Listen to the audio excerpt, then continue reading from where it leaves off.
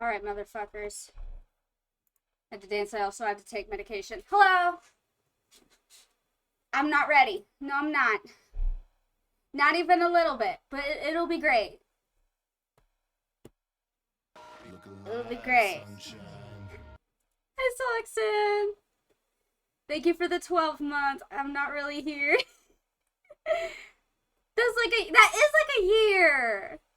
Thank you. Sinner Saturday. It's Sinner Saturday. It's Sinner Saturday, and I'm so prepared. Why is it hot in my room now? It's probably because I was dancing. What is this ready you speak of? Yeah, I've never been ready for anything that's ever happened in my life. So, you know, par for the course. I'm scared. But like, how are y'all doing? I can't wait to die about Genshin Impact. It's all I ever do anymore. I must share the meme I sent you the other day. Oh wait, what was it? Which one? Thank you for reminding me to take my pills. Yes, please do. Everybody, if there are pills you need to take them. I've got so many pills. I'm on so many medications right now. Oh, yeah. I'm on so many. I'm so ill. I'm so ill.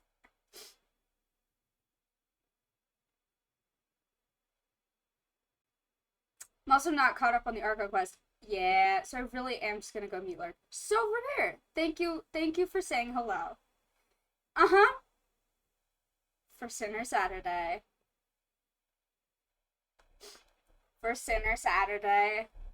Alright. Okay. I'm not ready. But, like, it'll be great. What could possibly go wrong? Nothing bad ever happens in Genshin Impact. Everything's totally fine.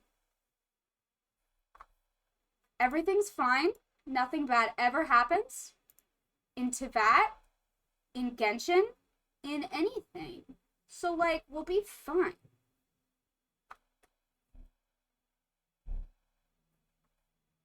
Save your loss. They're sorting for your sin. Alright. In Inazuma, the water possesses a depth of flavor unlike I just got here and you're monologuing at me. Water, Excellent. Has a rich and complex flavor profile, but it must be savored patiently to fully appreciate it. Thank you, Nubila. Do you have your general sense of dread ready? You'll need it. Oh, I've always got that. I have what's called an anxiety disorder. I always have a general sense of dread ready to go. It kind of comes pre-programmed with the Frankie. Famously light and fluffy game Genshin Impact where everybody holds hands and sings and eats lemon squares and there's no bad guys. Exactly, so you get it. Okay. You mean my existence? Oh, okay. Alright, I'm just going. We're just going, y'all. I'm going in. I'm not fucking around. I need to know what's going on.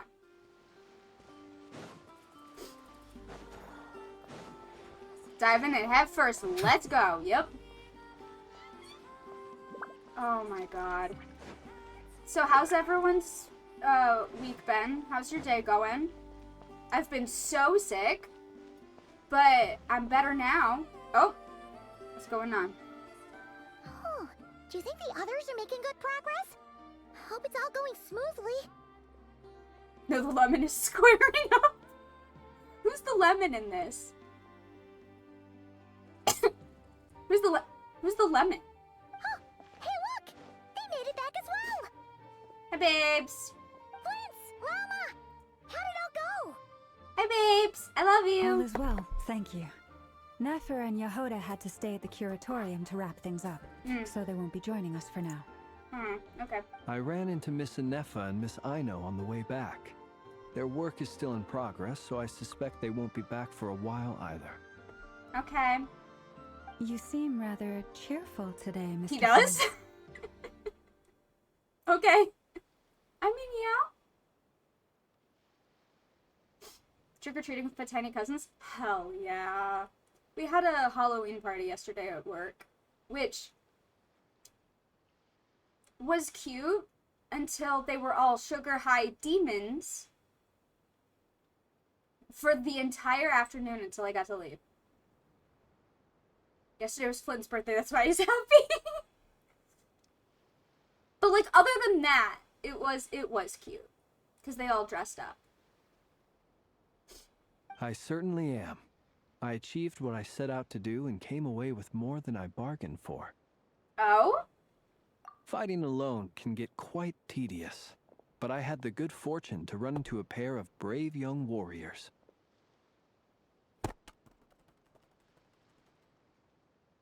No! What? No! What's the difference between a nightmare kin list and a normal kin list? Well, it depends on who's on it. That's what makes it a nightmare. The characters on my kin list make it a nightmare. Because they're concerning.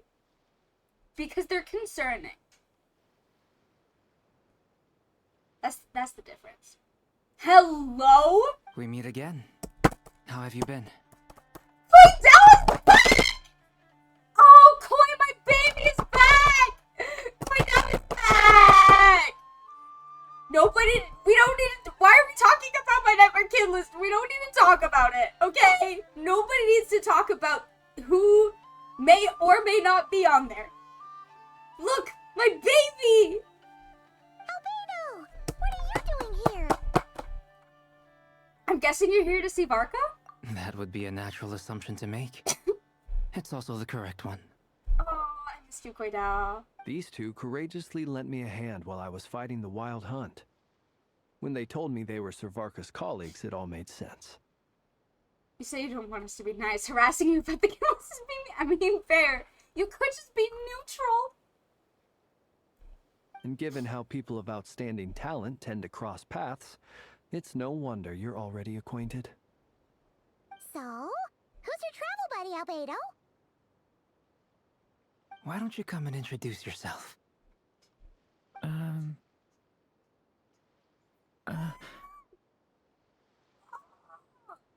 Oh my god. Oh, baby! A gentleman of few words, I see. And a rather stern countenance. He's shy. I presumed you were acquainted with He him. sounds so Is that sweet. not the case? Wait, those horns, you must be. It's nice to meet you. Again. We've technically met before. Yeah. Wait a sec! You're Mini Durin! That's right. It's me. I'm glad to see you again. I don't. Well, because it's both Durans. Technically, if you think about it. And of course I'm gonna think about it. I'm just thinking about Durin and I'm sad. Oh. By the way, he says it's okay if you drop the mini. Yeah. Yeah, I'm not as mini as I used to be. Big Durin and Mini Durin cancel out to make Human Durin. Yes, exactly. They did a like Steven Universe fusion and became Human Durin. Oh. Interesting, isn't it? The first step towards blending into human society appears to be reflecting on whether one's name really reflects who they are. Oh, my sweet boy. Oh, my angel. Wow! You look so different! In a good way, of course. It's great to see you looking so healthy. Oh, my sweet boy. His caged arms. Oh. Thank you, boy. Paimon. And although you're as mini as ever, I understand that diminutives don't always convey endearment. I'll be sure to simply call you Paimon as a sign of my great respect for you. Wow! You're such a smooth talker now. Paimon could get used to this. From now on, you may refer to her as your esteemed guide, Paimon. I actually think a diminutive is warranted here. Little Paimon's pretty tiny after all. Personally, I think our little Paimon is the perfect size. I think so too, Llama. When people call her little Paimon, it's just because she's so adorable that they can't help themselves. So true. If that's not a sign of endearment, what is? Llama, I love you so much. Loma, I love you so much. Oh, I'm unwell. Durin sounds just slightly like Miko without the... Yes. Slightly less less nasally than Mika, yeah. You're absolutely right, Miss Lauma. My brother still has a long road ahead of him when it comes to understanding human relationships. Anyway, speaking of long journeys, allergy meds. didn't Columbina, leave with you? How come she isn't back yet? She's been catching up with old friends.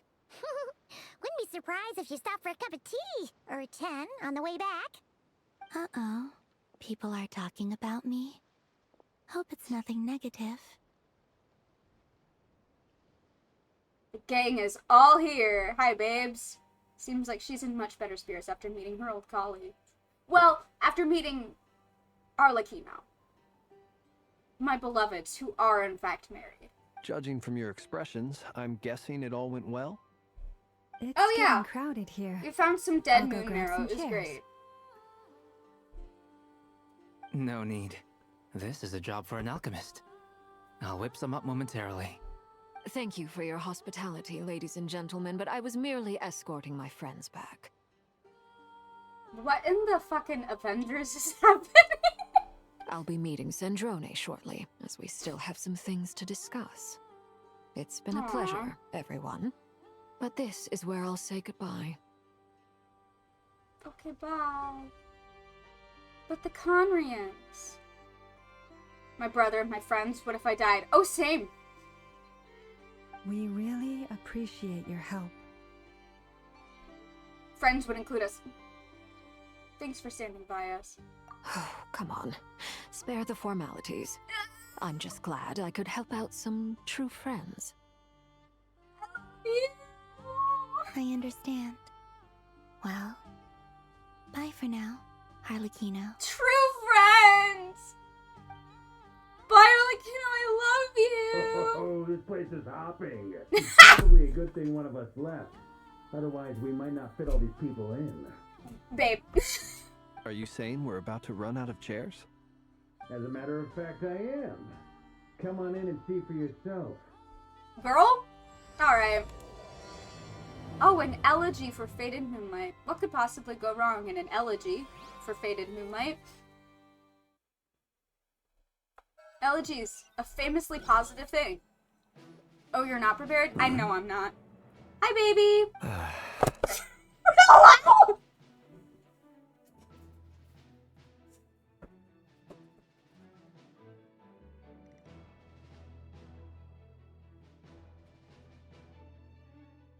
What?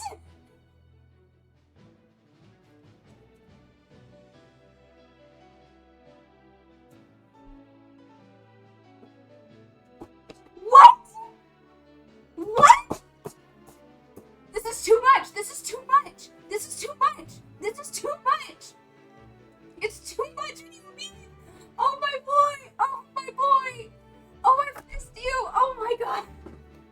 What? What? What? What? What? What? Dane? I overheard your little chit-chat outside, I'm by 5 the way. minutes in! With Miss Columbina's colleague gone, we should be back to the original crew plus the other colleagues I brought in. Hello, Dainsliv! Though, it looks like we have another new face. Someone else managed to rope in a colleague, too? Sorry, he's probably here for us. Frankly, you and Paimon are the only people I know here. This here is Dainsliff, colleague of Tibet's greatest guide, Paimon, and greatest adventurer, the Traveler. Well, not exactly colleagues, more sort of friends. When someone else jumps in to do the announcing, you know you're speaking to someone important. Let's hear what he has to say. Hi, babe. Note to self, once Paimon knows your name, the rest of the world will soon follow. Yeah, When he comes he's looking my for twin's us, ex-boyfriend. usually something important. Paimon's guessing you've heard about the Wild Ooh. Hunt then. Yeah, how do you feel about that? Rivera is back. Your old drinking buddy's back. What's up? From the looks of it, you're about to hold a meeting. If I were to say that the Wild Hunt is our mutual enemy, would that earn me a seat at the table? It would. It's so awkward. I love him, yeah. As the saying goes, the enemy of my enemy is my friend. Mr. Dainsleif, there's a seat with your name on it. Though, I can't promise the same for everyone else. Hey, Albedo, think you can rustle up a couple more chairs? After all this time apart, Grandmaster Varka's first order is to rustle up a couple more chairs. Mem. Oh, shit. Is he being sarcastic? Probably, yes. Hey, he's your brother. Why are you asking us? I've still got a lot to learn about the nuances of human conversation. Trying to decipher Albedo's way of speaking has been like jumping in at the deep end. He's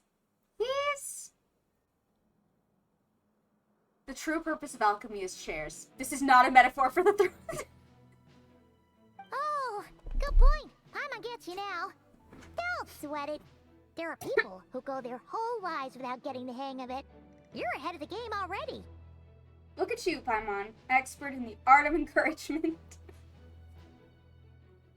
I wonder what's taking Nefer so long. I don't know. Perhaps you should go and check in with her. If anyone can hurry her along, it's you. Hey, yo. Is that so? I just got back from the curatorium. Besides, aren't you curious to see what's taking her so long? Are they trying to figure out who's gonna have to do the task of going to get Nefer? Because neither of them want to do it. Miss Nefer doesn't strike me as the type to share secrets. And since gathering intel is her specialty, I'm guessing she'd prefer to keep her methods confidential. Mama, go get your girlfriend. Go get your girlfriend. Under such circumstances, would it not be tactless for me to impose? If Albedo is the deep end, I'm afraid of Durin trying to understand official. Durin and Kale collectively cringing official. Yeah. Oh, but it's fine for me to impose. What can I say? You have an unrivaled ability to garner people's affection, Miss Moonchanter. Besides, you have far more in common with her than I do. Yeah, no, they're literally fighting over who has to go get Nefer. All right, then. I love them. She's like, fine, I'll do it. Impressive. She barely fought back at all. I admire your powers of persuasion, my friend. As I'm sure Miss Lauma will realize soon enough, the trick in life is to always pitch in with other people's responsibilities so that you can be selective with your own. Another trick is to simply hide in the background. Spoken like a true sage. Oh my god. Anyway, looks like we've got some time to kill before the meeting. Let's take a little breather, folks. And feel free to chat amongst yourselves. We'll get down to business once the I other need two them to be arrive. best friends, yes. I don't know who you... Oh, Durin and Kale? Yeah. Yeah, they do need to be besties. I was also thinking Flynn's and Albedo would get along really well. I think they would get along very well. I think all of them.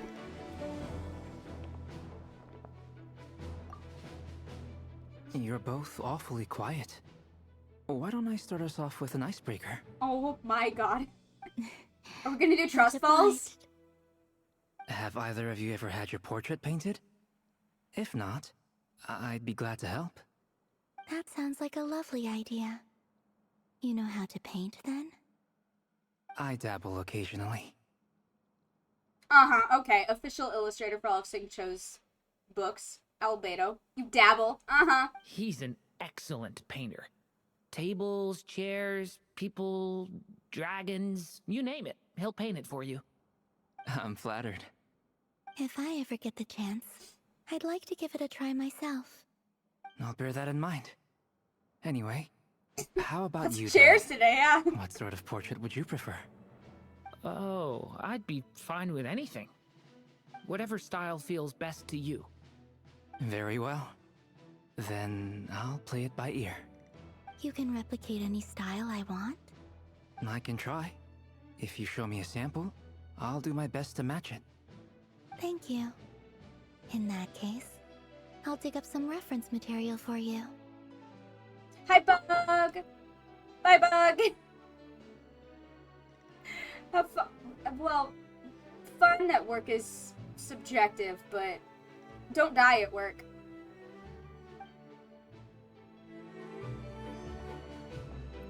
Hey, bestie, what the fuck is up, man? Is there something you'd like to say to me? Yeah! For starters, why'd you just show up here without even giving us a heads up? Why did it sound like he was expecting us to apologize for saying his name? Make sure you read the whiteboard, it's funny. Okay. If you think back to our previous interactions, you may recall that that's hardly out of character for me. I mean, fair, but still. You do have a point there. Sorted out your accommodation yet? Oh yeah! You'll need to find somewhere to stay the night too, right? Wanna tag along with us? You never know. We might get a group discount. Sure. Let's do that. Okay. Great! Paimon will handle it. Hell yeah. And in return, we can get Dainslift to be our very own personal bodyguard. Paimon, you're thinking out loud again. If that's what you had in mind, you should have said so sooner. I'd be happy to help. Oh, okay then. Paimon was only kidding, but good to know. Anyway, since we're all here together, we might as well watch each other's backs. That's just what friends do, right? If Dana's showing up more than his annual lore drop, I'm not prepared for the future. Oh yeah! Hey, hey, if anything is a sign that shit is getting real in Genshin Impact, it's that Dainsliff is present in a quest that is not an interlude. It is a main region Archon quest. That's how you know that shit is presently hitting the motherfucking fan. It is getting so real. And I'm terrified. Playable Dana, not. I'd die. Absolutely not. I would die, though. Indeed. Thank you. Alright, where's the whiteboard? The whiteboard.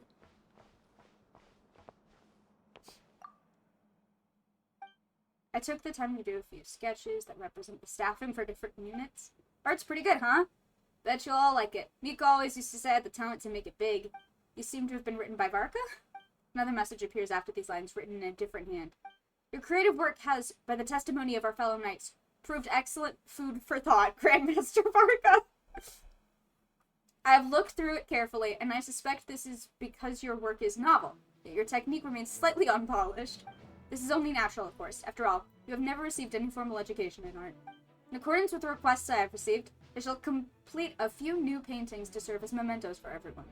P.S. Please understand that the Grandmaster almost always has his hands full defending others, that his artistic capabilities are developed, as this is a testament to the time he has spent alongside Spark Knight Clee.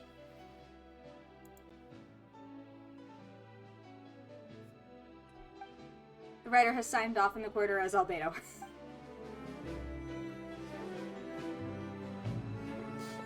He learned to draw by doodling with Klee. Oh, I'm gonna throw up. Truth be told, I can't remember the last time I was in a meeting with so many people. You're not alone there, my friend. The Lightkeepers also struggle to bring everyone together for a serious discussion. The drawings on the loading screens last... Oh, no, I know what you're talking about. That was Vark... Oh, okay. I don't doubt that. I've only ever met two Ratniki, one being you, and the other being that young guy, Eatlua. Eatlua is a good apple. I'll give him that. He's kind, honest, and regularly delivers supplies to my lighthouse. A true Ratnik to the core. Ooh. In that sense, he puts me to shame. The drawings in this will be Albedo's? Oh, hell yeah. So you're what? My a boy. fake Ratnik? That's what it sounds like you're saying. Well, he's but I a get the fake feeling that's Ratnik. not quite what you meant. I need to leave. I need to leave.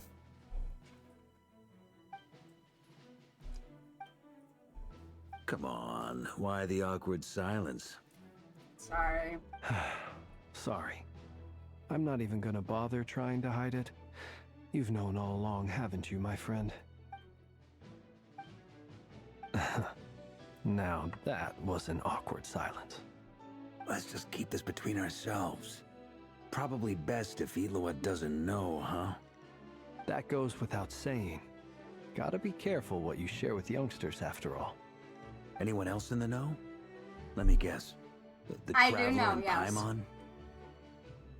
It's dangerous being too sharp for one's own good, you know.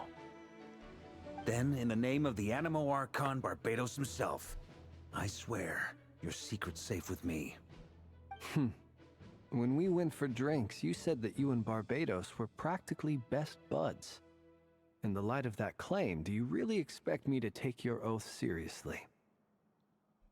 Of course. Just as long as you don't go spreading around the fact that I'm close with Barbados, all right? Fair enough, then. Nothing like a bit of mutual leverage to seal the bonds of friendship. Sure. Whatever you say, ma'am. Are they flirting? I guess? Yeah. They're threatening each other. Which is basically flirting.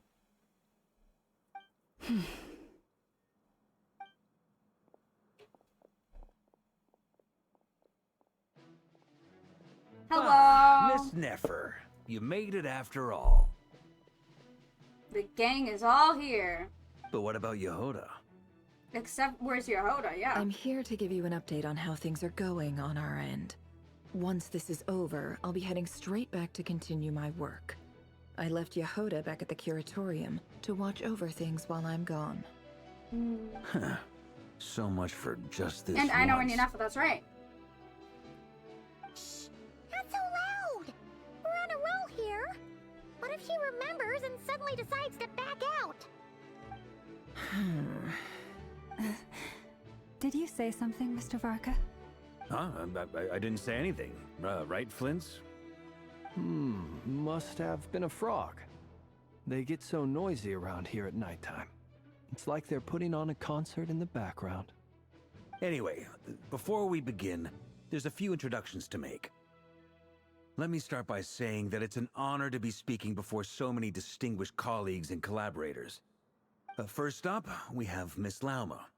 As Moon Chanter, she's the leader of the Frost Moon Scions, a local religious community in NODKRAI.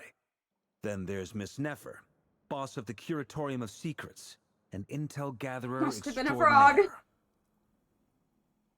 Nefer is leading the investigation into Rerer's background, assisted by Yehoda and Lauma. From the little I've heard, they're making some great progress. Over here, we have Mr. Flints, a ratnik and guardian of the abandoned lighthouse. In our last operation, he courageously distracted the wild hunt to buy time for the rest of us.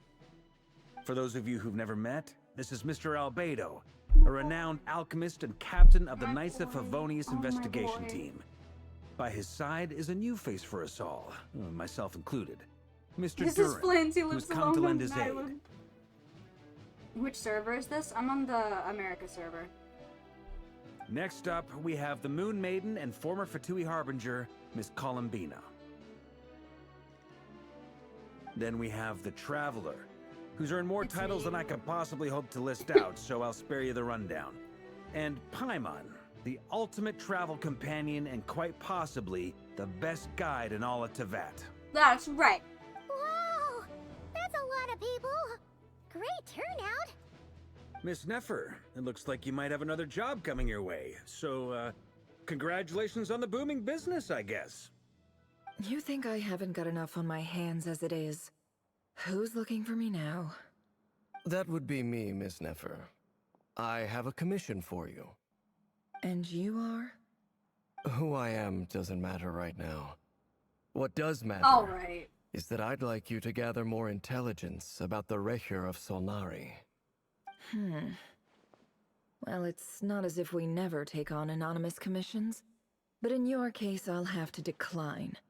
I'm gonna take a wild guess and say your job's probably more hassle than it's worth. Something about you seems like bad news. It's my eyes, isn't it? Conrian, I assume. And what's with the mask? Are you trying to hide your identity? In any Well, you case, the should fact that you're recognize him, even babe. still You saw alive him raises in an awful Rivera's lot of memories. questions for me. Well, it hurt him. My name is Dainsleif. And yes, I am from Conria. As I'm sure you're aware, the You know Raker this man, Solnari's Nefer. real name You is know this Ruby. man. He was once an acquaintance of mine. Really? Then you must have been quite an influential figure yourself. You flatter me, but none of that matters anymore. My point was simply to clarify why I have asked Miss Nefer to investigate Rerir's background. Wait, why don't you know Rivera's background? You So knew you're him. both from Conria, and it sounds like you used to be friends. What am I missing here? Surely you already know how he became one of the 5 sinners. I'll tell you everything I know. The history of Conria, the names and identities of the 5 sinners. I remember it all like it Tell was me everything. yesterday. Tell me everything. Tell me everything right now. Do it. Tell me now. I have never spoken openly of this before. But the truth was exactly as people say. The 5 sinners were each driven by their own desires, and it was by playing upon these that the Abyss tempted them to their fall, tearing Conria apart in the process. The visionary, Vedifenir, who wished to foretell the future. The wise, Haroptatir, who sought limitless knowledge. Gold, Rhindaughter, who desired to create life. The foul, Sertologi, who pursued supreme strength. Story circle with Dainsleif. It's circle time, guys. Everyone come sit on the carpet. Like you're my 2-year-olds. We're having circle time. And last, Today's but story, not least, the 5 sinners of the Conria. Raker of Solnari, Rerir, Ravager of the Moon. Of the 5, Rerir is the only one who remains a mystery to me. He never harbored grand ambitions. So what changed in the space of a single night? How did he come to fall like the others? In other words, you're saying that his change came as a shock to you, and you have no idea what actually happened? Oh, That's right. shit. You mentioned how the Abyss tempted them, which led to their fall. But what did that look like in practice? And what other context can you give me about the events of that time? The more detail you can give me, the better. Absolutely, unbelievably fucked that he can see why his brother fell in perfect clarity and doesn't need any clarification. But he doesn't understand why we're rear. That was too much. But his own fucking brother, man, that's fucked. Strangely, now that it comes to it, I hardly know where to begin. The fateful night took place during the era of the Eclipse Dynasty. One day, I remember my this. elder brother, the visionary, Vedifenir, was summoned to the palace by the Vinster King, only for the king to gouge out his eyes and cast him into the dungeons. Ooh, okay. When I came to hear of this, my fury knew no bounds. I gathered together every ally I thought I had, and together, we set a night to storm the palace and free Ved. Ved! Ved! Centuries on, the memories of that night still haunt me, like a never-ending nightmare. We broke through the palace gates, just like we had planned, each striking towards our separate targets. But then, I was betrayed. Even Vedifenir, the very person I had come to rescue, abandoned me and partook of the Abyss's power. We came to save him that night? Dainsleif, this is not a fun story for circle time, no. So, it's personal after all. Then tell me, Mr. Dainsleif, what price are you willing to pay? You, of all people, must know that nothing comes for free. I cannot say what price would be worthy of such a commission. But know this. Rerir was not always a madman. Believe it or not, there was a time when he was just an ordinary man, working for the Conrian Intelligence Service. That was just hungry for an abyss-flavored snacky snack. Uncovering the truth of Rerir's past is the only way to unravel this mystery. But before you decide if you will accept my commission, I will tell you more about him. Enough, I hope, to help you plan your next move. Sounds pretty good to me. Feels like we just flagged down a random passerby, only to discover he's actually a master strategist who has a score to settle with our enemy. I mean, I don't think Dane knew Rerir was a murder guy, no. Although I will say, again, when Nefer was going through Rerir's memories, even she was calling him, like, intelligence. Even though she knew that, like, the murder he was doing. All of it. And that he was calling himself an executioner and all of that. And yet she was still referring to him as, like, doing the same job as her and intelligence, blah, blah, blah.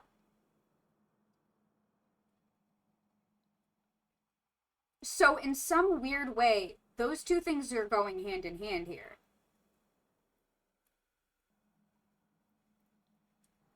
Which, if you think about it, does make sense. It makes sense. Maybe he didn't know the extent, but I think he knew that, you know, some shady shit was probably going on.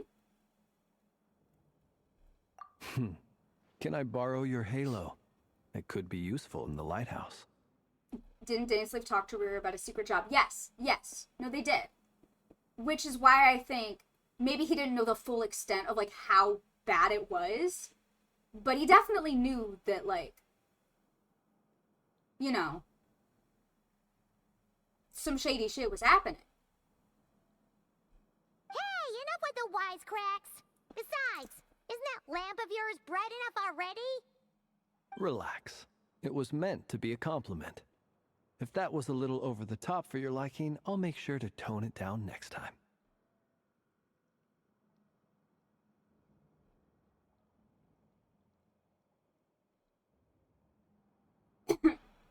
Here's what I'll say. The idea of, like, intelligence agents or, like, spies or whatever killing people is not out of the realm of possibility. So if he's literally, like, if his job was intelligence agent of that kind, of that variety, and he was also committing murders, yeah, that goes hand in hand to me. Because, like, on the surface, yeah, secret agent, like, super spy, intelligence agent does sound cool. Sounds like you're fucking James Bond. James Bond kills people. He does kill people. Does kill people. I was also thinking about that, though, and I don't have a whole lot of thoughts about it yet. It just came to me before I started streaming. But, because I was rewatching the VOD from last time to refresh my memory on everything that happened. And the way that Rerir was talking about his job and how, like, you know, he was talking about the eclipse. I forget what it was exactly that he said, but something about, like, but even now people would, like, bring about the, like, ghost of a dead god or whatever the fuck. I'm thinking that it wasn't just we hate the Crimson Moon Dynasty because they're the Crimson Moon Dynasty and we're the new dynasty and they all need to die. I think it was more so they are an inherent threat to Conria and we need to do something about it because they are planning something. I think there's more to the situation that was going on. I feel like the circumstances, like, was their response extreme? Yes. Yes. Was it bad? Yes. Was there blood on his hands? Yes. Was there a legitimate threat, though? Probably. Knowing what we know about the Crimson Moon and the Abyss worship that was happening, I feel like, unfortunately, warranted fear of what they were doing. Yeah. The people worshipping the Abyssal God, especially a known god-hater Vilcanria, was in fact threatening. Yeah, exactly. So, I don't know. I think it's more complicated than that. I don't know. I'll give your proposal some serious thought, Mr. Dainsleif. Let's speak in private once the meeting is over. Because, like, we saw the Crimson Moon. We saw what was happening in that space. We heard the voices that were trying to trick us into doing God knows what. It's fucking fake Shikowato all over again. The soy thought all over again. Imagine if, like, the ancient people of Natlan had started worshipping Gasoithoth. And the evil that would follow that. Like, I fully understand the, wariness. Fully. Because it wasn't just they are from the Crimson Moon Dynasty. It was they are trying to resurrect the Crimson Moon Dynasty. They are trying, and we know, we've known for a while, because wasn't it Dainsleif's, like, intro thing that said something about the Crimson Moon seeking revenge against the Dark Sun? Yeah, there has always been a plot to bring back the Crimson Moon, and that would be terrible. Yeah, that is a terrible thought. And again, it almost reminds me, or not almost, it does, like, full stop remind me of what happened in the Sumeru Desert. Because we also had a line, and I said this in the server earlier, but we also had a line about, like, the Finster King was, like, obsessively researching, went, like, mad with research, and I was like, that's literally just what King Deshret did up until he died. That is word for word exactly what Deshret was doing. And what was Deshret doing? He was trying to counter the fucking abyssal threat. But then he brought forbidden knowledge. And that made everything worse. And putting that in the context of Conria, do you see the parallels happening here? Because I see the parallels happening here. I do. I don't like them. I need to know more about the Finster King. I need to know more about the Crimson Moon Dynasty. I need to know more about everything. Are we comparing Savior and Forbidden Knowledge?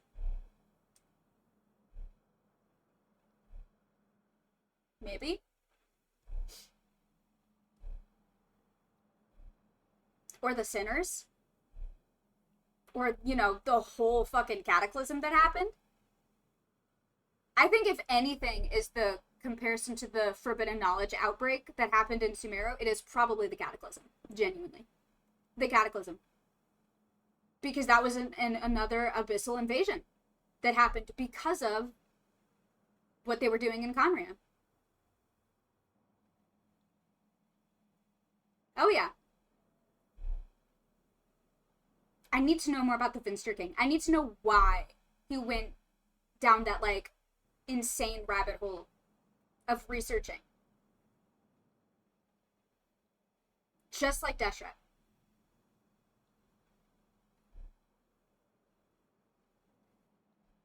Before that, there's a few things I'd like to share. Hi, Traveler! Hi, Traveler! You recount meeting the Knave. The iridescent moon's marrow was retrieved from the Crimson Moon space. You make it clear that the Knave chose to help you of her own accord, then conclude by reporting how the hearts of 3 moons are finally in your hands. Now that we've united the hearts of the 3 moons, your power should be greatly enhanced. Hi, But Ichi! it seems like that hasn't happened yet. I believe it will take a little longer. Traveler talking, Dane hanging around, Durin existing. This is a big quest. Yup. And we literally just got here. You've done so much for me, so I want to be completely honest with you all. Even though I'm doing a lot better now, the truth is, my recovery will likely be an ongoing process. So true. From the moment I was born, my power has been slowly ebbing away. And that is because Tevat has never accepted me. Even with the moons united as one, it seems my rejection cannot be undone.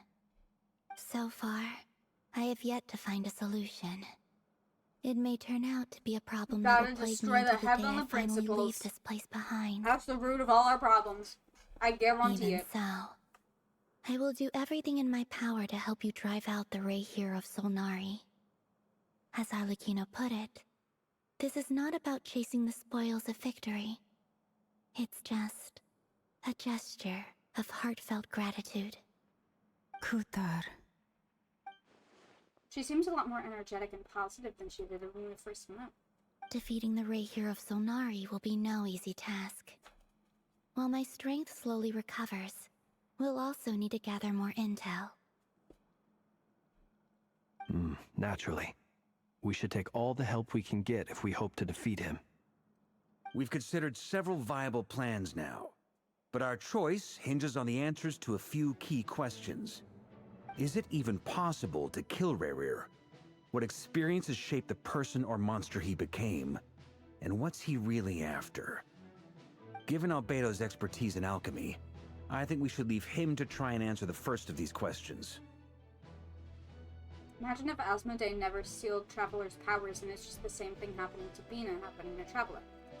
Or actually, maybe the opposite. If Teyvat isn't sapping Traveler's power, does that mean they belong here? I think we both know the answer to that question, subject.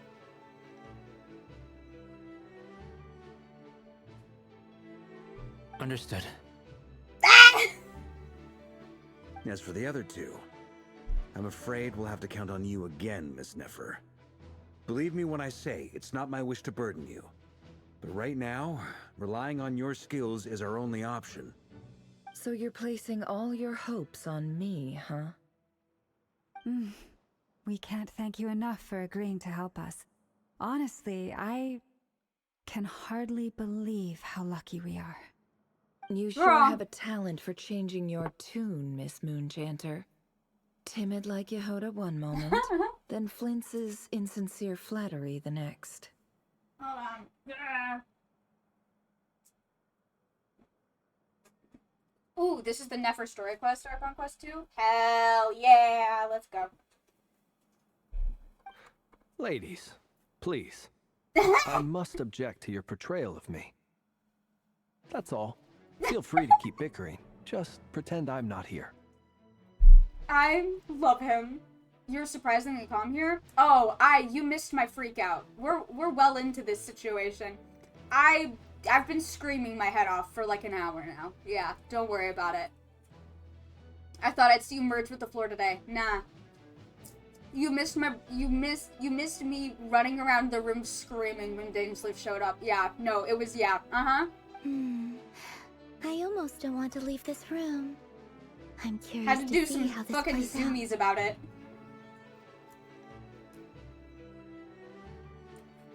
Not yet, but later? What do you mean? I have faith in you, Miss Nefer. I'm gonna merge Something with the tells floor me lady? You'll Is that what stand by us until the very end. Frank, you're so normal about Dane. I'm so normal about the fact that Dainsleif showed up outside of an interlude quest. Like, that's, again, that's how you know shit is getting real. Dainsleif is here, and it's not an it is a region Archon quest, not an interlude. Shit is getting so fucking serious. You'll be so far merged with the floor, you'll reach Enkanomiya.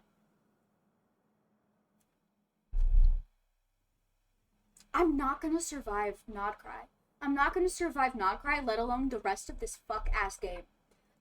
I'm so serious. Oh? And what makes you so sure of that? What if I suddenly decide that my compensation is insufficient? That won't happen because, unlike your protestations, you do in fact secretly have a heart of gold. And you do care so bad. This isn't about the money. I can sense that you've got a deep-seated distaste for Rarir. And knowing you, that alone is motive And enough. also, again, cannot stress this enough. Your continued survival and the survival of the rest of NODKRAI and potentially the world hinges upon defeating this man.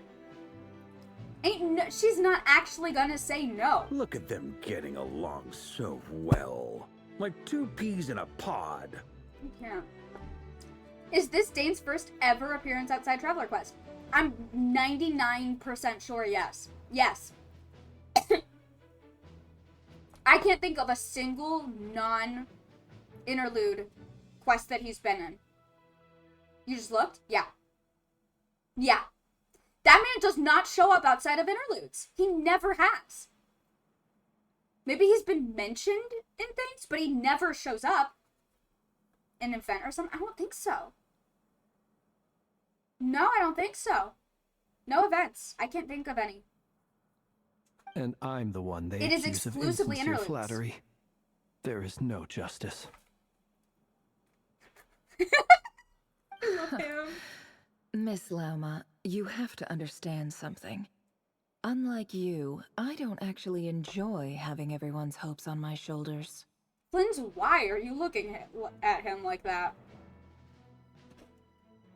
I love gay people. Is that right? Well, maybe the fact that I'm willing to put my hopes in other people says more about me than you. But the fact is, I also trust you. And that's because I know that you're someone we can count on. Anyway, we've got our plan, so let's get moving. Mr. Dainsleif, let's talk. And Traveler, once we're finished, if you've nothing else planned, I'd like you to come with me. She sounds different. She doesn't sound as calm and collected anymore. I've noticed. Gay couple watching the lesbian couple fight. No, but really, yeah. This whole experience is teaching me a lot. For instance, I now know that when other issues come up in the future, I'll have far more luck getting Lauma to convince Miss Nefer than trying to do it myself. And that's why Flynn sent Lauma to go get her. Hate to say it, friend, but that's one of the funniest things I've heard in a while. Why? You think I've got it wrong? Quite the opposite. But what makes it so hilarious is how long it's taken you to realize. Flynn, why are you looking at him like that? Gay couple, obviously. Hello? Okay, Nefer and Dainsleif converse intently for quite some time. From the gravity of their expressions, you can tell how heavily the next stage of the plan weighs upon them both. After a short chat, Albedo and Durin head off with Varka on what they describe as a sample-finding mission. Okay. Llama steps out for a while, then comes back loaded up with emergency medicine. She tells you that while people rarely expect to get hurt, it's her duty to be ready when they do. I love you, baby. So much is going on right now. Yeah, sampling beers. Alright, you and Paimon wait patiently for Nefer. Patient is not one of my virtues, so I'm not waiting patiently. Content to see how well everyone is working together. I mean, yeah, there is that. I'm people watching. Follower and Llama back to Curatorium. Excellent. I've never been patient a day in my life, and I'm not about to start now. Is it time to do another ceremony? Do we get to do another ceremony?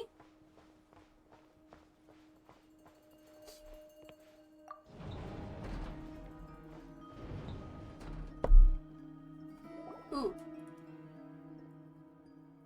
Thank you for waiting. We'll be reunited, Requiem of the Echoing Depths, Kari Bear, Bedtime Story, and A Space and Time for You are all traveler quests, and all have Dane. But now, we have Song of the Welkin Moon. Yep. Only ever shows up in interludes. Yep. It's okay. We actually used the time to help Dainsleif get a room at the hotel. That's very considerate of you. Now, I trust you share my curiosity about Rarier's past, and you seem fairly familiar with Mr. Dainsleif already. That's right. We've known each other for quite some time now. We spoke at some length after the meeting. He was the one who suggested I should invite you to join this operation. He feels confident that these secrets will be safe with you. Subject. Does this mean Dane is one of the loose ends they wanted to tie up in NODKRAI? Why would you say that, subject?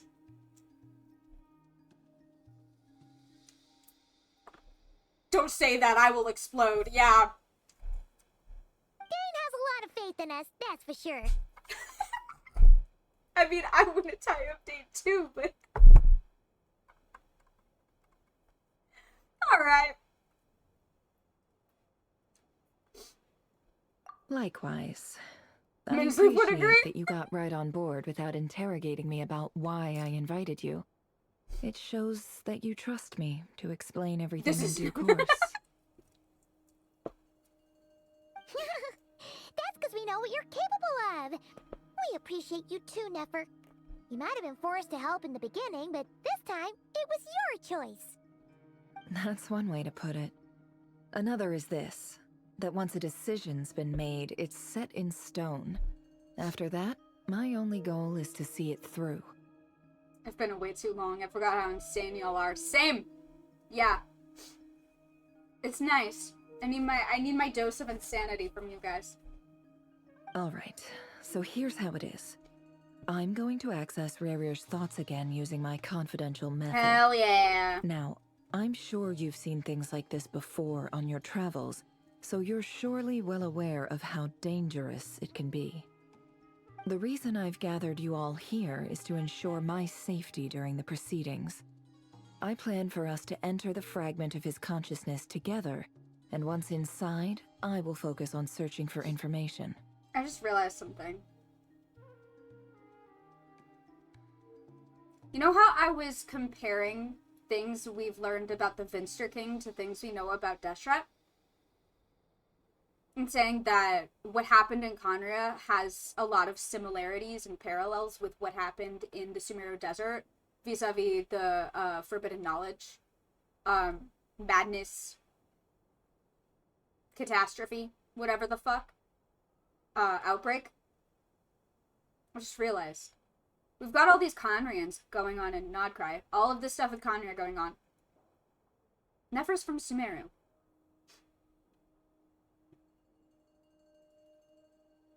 Dory is here too, but Nefer, whose Archon Quest story quest this is from Sumeru. Doesn't her banner mention the fucking Red Sands as well?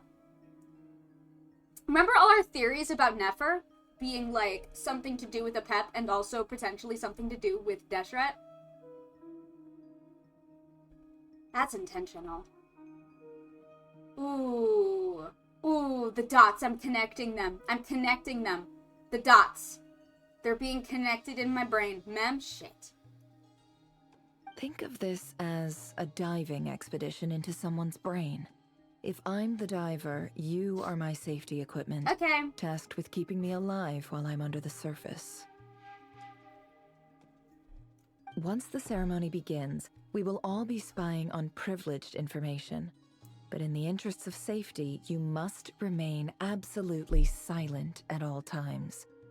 We will discuss. Lastly, any individuals of a weaker constitution are advised not to partake in the ceremony. Do it. In any case, Paimon has her own job to do, which requires staying in the room, but not joining the ceremony.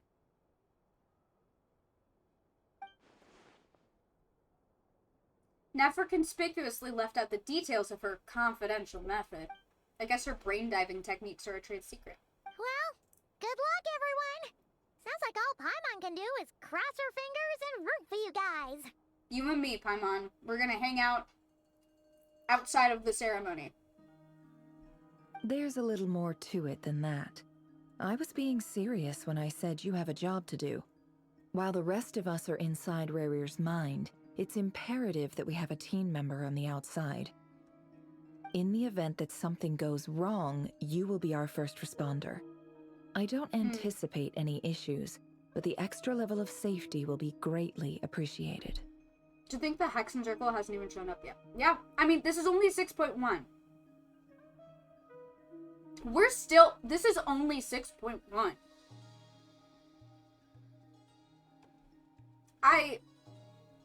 I second that. This is a dangerous operation here, and you're our whole rescue team. That's pretty much the most important Me and job in the Paimon got crew. it. So, Paimon's like the lifeguard? Yeah, that makes sense. All right, got it. Good. Please, take a seat. We'll get started momentarily. Oh, I'm not scared. Why would I be scared? So, Did Mr. Dainsliff tell you anything else?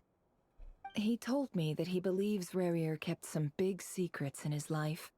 He's not sure that they were the cause of his eventual downfall, but he's asked me to uncover what those secrets were all the same. Hadn't really fathomed that. There's still the Sumeru event in the second half, and then 7 more patches of this. Yup! Yup! But surely you're not planning to go through with this. We have not scratched the cost. surface. If you think that, you'd be overestimating me. I'm a businesswoman, not a mercenary. But I do have my own professional reasons for taking this job. You think I'd turn down the opportunity to get a first-hand glimpse into Conrian history? No chance. But why?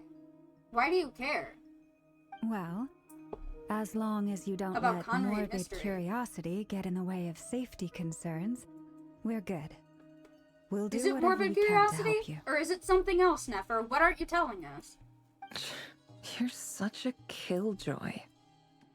Danger Days, True Lives of the Fabulous Killjoys mentioned?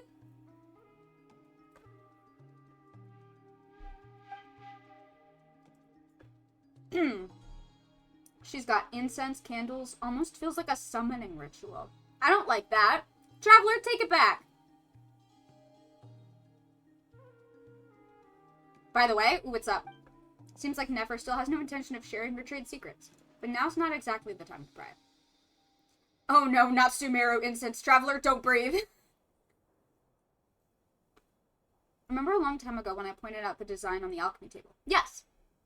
Vaguely, yes. I do. And I said it was a hint to future stuff. All right, I'm good to go. All set over here, too. I'm ready. Promise, Paimon, you'll be extra careful. Pinky promise. All right. Let your whole body relax. I've never been We're relaxed a about to day in begin. my life, and that's why I'm not coming. Me and Paimon are gonna hang out over here. You guys be safe. Close your eyes. Have fun. Don't die. Mem, oh god. Here we go, oh god. Where's my fucking seatbelt when I need it? Where's my mother? Phew. Could this be his office? Pretty standard setup. Bookshelves, paperwork, files. According to Dainsliff, Rarier used to be an intelligence operative. Chances are am I there's near plenty Paimon? of Shit, top where's secret Paimon? intel stashed away in this room. She's over there. Is this where you keep your secrets, Get Rarier? Paimon. Can't say I'm not looking forward to this. No, she is. Where's Paimon? Paimon, come back to me. Where are you, baby girl? There you are. Where'd your cape go, Paimon? She lost her cape. Where's your cape, baby? I don't know where it went. Mother Danger Days walking in, just being a seatbelt.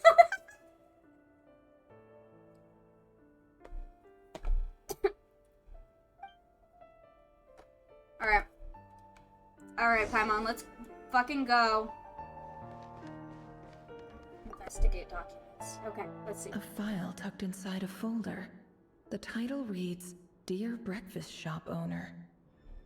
It's a list of names. But at this stage, I have no idea who any of them even are. I don't like that.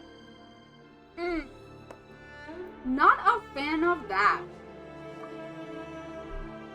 Wonder what kind of encryption technique this is. Seems like it has to be inserted into that camouflage device nearby. Aha! It's an audio recording. Oh? Please, hear me out. I can't shake this feeling that someone's been spying on our house. No, I'm not being paranoid. Oh, the Cybermerge? It's Yeah. true. Hehe. I saw someone dressed in all black. It was a couple of days back, but that was on another street, not near my house. I swear, I know what I saw. Analog Conrian horror. There's a note in the margin.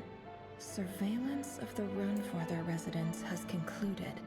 We apprehended the target and filed the mission report last night. Could the voice in the recording belong to one of Rarir's targets? Shit. Well, that's probably fine. Okay, anything else? I don't see anything else.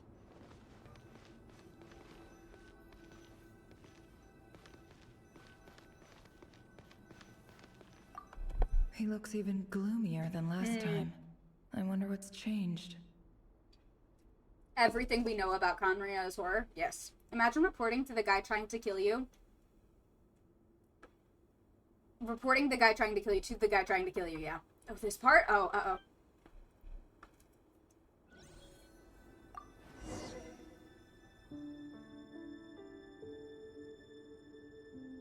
Today's files are in. Time to wade through them, just like usual. Male, 51. Why the voidfish static? Cook. Confirmed Crimson Moon descendant. Has maintained frequent contact with other descendants over the past year. Poses a threat to the dynasty. Neutralized.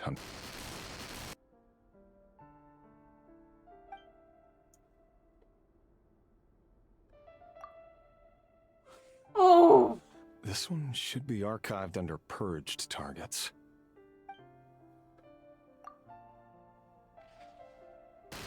Female, 23. Occupation, office clerk. Confirmed Crimson Moon descendant. Has maintained frequent contact with other descendants over the past year. Poses a threat to the dynasty. Ooh, I also have a couple hardcore theories about the alchemy design. In order to create something new in the world, it must use the power of 3 moons. Basically, 3 moons are the source for creating the world. Thus, it's the only defense against the abyss, and the secondary spiral in the center of the design is the dark realm. The abyss is not an outside force of the world, it's part of it. Light side of the moon, light realm, dark side. Interesting. Neutralized. I don't like this. I don't like this. Another one for purged targets. Sounds like she was that other man's daughter.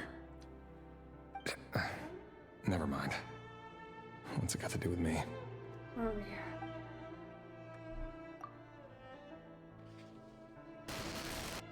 Male, 40. Occupation, teacher. Confirmed Crimson Moon descendant. Has been observed making contact with other descendants during the past year. Poses a threat to the dynasty. Neutralized on... Jesus. Just another nobody for the archive. Come to think of it, I remember surveilling this man. A case like his never would have been considered a priority in the past. Huh. He barely even interacted with other Crimson Moon descendants.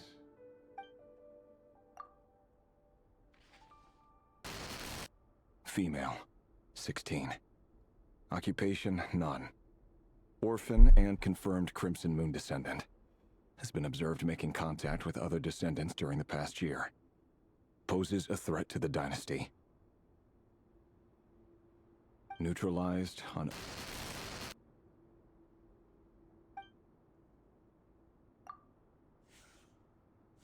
Filed. I have no recollection of this girl. None whatsoever. She doesn't seem to be anyone important, but then again, how many of them really are?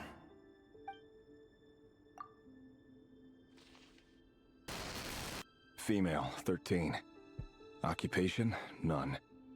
Orphan and confirmed Crimson Moon descendant. Has been observed making contact with other descendants during the past year. Poses a threat to the dynasty. Neutralized and...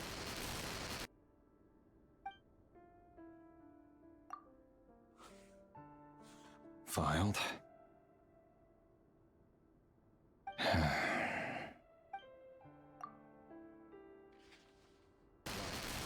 Male, 11. Occupation, none. Orphan and confirmed Crimson Moon descendant. Has not been observed making any contact with other descendants during the past year. Poses a threat to the dynasty. The kid that talked to the Fernandez. Neutralized and...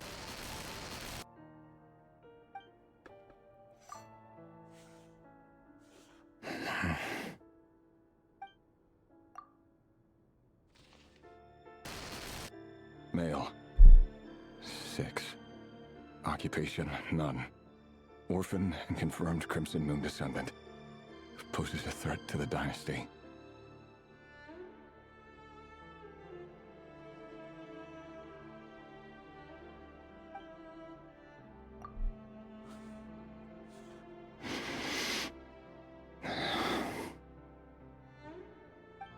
It's funny, isn't it? Your job is becoming both harder and easier at the same time, depending on how you look at it. Sooner or later, the Crimson Moon descendants will be completely wiped out. But as their numbers dwindle, they become harder and harder to track down. That's not how it is. Fortunately, however, most of the able-bodied adults have already been taken care of. The remaining weaklings will be increasingly easy to deal with. No! No. My job is to ensure the survival of the Eclipse Dynasty. And the only way to do that is by eliminating any and all potential threats. It's a perfectly legitimate line of work. Every single one of my colleagues can attest to my fairness. And if my friends were aware of the facts, I know they'd back me up too. Assuming, of course, Dainsleif doesn't know. that they were aware of all the facts. So Dainsleif does not know. Dainsleif does not. Dainsleif does not know. He won't even tell Felindus. Dainsleif did not know the details. Dainsleif did not know. Dainsleif knew intelligence, and that was it.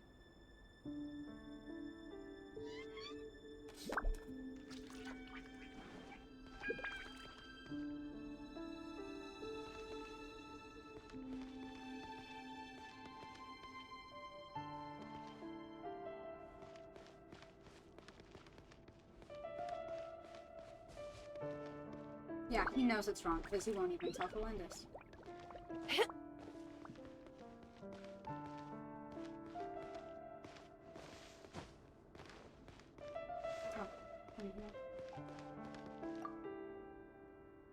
A box containing a ring inlaid with a precious gem.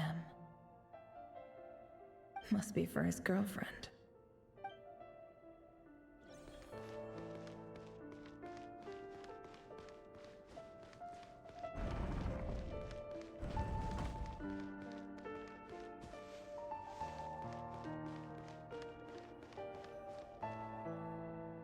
Mr. Vedifalnir, it's been quite some time since we last met. Revier, I trust you're here because you have something important to discuss. Who is that voice? Who is that voice? As you can imagine, this guy has sparked a tutorial-type discussions within the community recently. Yeah. Oh, yeah. Oh, I can... Yeah. Yeah.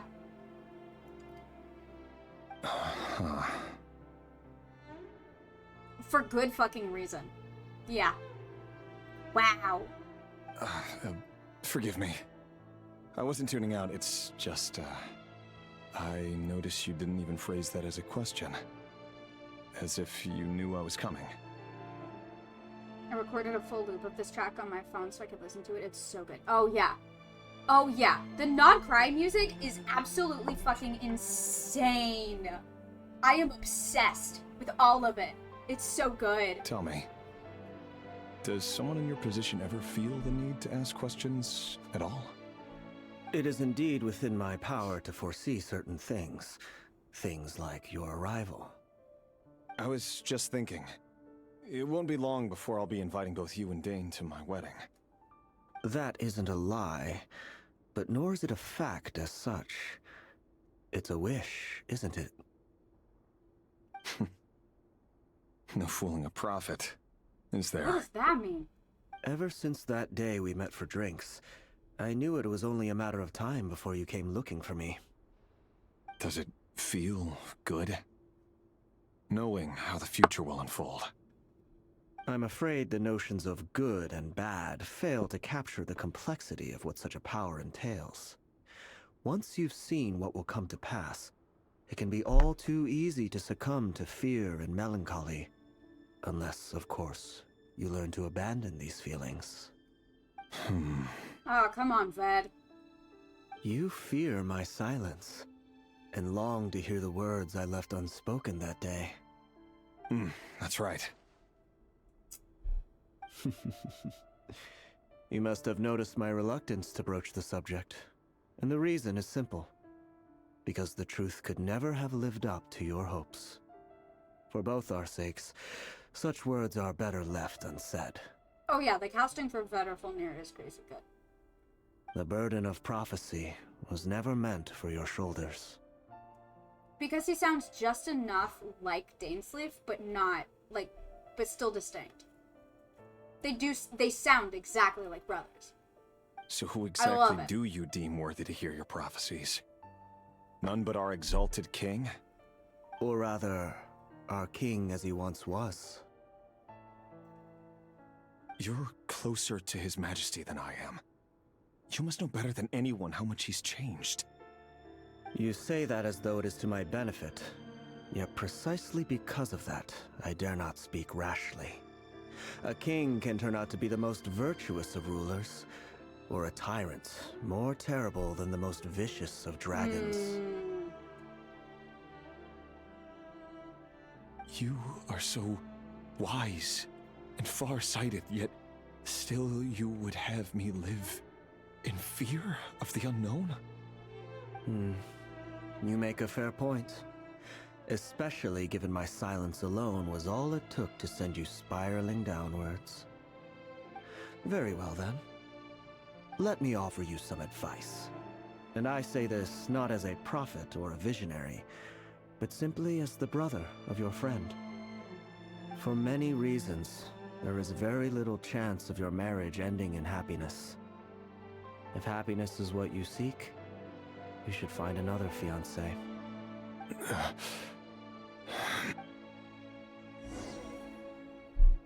Hold on.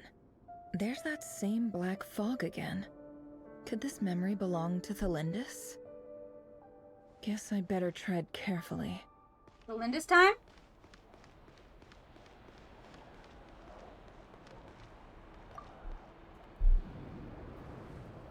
Huh. Wait. Hear me out. This time we finally got a clear look at his face and learned his true identity. His name is Rayrir, and he claims to be one of the king's guards. What did you say? A cruel irony, isn't it? The man you're set to marry leads a double life as a brutal executioner. Why are you telling me all of this now? Simple. It's because I want you to kill him. You are the only person he would never suspect.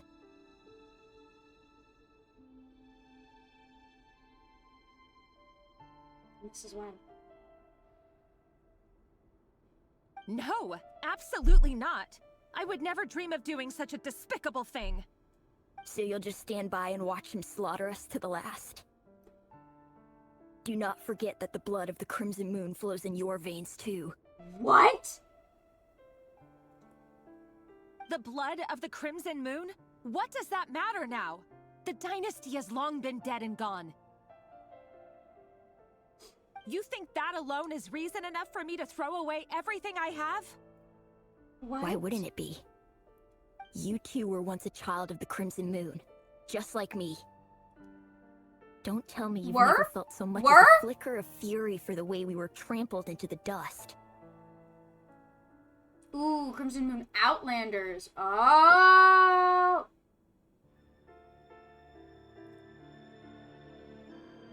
Well, not the diamond eyes, but like the X eyes, like the Arlecchino eyes, like Orlok has. The kid has. As long as you promise to abandon this pipe dream of restoring your dynasty, I can try to persuade him. Or have him persuade the Vinster King. Persuade the Vinster King?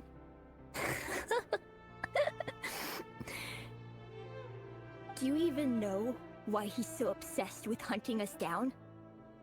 Why he keeps trying to force us to hand over our secrets? Confirmation. Over and over again?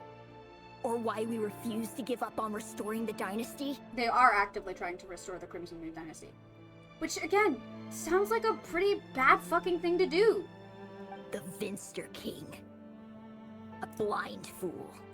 His eyes clouded by powers from beyond this world. A petty little man with a miser's heart. You're 11! He dares to sit upon the throne? Mark my words. Sooner or later, Conria will fall. And it will be his doing. Dude, you're 11! What are you saying? Okay, hold on. Hold on, so I was right. The Crimson Moon descendants are still, all of them, it seems, actively trying to resurrect the Crimson Moon Dynasty. Which would objectively be bad, because as we know, the Crimson Moon is a dead moon god's corpse being puppeted by the Abyss. Again, it would be something similar to, like, if the people of Natlan... Oh, no, yeah, the 6-year-old. But again, this is a fucking 11-year-old saying all this. Do you understand? This 11-year-old is saying all this. I'm not saying that the murder. I'm saying that the wariness about... Because, obviously, and the people close to him have said this, the Vinster King went mad after a while. We know this. That is confirmed.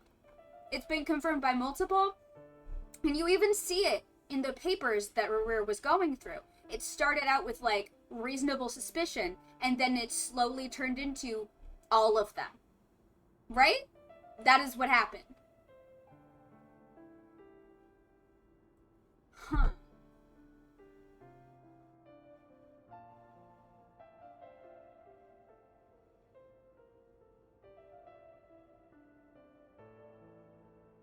It's like... Genocide is not the answer. We know this, yes? We know this, yes? And at the same time, it would be like if the people of Natlan worshipped the fake Shikuatl being puppeted by Gasoithoth. Do you understand how bad that would be, not just for Natlan, but also the rest of Teyvat? That can't be the answer either. That can't. What the Vinster King and the Eclipse Dynasty did was fucking evil and not justifiable in any way. But this is not better. Not bad in any way, shape, or form.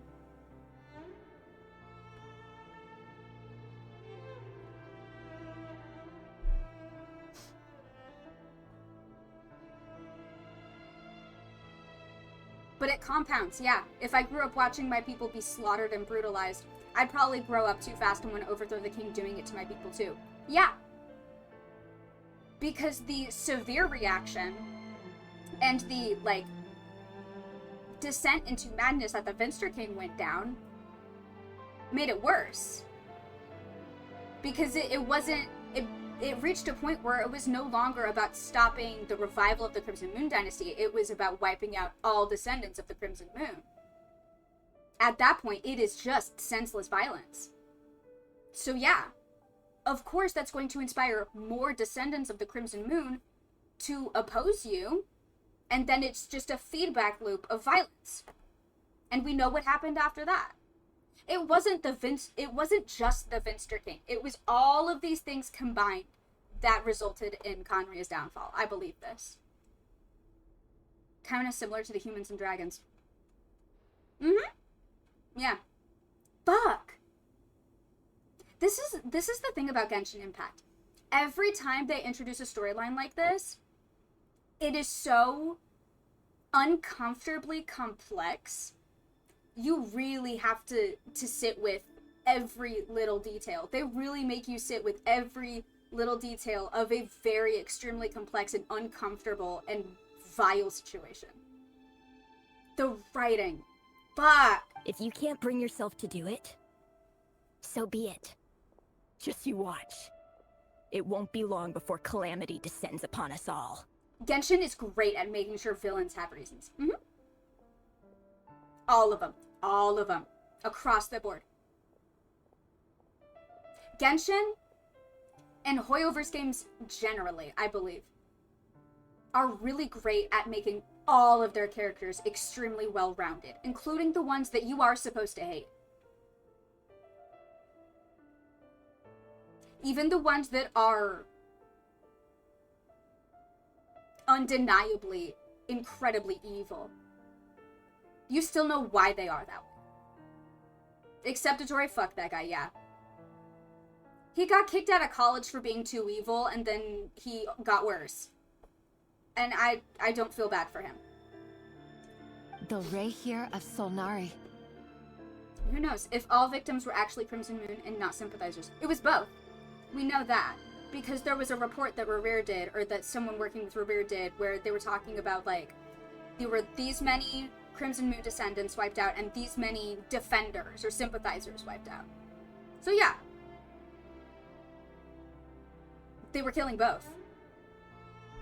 I feel like they took philosophy courses and said, what if all of the worst case scenarios were actually true? Yeah. God, this is... It's fascinating in an extremely fucked up, sinister way.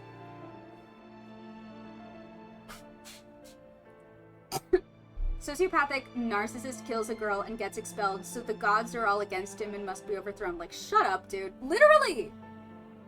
I have a wonderful solution. No Blood Moon Dynasty, no Eclipse Dynasty. I'm starting a new one called Sucrose Supremacy Dynasty.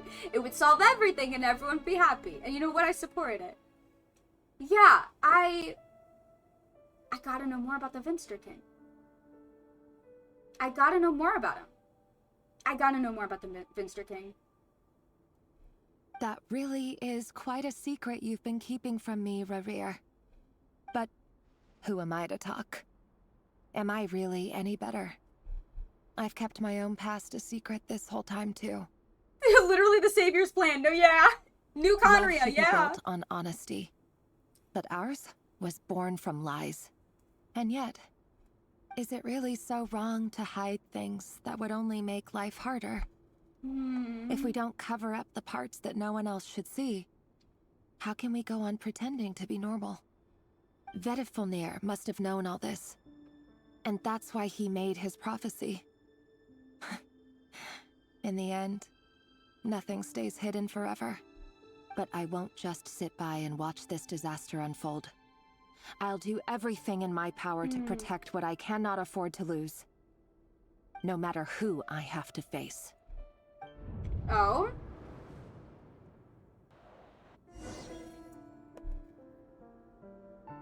Well... Oh, this one. Huh? Was that Revere who just walked past the window? Doesn't it give you the chills that he still takes the same road to work every day? As if nothing ever happened? Those people at the deli. Enough already. They're clearly pretty taken by their own disguises, so just smile and play along. Pull the rug from under beasts like that, and you'll risk having your throat torn out. Deli? Oh. They're talking about those people from the opposition. Right. I'd almost forgotten they used to run a deli. People of no consequence always vanish so easily. And no one even remembers them.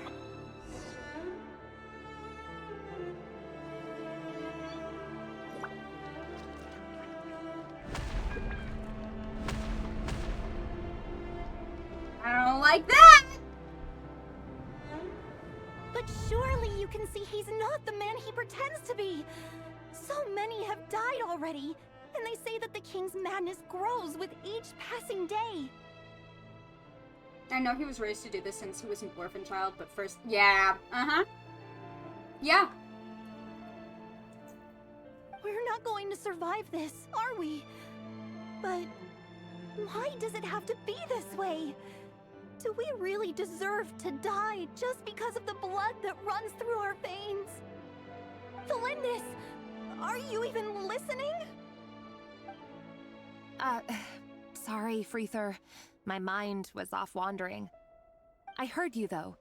You're talking about what Revere said. He's just following the king's orders. He's a secret agent, and it's his job to hunt down rebels and dissidents. By the time you first met him, he'd already taken lives. Maybe he was using you from the very beginning. No.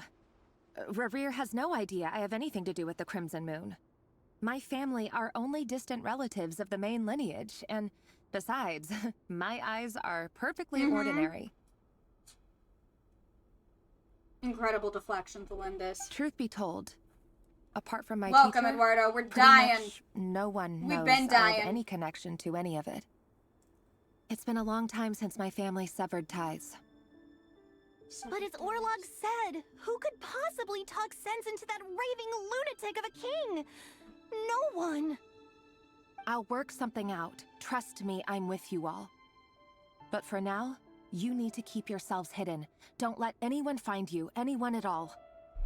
Don't forget that Rerir is an Eclipse operative. You need to be extra careful when he's around. And when I am too. For now, don't come looking for me. And if anything happens to me, just act like we've never met. Felindis has a very interesting way of using her distance from the Crimson Moon Dynasty. Yeah. If even you can't escape this, what hope do the rest of us have? But after all this time together, surely he wouldn't lay a hand on you. I won't speak in his defense, nor can I give you a clear answer to that question. But I'll do everything I can to put an end to this. Here, hold on to this. If an opportunity to escape presents itself, take it. You'll be glad you took some spare change. You call that change? But what about you? I've got a job, and there's still money coming in. But you can't go anywhere right now. Please think about yourself for once.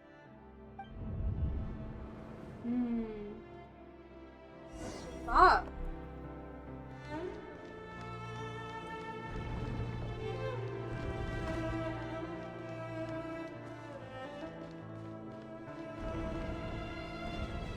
Another day, another round of assassination training. Hello? Training ground is just beyond this hidden passageway. When you kill a person, doesn't it bother you when you end up covered in their blood? Why would it? Aren't we all just walking blood bags? But not everyone is accustomed to hunting down others like prey. You've been a hunter for so long now, you seem to have forgotten that most people don't just go around killing one another. Leave me alone. Whose voice is... Is Vertiforniers? I was afraid. I was afraid. I thought it sounded a bit like him, but I wasn't sure. Make sure you have a firm grip on the handle. Oh. Then choose your ammo well. Keep your movements light and brisk. And the prey won't sense a thing. I doubt that. I'll bet no one ever died a quiet death at your hands. I work clean. No traces.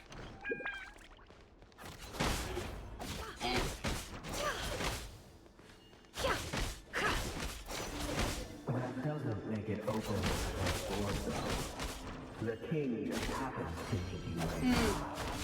What if someday he doesn't? Came for everyone else, but then there was no one to help me when they came for me. You fell under the spell of that power. He only had you take out a handful of the guilty. The ones I dealt with have always been guilty. And I've carried out my work flawlessly.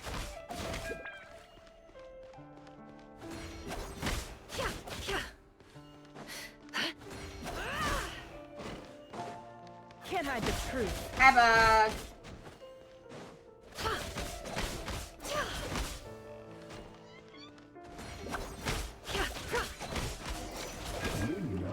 Whoa. Was it because you didn't trust me? Or something else? Enough!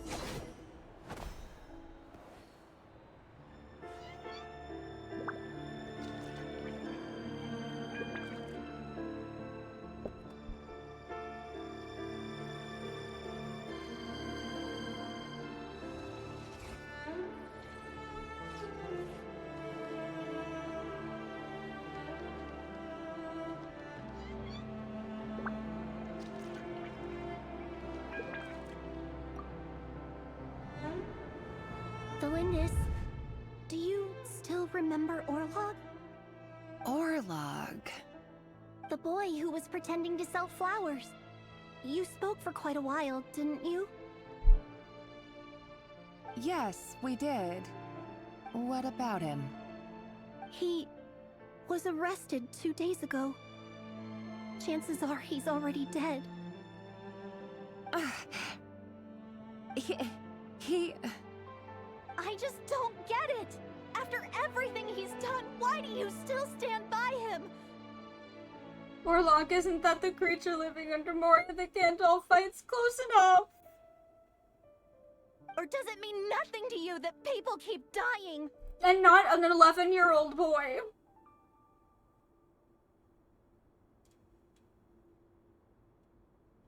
No, that's not... Just hear me out. I need to go now, Thelindis. They're looking for us. You take care too. Orlog, Balrog, same difference. If you ever need a place to hide, come find us. This quest made me so upset. Oh, I'm so upset.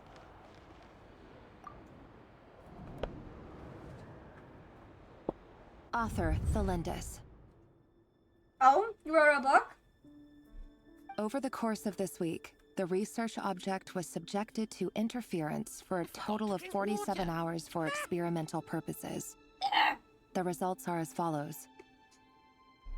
All subjects of observation that were sent inside have now... The situation within is proving more problematic than anticipated. Sent inside where and what? Huh? No progress whatsoever. What now? Won't you give me even a glimmer of hope? Things are getting worse by the day. I have to find a way or we'll all be in danger. But I... If all this research comes to nothing, what then? Sooner or later it'll be my neck on the line. But could he really bring himself to kill me? No. Surely he wouldn't have the heart.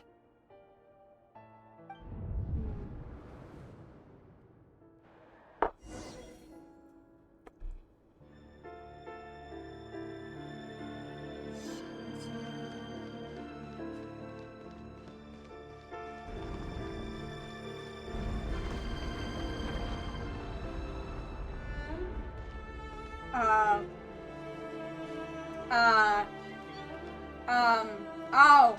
Why won't you just let us go? We don't even know each other. All we want is to live ordinary, peaceful lives. You want to live?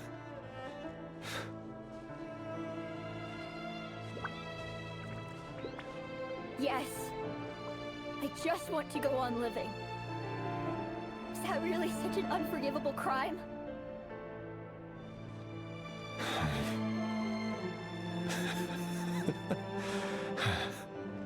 You want to go on living.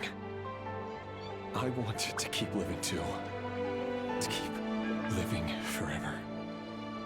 That's why I have no choice but to continue on the path I'm on. If only some savior would suddenly swoop down and change the way the world is. Too bad that's not going to happen. Rivera is missing his heart now. That's the fragment that we're inspecting. His heart. Which Flint has had the whole time. And Revere doesn't fucking care about anymore. He doesn't care about the heart fragment. He doesn't want it back. And this is why. Because all of the guilt that he feels about the atrocities he's committed are stored in the heart fragment. All these memories of Thelindis. Imagine that. If there really were such a person, you and I wouldn't be standing here like this, would we?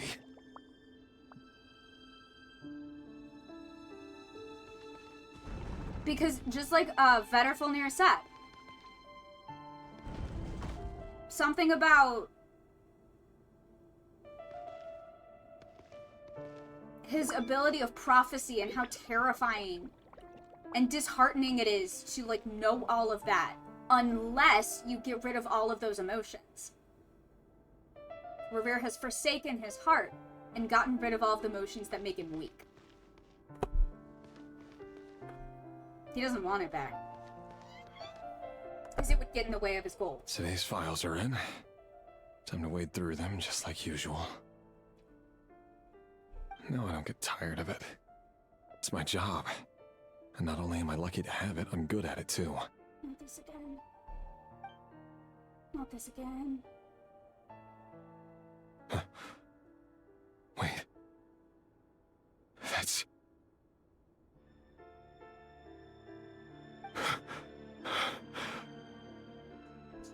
Thalindis?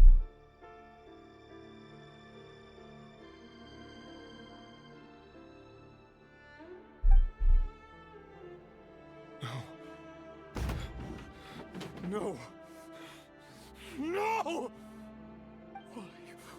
Why? But you bear no mark of the Crimson Moon. It doesn't matter anymore. And you know it doesn't. And it hasn't mattered for some time because you've been killing the defenders of the Crimson Moon descendants too. You know for a goddamn fact that none of that matters anymore. How could you possibly have anything to do with them? It cannot be! A diluted bloodline. Carefully concealed. I see it now. You've been living in the shadows just like me.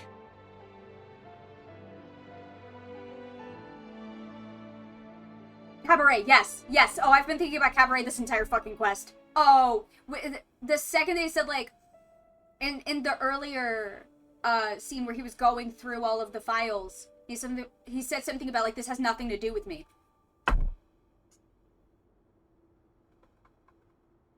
It has everything to do with you. It always does. Oh my god. I just want to watch Cabaret. What a fool I've been. Numbing myself with talk. There we go. Justice. Even imagining my friends would back me up. Yup. But in the end, Irminsul? Finster King? How far are you going to take this? From the direct bloodline to secondary offshoots? And then what? Irmin short for Irminsul? Is the Finster King?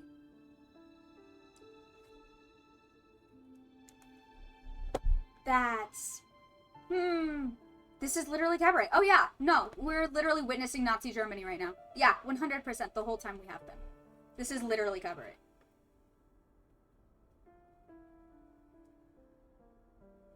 Today it's the descendants of the Crimson Moon. Who will it there be we tomorrow? Go.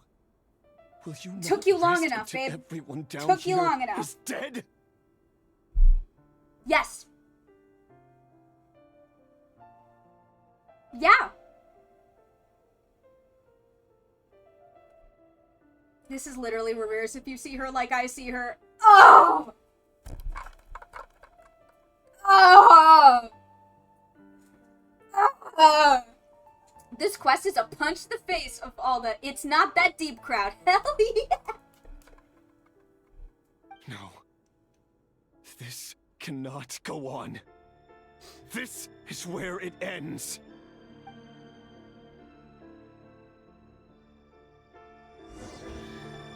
Oh my god, I feel nauseous.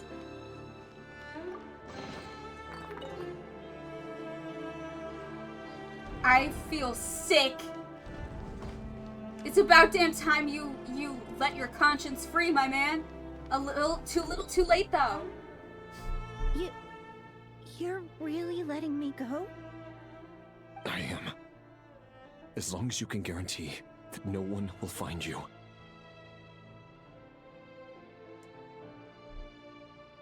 Oh, Alan coming as for rear would be fucked.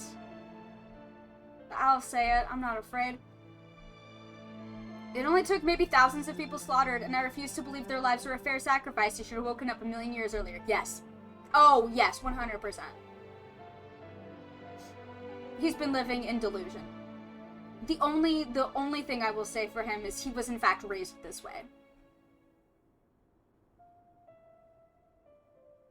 But yeah, there's no undoing the damage that has been done. It is too little too late. I'm glad you woke up, but babe, it's already too late. He knew it was bad from the start, though. Yeah, he wouldn't tell Felindus, yeah. Well, we always knew, but he still did it. He did all of it. Fully did all of it. He committed atrocities.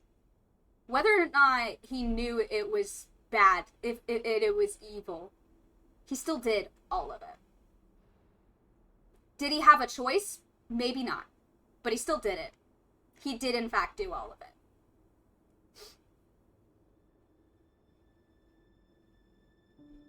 Don't worry, I'll be extra careful. No one will know I was here. But what about you? Me? If you let me go, you won't be able to complete your mission, will you?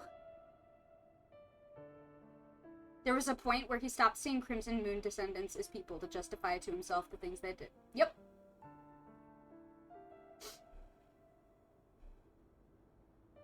Yeah.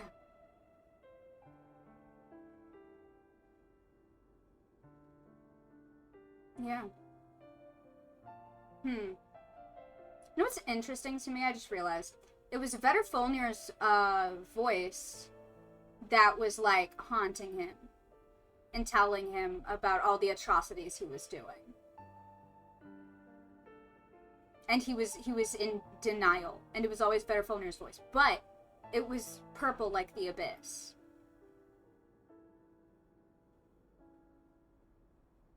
I don't think it was actually Vetter Folnir.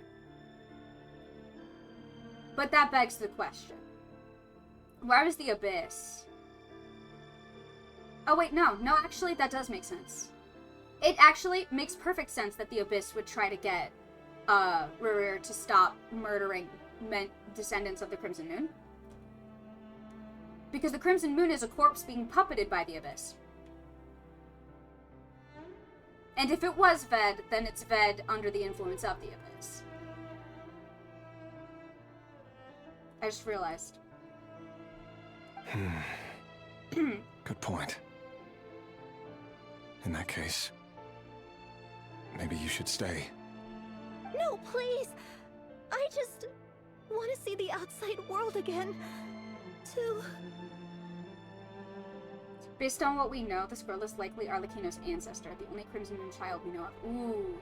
Go on living? Yes. I know you're a man of your word. So please, just let me go. If I let you leave, what will become of me? Just kidding. Go, now. But remember, don't let anyone know you were caught. We'll be seeing each other again very soon if you do.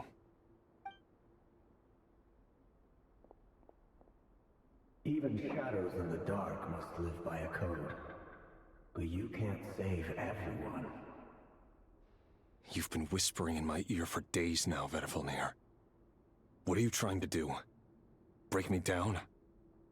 I only say this because you long for an answer to your problems. Let her go, Rerir, or you risk losing everything. I will not abandon Felindus. Then you'll need a little more vigilance and a lot more power. The world is changing, Rerir. Keep your eyes peeled for your moment of opportunity.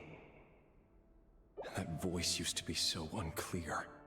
But now I know exactly whose it is. It's Vetter. He won't tell me how to actually resolve any of this, but he keeps trying to manipulate me like a puppet. What's his game here? Tell me then. What will this moment of opportunity look like? And no answer. He's like a ghost. Always disturbing me when I'm on edge, but never answering when I need him most. So, the Eclipse Dynasty was purging, well, massacring the descendants of the Crimson Moon. And it seems like it was all connected to the Vinster King's research. The king's obsession with abyssal power left the future of Conria hanging in the balance. No wonder every aspect of Rarir's life was so unstable. And it looks like this Thelindis, Rarir's would-be fiancé, herself belonged to a sub-branch of the Crimson Moon Dynasty's descendants. What in the soap opera fuck? It almost defies belief that a couple like them could hide the truth from each other for so long. If the Vinster King hadn't intervened in such a drastic way, they might have gone on deceiving each other for the rest of their lives. And why does Vedderfanir, Daneslif's older brother, keep talking in Rarir's head? This guy kept more secrets than I ever imagined. The human mind is like a vast desert of shifting sands. When you follow the flow of someone's memories, you only ever see the parts they're willing to let surface. Time for something a bit more creative. Oh? We've been inside Rarir's mind this whole time. Well, no, you're in his building heart. up a picture of his psyche. There's already enough clues on the board to start reading between the lines and mapping out the rest. Oh? Now, we can finally begin to put the pieces together. Sure, it'll only be a reconstruction, part simulation, part reasoning, but it's usually pretty accurate. Once we've built up a cognitive profile, we just need to cross-check the logic behind his actions. And then we'll be able to take a sneak Now peek time at for the whatever it creepy? is that Oh, Rarir shit. has really been hiding. Now? So that everything before now hasn't been crazy? Oh god, I'm gonna die. I'm running out of emotional support popcorn, guys. I'm cooked? Shit. God damn it. Hello? Oh, it's the moon puzzle, but it's not a moon. What? Oh, what? Rarir, are you there? What? No! I am cooked.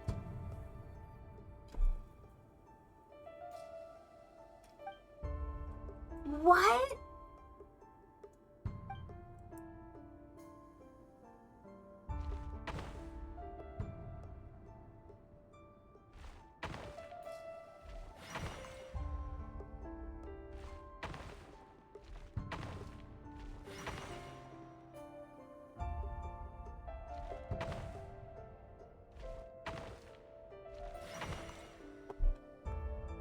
Hey, Rarir!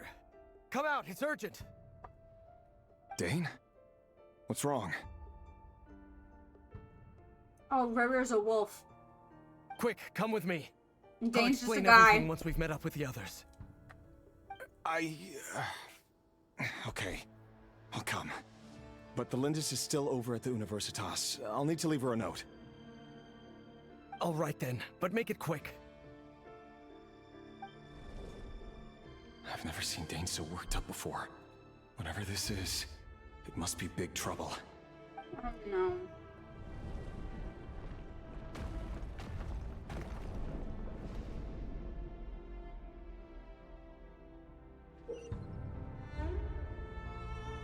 Hold on.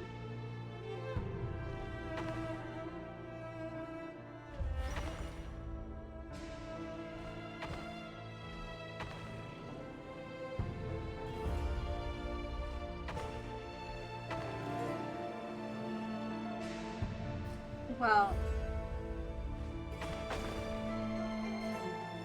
that didn't work.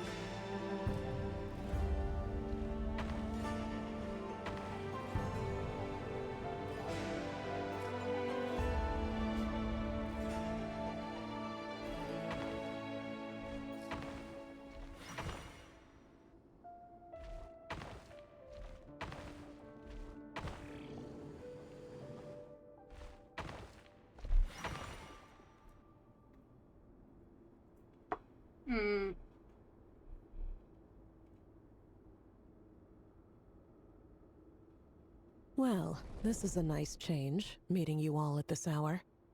When men and women of ambition can speak face to face in broad daylight, hold on, I need to write this down. I say that's a big step forward for our dear Conria. I need to write this down. What? Okay, so Rarir's a wolf.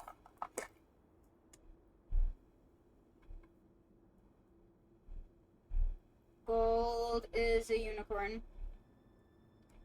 Don't be ridiculous. Sorologi's the big sword. We do not Makes fear sense. the day. Why would we seek refuge in the night? You might ask your blade that same question. I'm told it prefers the cover of darkness. The word on the street is that Sertologi only strikes when he has an unfair advantage. Whoa! But that is patently false. I see you're missing an arm and a leg. Surely only a fair fight could explain that. Edward Elric? If this is your way of offering me replacement limbs, believe me, I'll take them.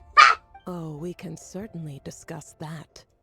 With bioalchemy, anything is possible. Don't Assuming like that. That shit. Lunatic. You're one to talk.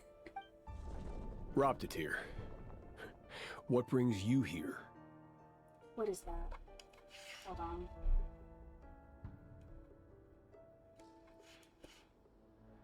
Why, Dainsleif, of course. He invited me. The crown? The crown? Is it a crown?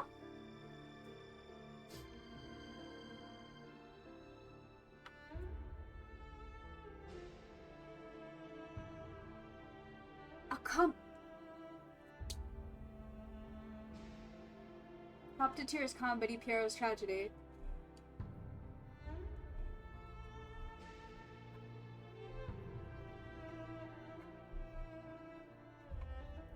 Oh, that's fucked up. No, you're right. Oh. Please, cast aside your apprehensions, Miss Rhindaughter. Whatever the rumors may say, I am but a humble servant of the king, and I can assure you he affords me no greater convenience than he does you.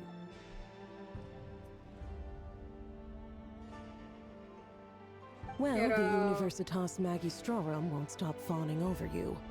So at least some of the rumors must be true. You're clearly doing well for yourself. So drop the humble servant act. It endears you to no one.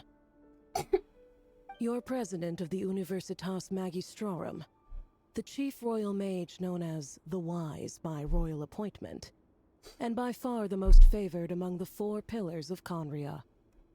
Vice President Veet doesn't even try to hide his envy when he sees you. Who? My success is the product of hard work and good luck.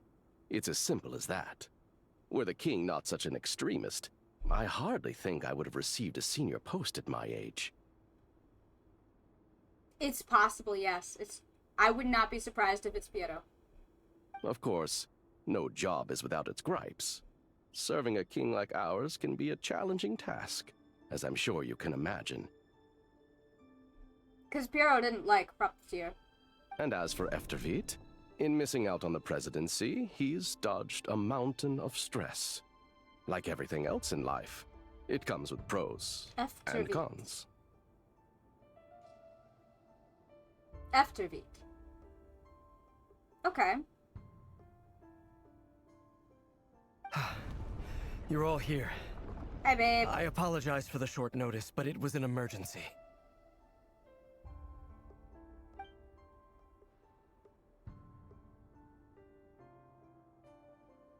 You must be Rerir. It's been a challenging task because the king's fucking crazy. Yeah. Love that Dainsleif is just himself. Yeah. Mr. Sertologi. Yes, I handled your case file during your sentencing. Nothing personal, of course. I'm pleasantly surprised that you remember me. You're clearly a person of substance if you've been invited here. But Dainsleif, you'd better have a very good reason for convening this little gathering. Hold on. We still need to talk about Rerir's piece, because it's not just a wolf. It's a wolf, a crescent moon, and the crescent moon is being stabbed by 2 things. So that's important.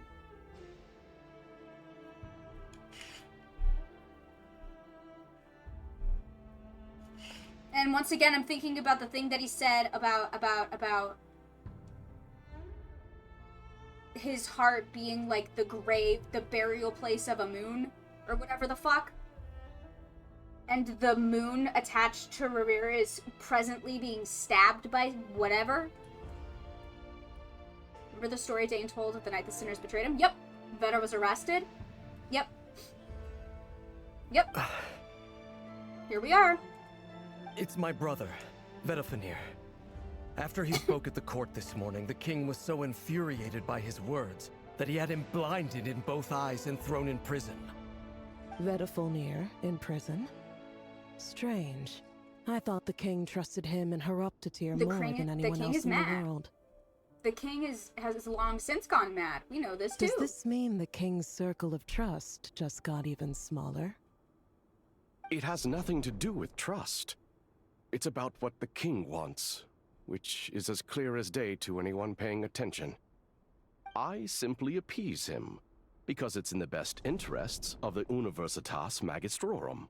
I don't like him. And also because you're slimy. Hell yeah, get him! Vedafenir, get him, perhaps babe! Less so. But still, a visionless visionary? It rather inclines me to think that qualifications are not what get you ahead in Conria. You get him, Randadir. Do you honestly think this is an important discussion to be having right now? Dane, what are you planning to do? Rescue Vedafenir, I assume. Correct. It will mean storming the palace by force. Tonight. I need all of you on my side. That's far too dangerous. And don't forget, Dainsleif, you're captain of the Royal Guard. You swore an oath to the throne. Hmm? You've been planning this for a while, haven't you?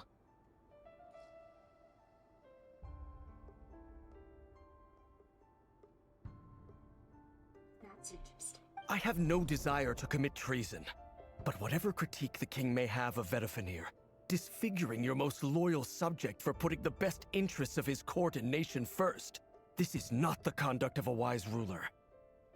My blade will force the king to see the error of his ways.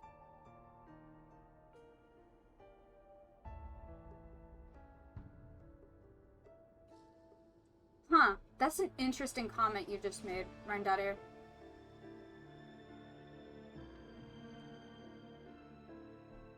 So, Vedafenir's prophecy enraged the king. I'm sure it wasn't what he wanted to hear, but if he won't take counsel even from the visionary, that is deeply troubling news. The extent of His Majesty's madness is now all too clear.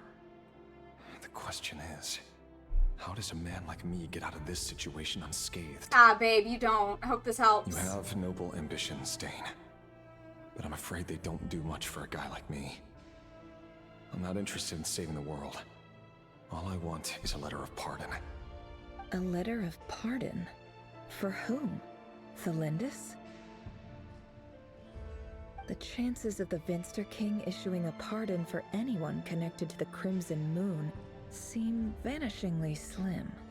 Mm-hmm. Jesus. Oh, God.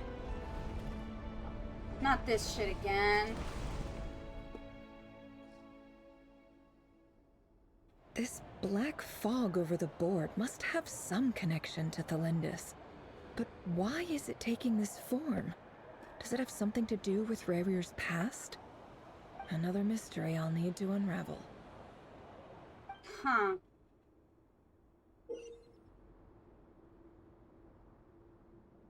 I don't like this.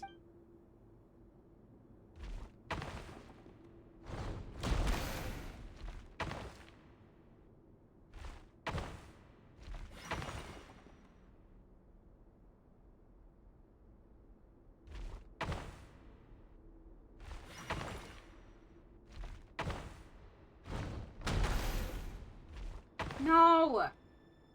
Not what I wanted. Okay, well, fuck you.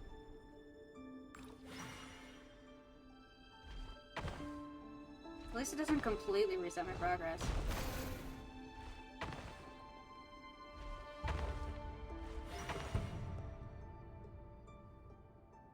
Well, I'm stuck, so that's fun.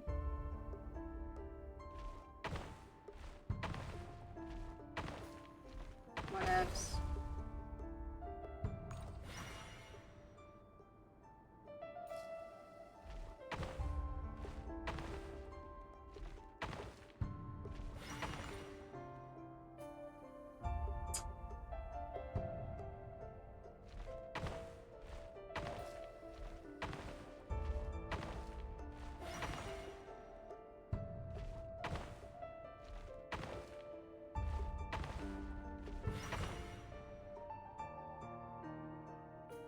I'm so focused, y'all.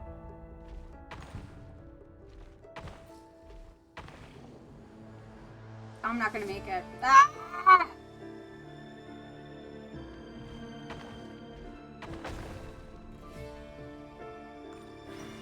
Are you fucking kidding me?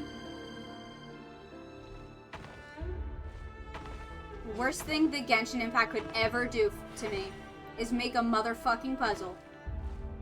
I hate these bitches.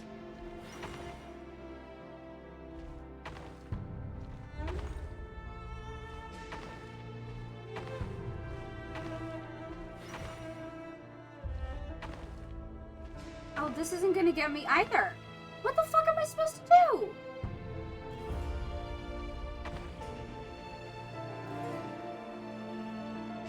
Can you not just move forward and then to the side of the... Can I?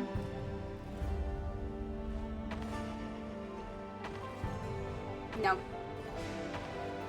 I could maybe get the 3.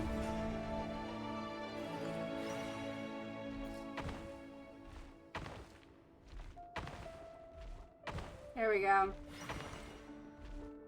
God, I fucking hate these. I hate a puzzle. There's literally nothing I hate more than a Genshin puzzle. Author Thelindis.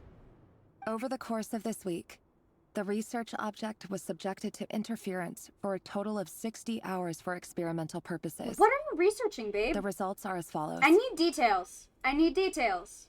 Research dating back to the Crimson Moon Dynasty has established 2 points regarding moon marrow. Firstly, its origins have something to do with a god's power. Secondly, it serves as a portal to an as-yet indeterminate location. Moon marrow can thus be defined as a spatial gateway. However, there are a number of hurdles to overcome before we can answer the question of where it leads to. To start with, opening the gateway requires a specific power source, which the relevant literature indicates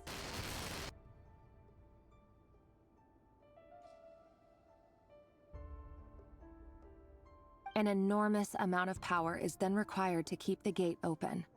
Currently, the total power output of our instruments remains in the single digits. To make matters worse, I am now the only staff member remaining in the Moon Marrow Lab.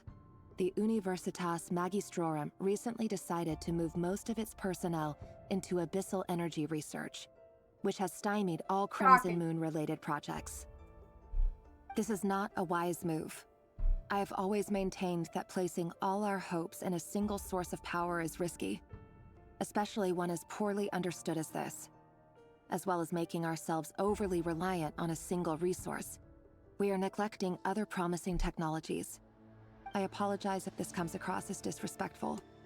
But as a Moon Marrow researcher, I desperately want to see the world beyond the gateway. If we really made it there one day, what would we find? And how would we go about taming the unknown? My imagination is endlessly fueled by questions such as these.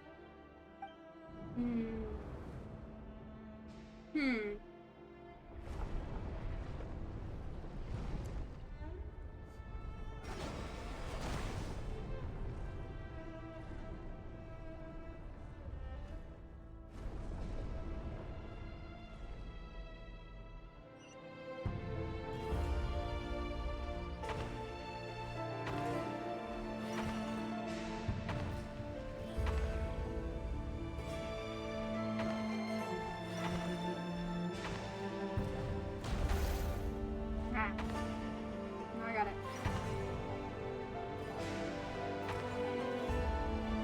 Nah!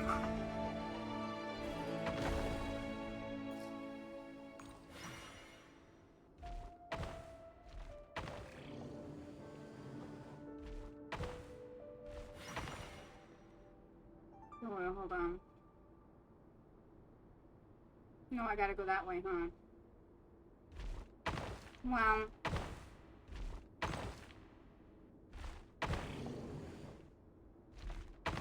Okay. Gotta fight these bitches.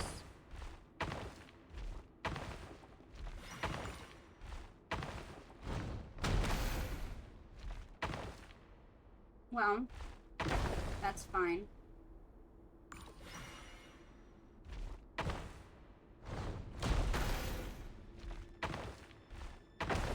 That's fine.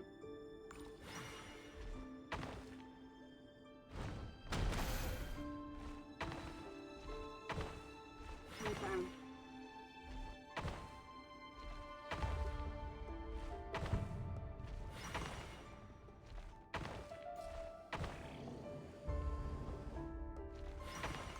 Alright. Sup, Felindis. This is for you. I heard you're gonna leave the city with your parents. Felindis, did you hear about what happened? I've heard nothing.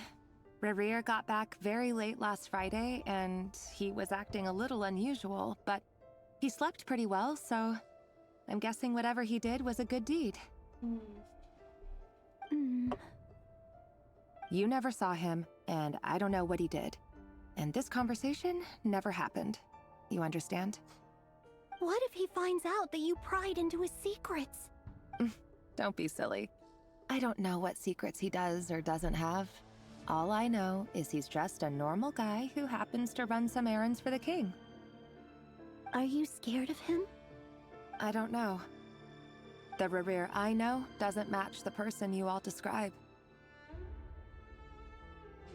Logically, I should be scared of him. And yet, I don't want to lose him. But enough about that. You should get going, and be careful with the package I gave you. Keep it secret. Keep it safe. What's in it? A piece of the moon. All you need to know is that as long as you keep it safe, then in the future, everyone will be able to see a red moon. A red moon? You mean our moon? That's right. Our moon. Promise me you'll look after it. I can fix him normally. Yeah. I promise they'll keep it secret, keep it safe, Frodo. The Crimson Moon bloodline will never die out. Its light, the color of blood, will become like a fire that flows in our veins, no matter how long it takes. Damn. Okay.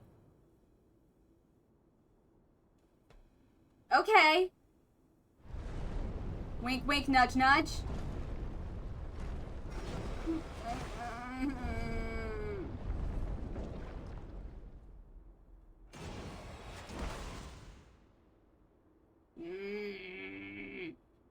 I don't wanna... Okay. Ah,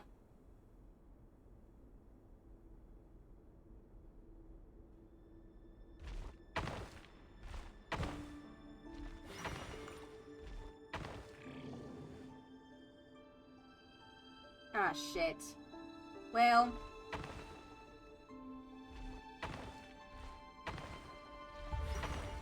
That's not gonna get me where I gotta go. Ah!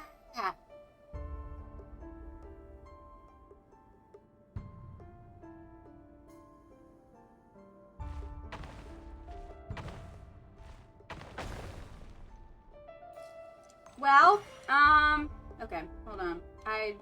Okay. I need to, okay.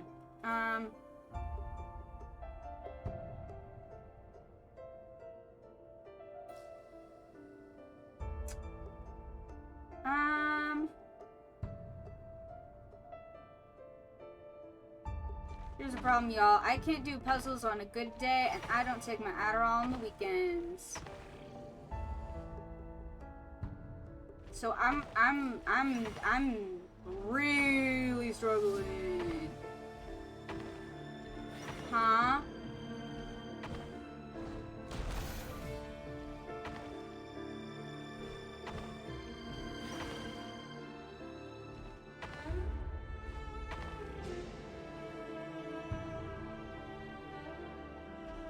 Well.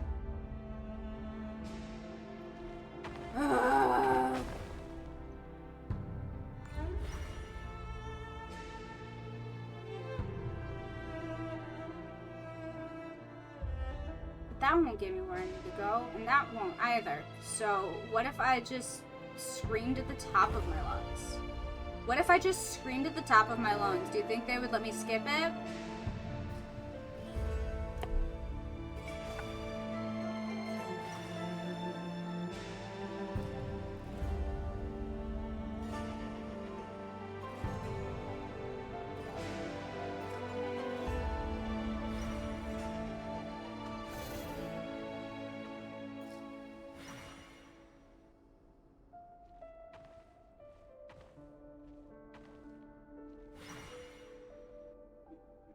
Hurry, everyone, and stick to the plan.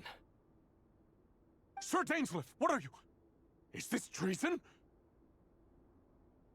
Yeah, very interesting enemies we've got going here. You know what happens to those who Lots to betray the unpack. throne. Please, A lot to unpack. don't do this. Just a bunch of broken cubes. That is, and they're all pinkish. It is the king himself who has betrayed the throne. He has betrayed all of Conria.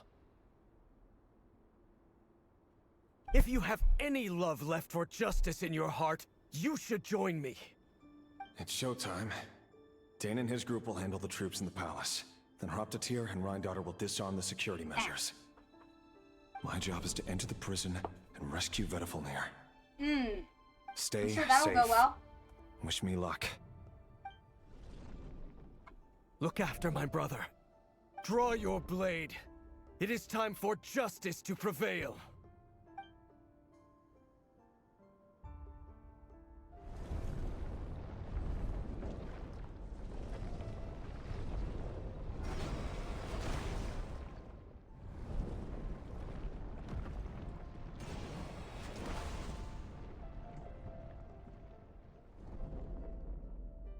Okay. The fuck. Okay.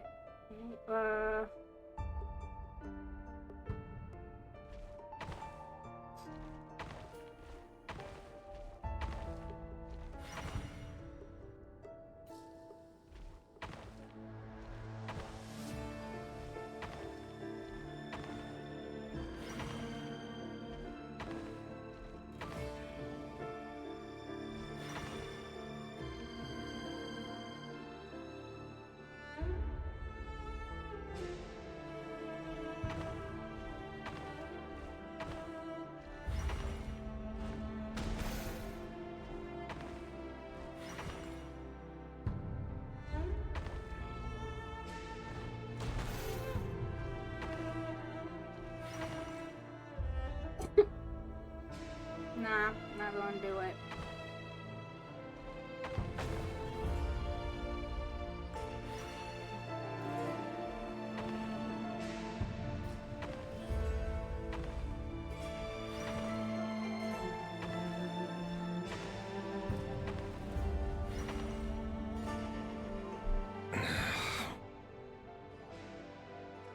This place is filthy. And the smell is abominable.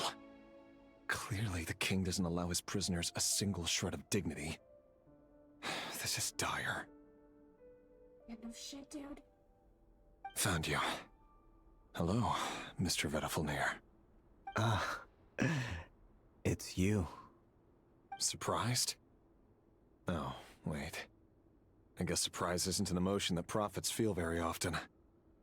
I certainly felt some surprise in the moment when I was blinded. Surprise at the king's sheer ignorance. Surprise at just how unfairly this world responds to words of earnest remonstration.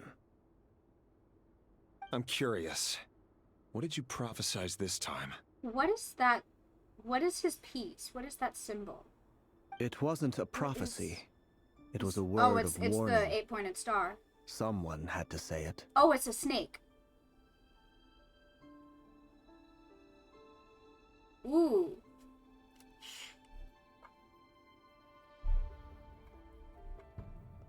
The Ouroboros snake ring. Mm-hmm.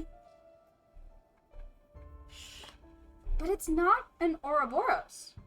The snake is not eat itself. It's just a snake. Interesting. The king has forsaken all reason in pursuit of his obsessions. I simply told him that if he continues on this path, Conria will surely fall. But he didn't listen. Worse still, he stabbed you in both eyes and locked you away. Dane asked for my help.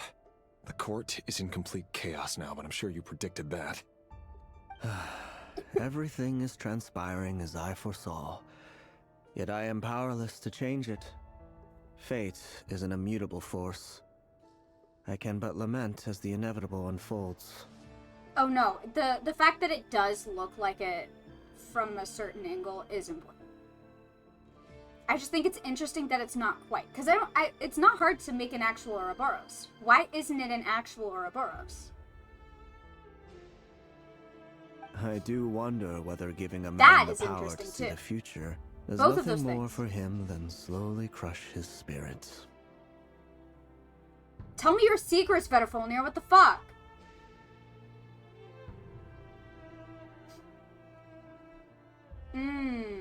I wonder if this is how Rerir views them. He knows Dane best, but Dane is himself, whereas Vetter is the ring he gave Dane, because to Rerir, he's just Dane's brother. That tracks. Forgive my curtness, Vedafilnir, but the king did not suddenly turn on you today. His suspicions have been brewing for a long time. You can't have wisdom beyond the reach of your fellow man without attracting his fear and suspicion. There are things the king does not want to see. So, he doesn't want you having visions of them either.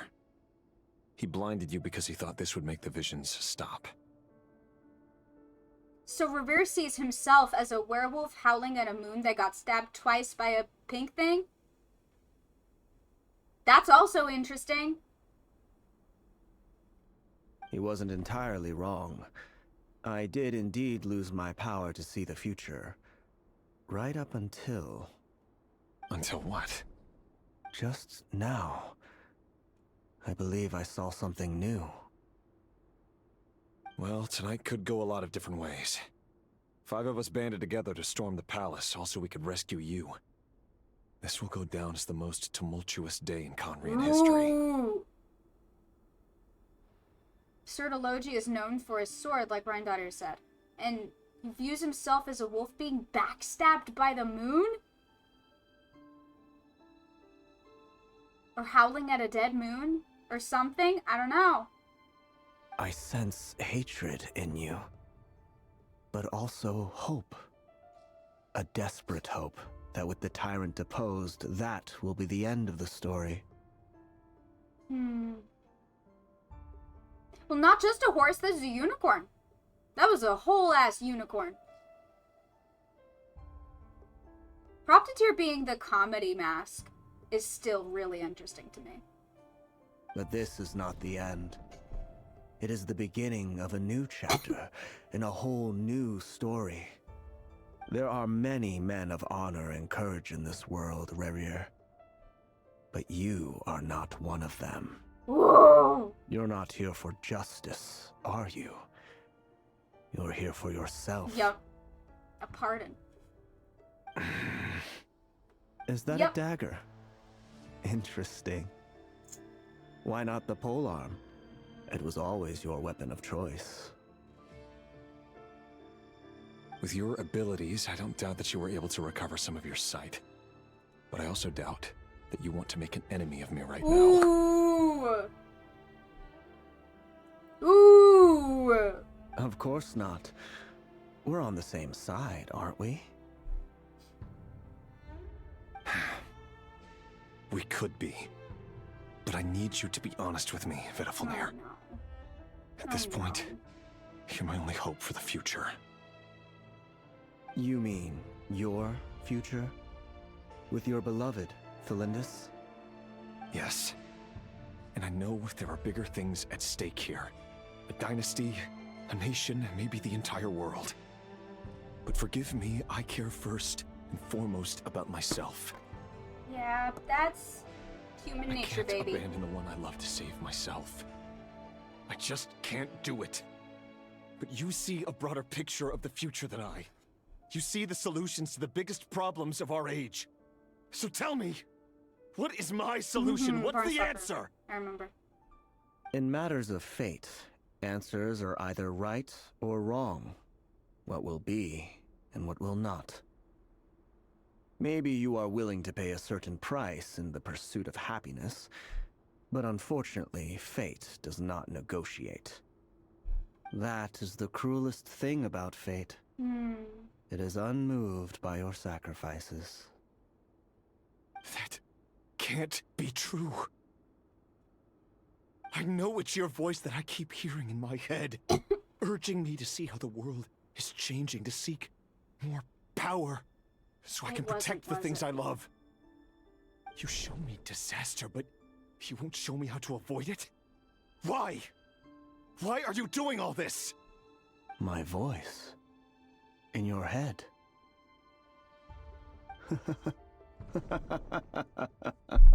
It was never better phone there. I knew it. I fucking knew it. The voice that steals your mind, gains your trust, and drives you crazy. Because Vetterfolnir heard it too and was helpless to do anything about it. It's the Abyss. Trying to take control of all of them. Vetterfolnir was trying to stop it.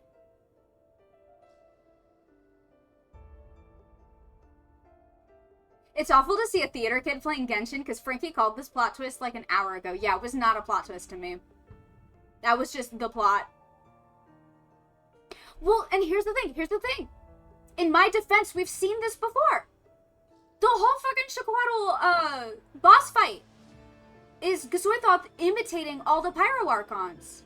Their voice, their everything. Imitating Shaquatl himself. We've seen this before. A weird, echoey Vetterfolnir voice in his head, pictured as, like, the foggy purple, like, text, is so Abyss coded. Is so Abyss. And the reason, here's what I think, JJ, the reason it stole Vetterfolnir's voice is because Rerir wanted answers from Vetterfolnir, and the Abyss exploited that. Because it was Vetterfolnir who wouldn't tell him something that he had seen over drinks, remember? And he went to Vetterfolnir seeking answers, and Vetterfolnir was super vague and just told him not to marry his fiancée because something bad would happen. So the Abyss saw that was a weak spot it could exploit. That Rerir wanted answers from Vetterfolnir, so if it used Vetterfolnir's voice, Rerir would listen. That's what happened. I wonder if they all heard Vetter, or if everyone heard different voices. I don't think they all heard Vetter. I think Vetter was what they used for Rerir specifically because they knew Rerir would listen to Vetterfolnir. I believe this. And it worked. Because that's who Rerir wanted answers from.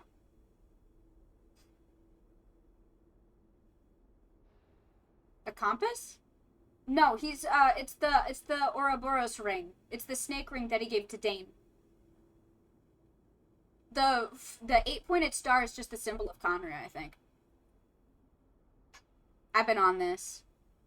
I wonder if the crystal that Clothar was talking to was actual Vetter or the Abyss. It is 100% possible that it wasn't Vetterfolnir.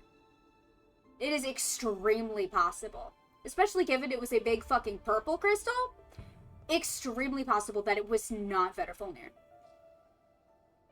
That is not outside the realm of possibility. Yeah. Imagine Vetter heard Dane. Get out. Why would you do that?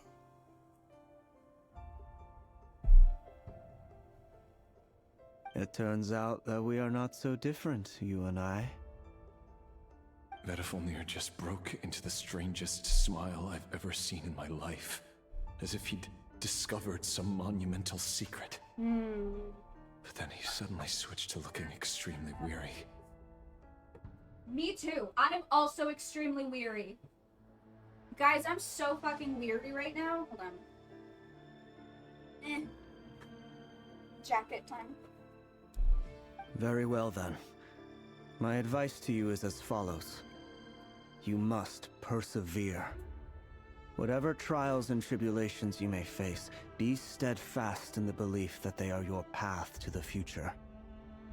For as long as you live, your story with Thelindis shall not come to an end. That is the only chance you have of fighting back against fate. Do you think Sirtology heard Halfdan berating him like when he was younger?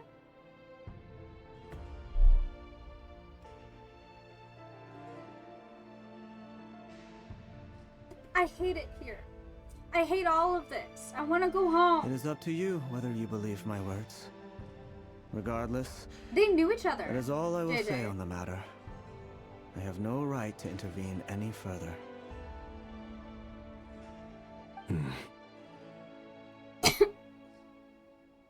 I will hold you to your word. I forget the details, but they like train together or some shit, right? Dane too, I think. Thank you for setting me free. In return, I will tell you one more thing that you cannot afford to ignore. Torment Dane and Sirtology for being better than him. He's also the one that cut off Sirtology's limbs. Wait, was that Halfdan?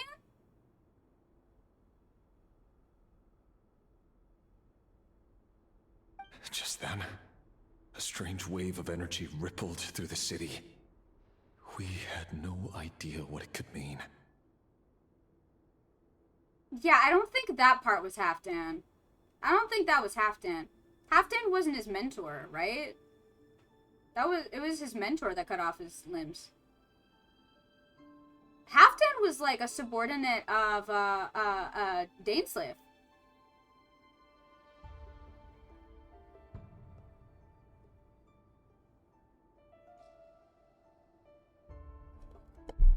I don't think that was Halfdan.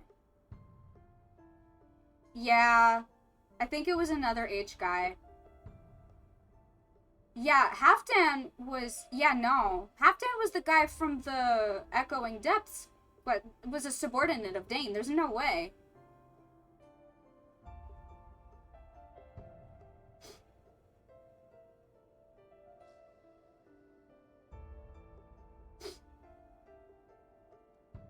Oh, I'm looking. Hayden. Not Halfdan. Yup. Close, but not quite.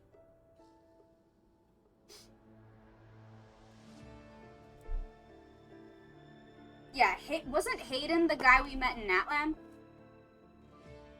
That Dainsleif fought? If I were you, I would head to the Universitas That gave Magistrorum. me a heart attack. I got so worried, yeah. The Universitas? Oh no! Thelindis. I'm sure we'll be seeing each other again very soon, Rerir. Whatever Vedifalnir said, I didn't catch it. I didn't even help him out of the prison. There was no time to lose. Better. Just replace every time I said Halfdan with Hayden, yeah. God damn. Oh, thank God. I don't have to do that anymore. Let's go to the Universitas. Let's go to school. Monsters? Is this Rhindaughter's doing? Or the Universitas Magistrorum? Out of my way! Bitches. I'm out of emotional support popcorn. Universitas. That reminds me of a rumor I once heard. I have none left. Next time I catch a break, I'm gonna get an emotional support cupcake, though. We have gluten-free Halloween cupcakes. Allegedly, the king installed secret mechanisms in the palace and around the city. No one knows where they are or what kind of power they hold. Crazy. But if they were ever gonna activate, it would probably be on a night like tonight. Well? Help! Hold on! Don't let them anywhere near you! Save me! I can't! Ah! That sounded like an explosion. So, the rumor is true? The king really went through with it. I wonder how often the viewers look at some of the words they have in the scripts and just say, hey, what the fuck? What other means does the king have at his disposal? They must run on power from the Abyss. And given it's a major center of Abyss research, anyone over at the Universitas will be in grave danger. I have to hurry! Okay, where am I? Let's go. Run. Run for it. Oh, run.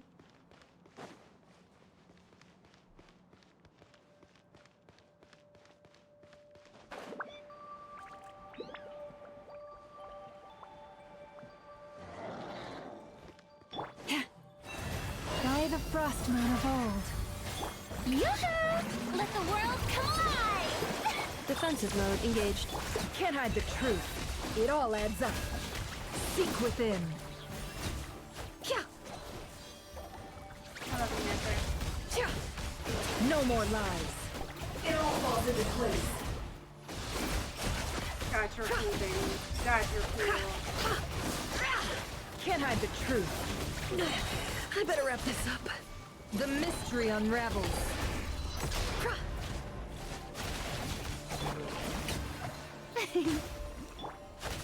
It all adds up. Annihilation mode. Let the mighty be humbled. Settle down. Yeah, fuck off. What? Hello? Where? Hello. For the everlasting forest. Regicide's blood money? Fucked up. Can't hide the truth. No more lies. Seek within. It all adds up. Get back here, asshole. Installation chamber. Time to shine! Bow your head. Oh, come on. Didn't get you?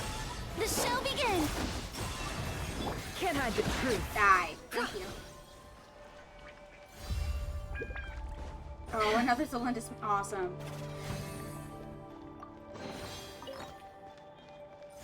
Oh, I'm sure nothing bad will happen. I'm sure nothing bad will happen. In the Zelindis memory, nothing bad will ever happen. Ever. Monsters. At the Universitas Magistrorum? Why now? Oh no. They're coming. It's no use. The table won't hold out much longer. Well, and the cataclysm. Weapons. Where are the weapons? This is the cataclysm. Of course. All the lab equipment was upgraded after the inspection last week, but the new weapons haven't been allocated yet. I'm done for. Is anyone there? I need help! Ah! Stay back! Please stay back! Please!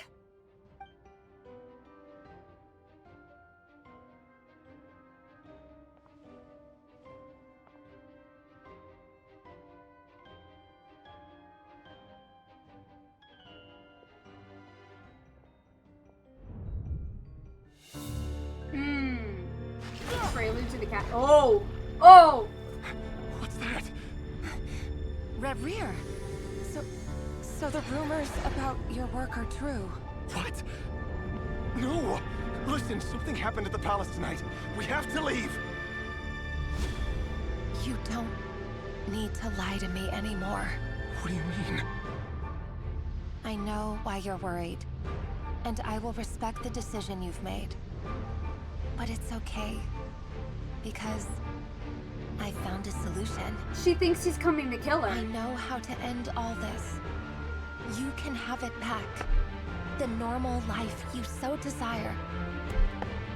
But until then, I'm afraid our wedding will have to wait. Zelindis? No, don't do it! Zelindis! Zelindis!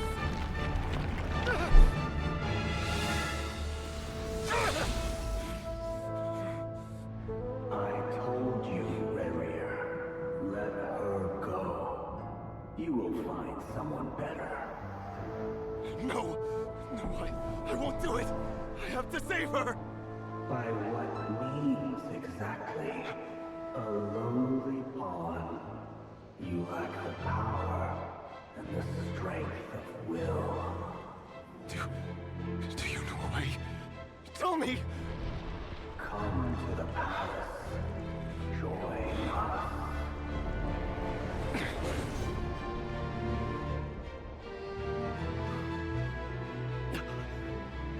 Rarier, thank goodness we...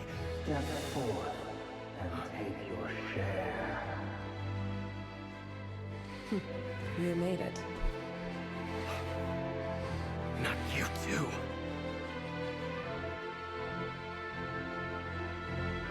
Hatred or grief, despair, desire. And this is how it all went wrong.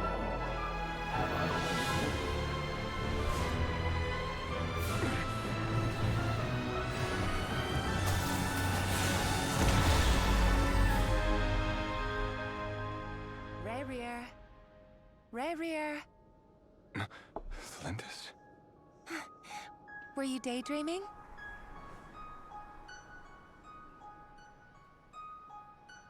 You still remember, Rarier? That question you asked me a couple of weeks ago?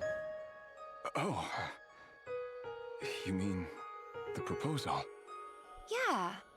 I'm wondering, where do you think would be a good place to discuss it? Maybe in the garden? Or were you thinking a fancy restaurant? It's your choice.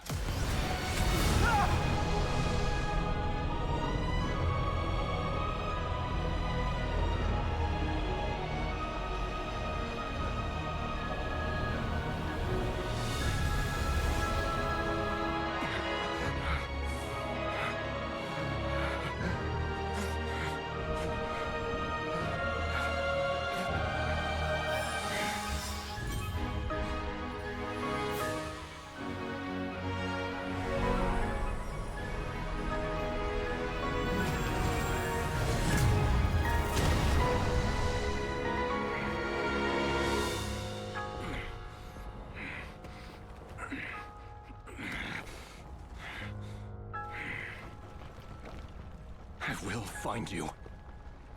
And then, you can give me your answer.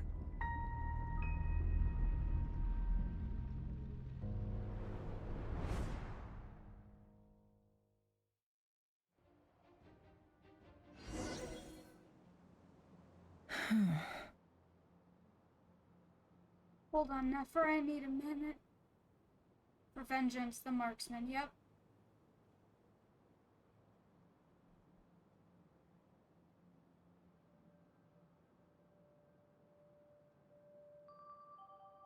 I get it now. Yeah, I get it now.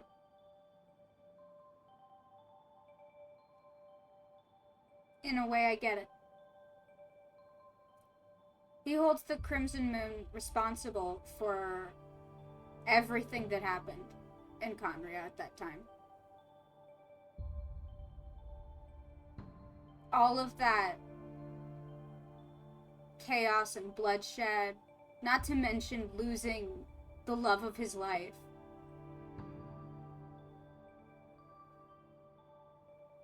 Over a dead moon.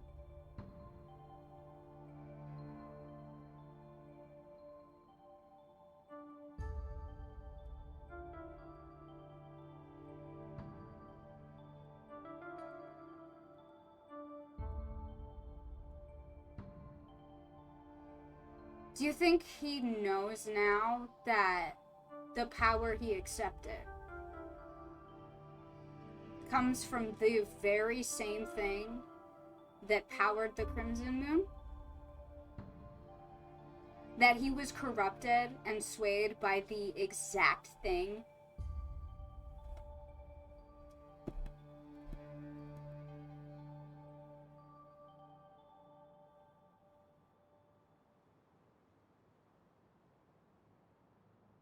Almost immediately after this, he was shred up when the Wild Hunt appeared in NODKRAI. Yep. So that's how the Raker of Solnari was born. Yup. A monster created by circumstance is a monster all the same. Yeah. Viewing other people's thoughts for too long can get uncomfortable. Right now, I'm feeling a strong sense of loathing. In a nutshell, the story of Conria is what happens when the truth falls by the wayside. Everyone tells little white lies, and before long, you have a huge pack of lies that destroys everything. And they were all of them swayed by the Abyss's lies. So yeah, lies all the way down. It's lies all the way down. Time to get back. Jesus Christ. His past is filled with sorrow, but the tale of any fallen civilization is one of endless tragedy. Cruel as it may be, that was Conria's fate. Yeah.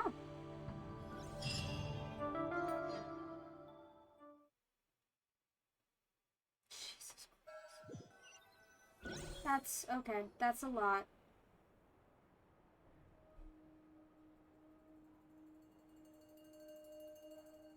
Everyone, I'm back.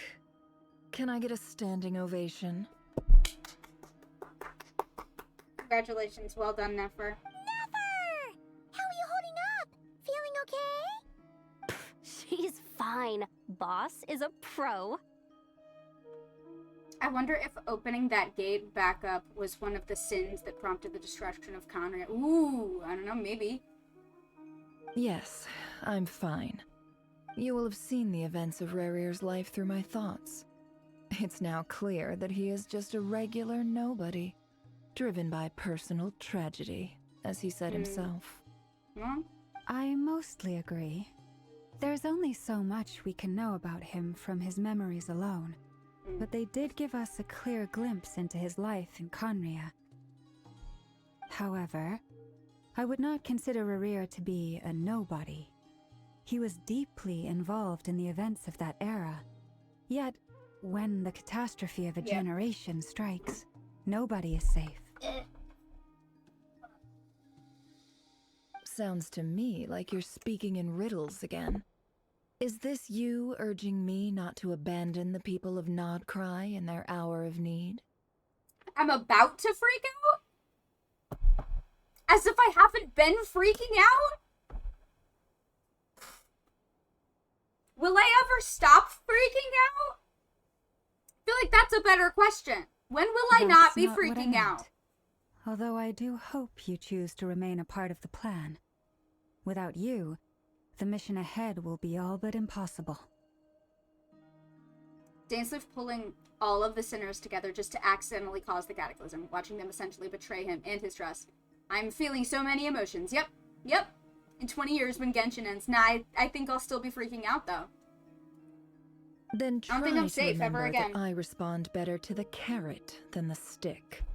And I don't appreciate being bossed around. Now, as for you, Missy, you were excellent. You stuck to the rules of the ceremony and kept your mouth shut the entire time. Bravo. Cool. So, can you fill me in on the deets now? Most of what I saw went right over my head. Patience. You'll hear the whole story, don't you worry. But let's meet up with the others first. It will save me narrating it twice. Dainsleif really pulled an Avengers reunion just to end up fucking up the entire world. Yeah. Yoda? I'm sure he feels fine about that and has no guilt over that whatsoever. Yes, boss. Let me get that door for ya. That's more like it. For a moment there, I was worried you'd forgotten about the first clause of your employment contract. Forgive my curiosity, but what does the first clause say? It says I gotta do the annoying stuff that boss is too lazy to do for herself. Like opening the door, pouring the tea, yada yada. Is that right? I saw someone theorizing that the lines from Bedtime Story about Savior not having the strength to beat Dane, but Dane still being unwilling to end him. Maybe Dane had the choice to kill the Savior, but spared them, resulting in the sinners taking the abyssal. Ooh. If something is in the contract, it's because she willingly agreed to it. Rest assured that the Curatorium abides by the very strictest of labor policies. You don't seriously think I'm cruel enough to treat her like my slave? It is interesting to me that we're learning all of this about the sinners in Conria and the whole situation, and the Savior hasn't come up once. Yeah. Well, I do think it was interesting how absent the Abyss Twin was. Not one mention of the Savior. In fact, an anti-mention in which Rarir was like, man, I wish a Savior would show up, but that's not gonna happen. Abyss Twin-shaped elephant in the room, exactly. Really interesting to me. In any case, I've hardly shied away from my share of the work today. Hope I don't catch Flintz and Varka lounging about in their chairs, enjoying a leisurely cup of tea. Besides Thelindis offhandedly referring to that Outlander in the last quest. Yeah, nothing else. Nothing else. At the end point, the twin was probably on their way to drag us out of the ship. Ooh! That's true! That's true! But, like, leading up to that, there was nothing. Nothing! There's Stop nothing mentioning I dislike chairs. more than other people enjoying themselves while I'm hard at work. So true. Fuck. Oh no. What? What? What? What? What? Oh no. Sorry to disturb you, but we seem to have run into some trouble. Evidently so. Don't worry, I'm not about to leave you to fend for yourselves. I'm not that kind of boss. And it would go against the Curatorium's labor policy. I'm back in the fucking Sumeru building again? Not yet. Savior had already lost their power when they went to get Traveler, and that only... Ooh, that's a good point. So we should have been... So yeah, Savior should have been there. Where was the fucking Savior?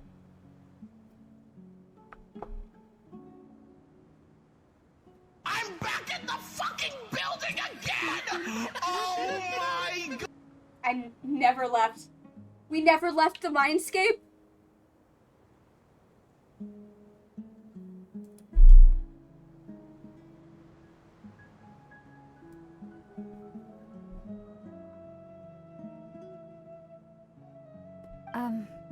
I'm sorry.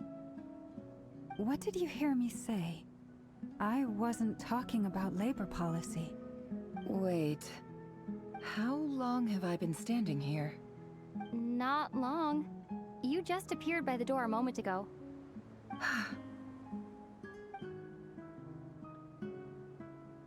Boss, what's wrong? You look like you've seen a ghost. We've been tricked. We never left at all. Somehow I hallucinated that whole scene back inside the office. Hallucinated? But how? How indeed. This place should heed my will alone. All thoughts and actions that occur in here are just a result of pawns moving across the chessboard in a carefully calculated manner.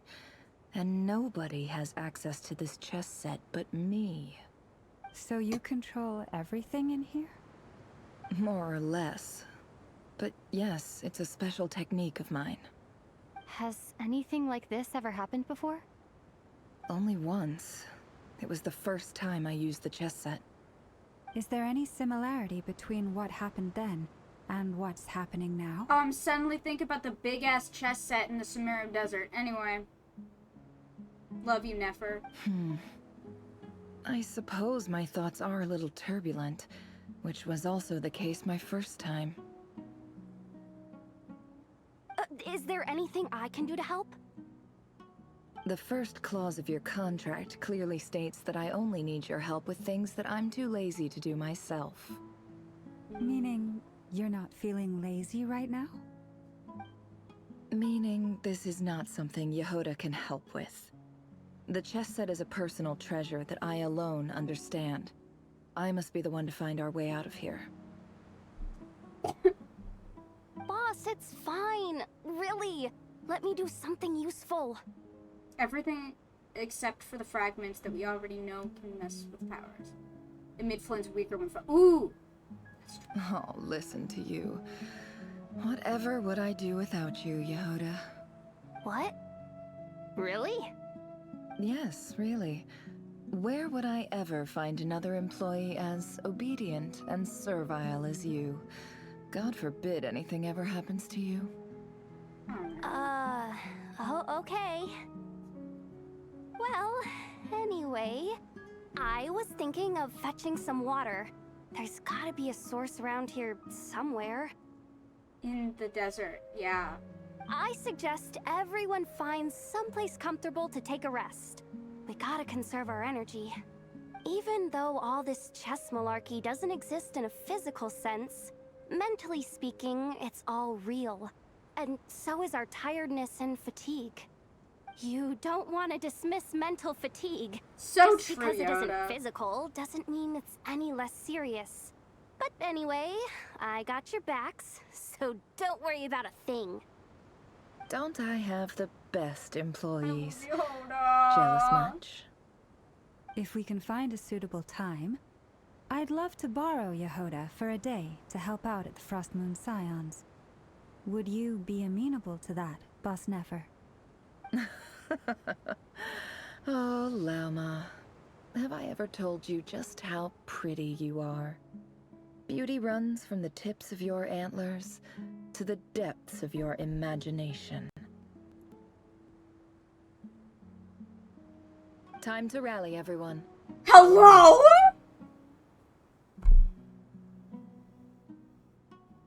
As we continue our journey, the same rules will apply.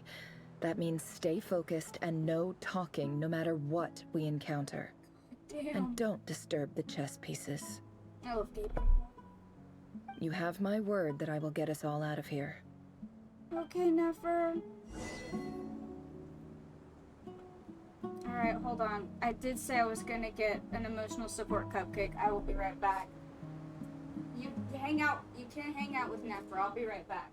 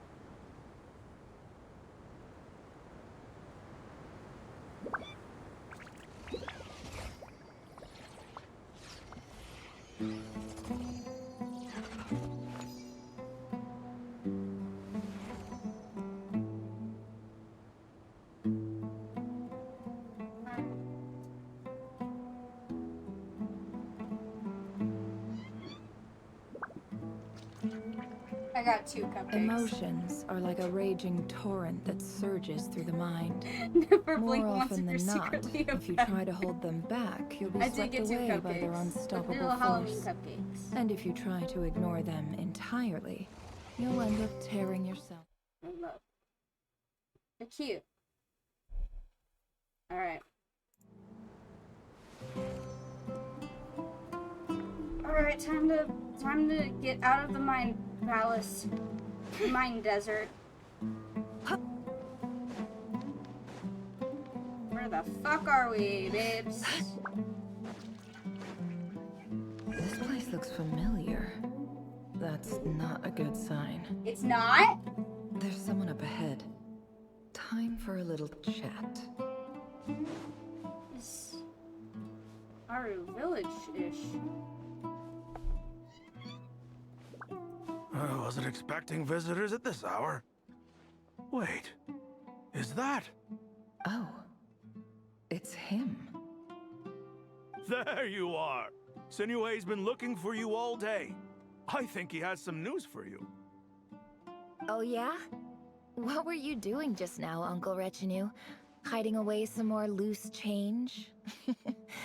I know I saw some Mora. What do you mean loose change? Oh, come on, I'm too old for this. Just pretend you saw nothing.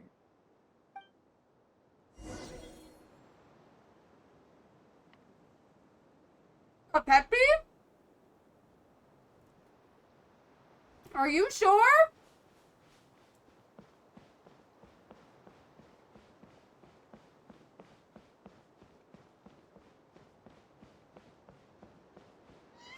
It's just getting worse. It's just getting worse and worse. Hey, Kiss. Mind telling me what Sinuhe's been up to recently? I'm trying to get in his good books and I need a way in. Damn, I want some cupcakes now. Here, you want this one? I got you. Oh yeah, they're like gluten-free funfetti ones. They're all rainbowy. And also Halloween. Get in his good books? Why? What do you want with my dad, Uncle Peppy? I've written a new song. I was hoping to showcase it at the next festival, but I'll need his approval. A new song, huh? I'd love to stay and listen, but unfortunately, Uncle Retinue says my dad's looking for me. Taste the rainbow, motherfucker. Well, there's plenty of time and I'm not going anywhere. See that pile of stones? I'll be sitting there warming up my vocal cords. Come find me when you're done. Pile of stones. Got it. Never young. So like, where am I going? I gotta go up?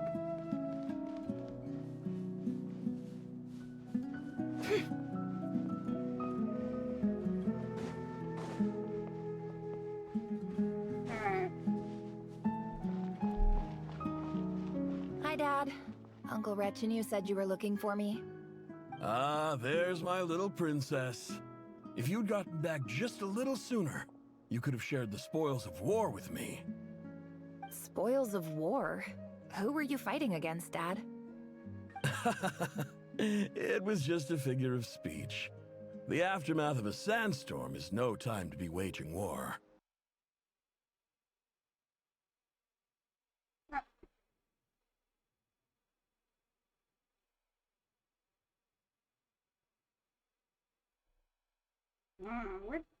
Hello, audio. Where'd you go? Where'd you go, babes? Where'd you go, babes? Where'd the audio go? Oh, excellent. Wouldn't be a Frankie stream without problems. What? Okay, hold on. What happened?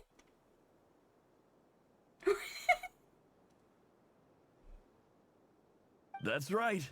Okay. I found a new one and brought back as much water as I could carry. It should last us for a good while. If it wasn't for these blasted sandstorms, our wells wouldn't be caving in. And you wouldn't be spending all your time out searching for new water sources. Frankie's iPad said, nah, we're done. As the chief of our tribe, I'm supposed to be leading us out of hardship and poverty, onto better things. You know how prosperous our ancestors were. I've told you all the stories. And look at us now, squeezed into these hovels. No one would choose this, if it wasn't for the endless wars over the years. But things are looking up.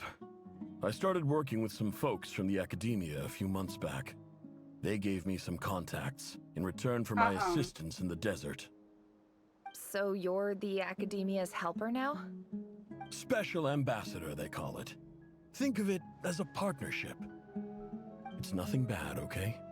We've been isolated here in the desert for too long. Seeking opportunities elsewhere is the best thing for us, and the fastest way to progress. So, do you get anything good out of being a special ambassador? Of course.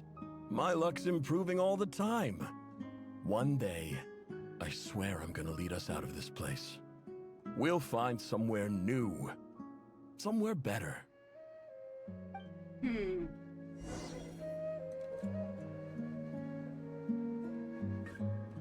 don't like it. I don't like it. Okay, wait, where am I going?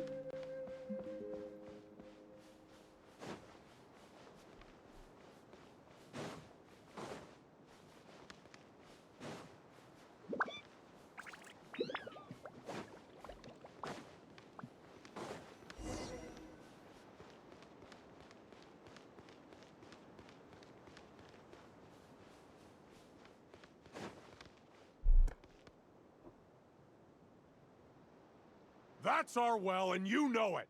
You stole from us. Well, you've gone from chief to thief, and now you have to face the consequences. Did you really think you could take our water without permission and get away with it? You're either brave, stupid, or both. And that special ambassador act? Yeah, nice try. We spoke to the academia. They said it was all news to them. You're a liar and a cheat!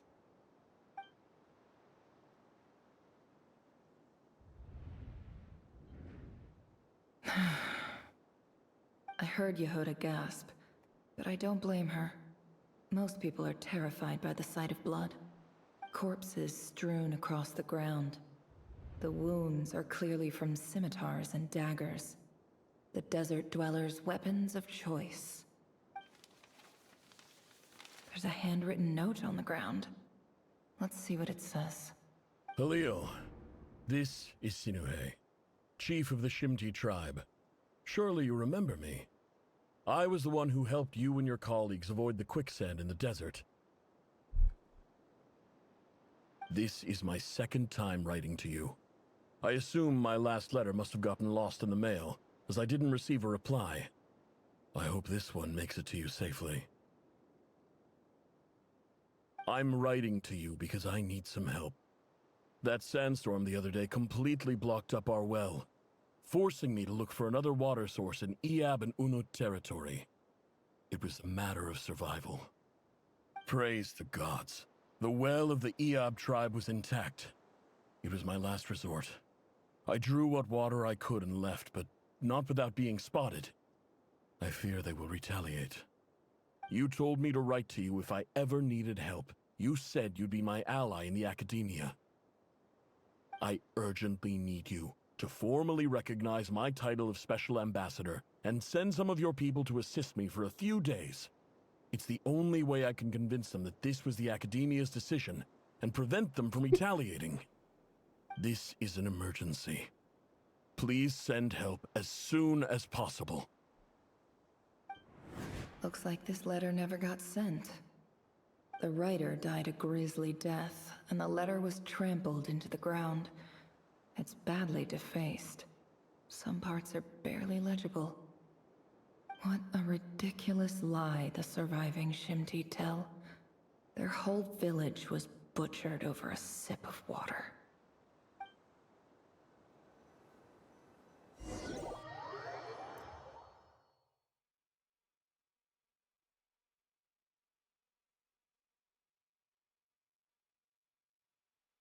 Ah, officer.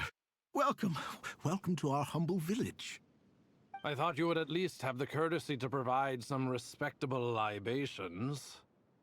This is the finest wine Aru village has to offer. I promise.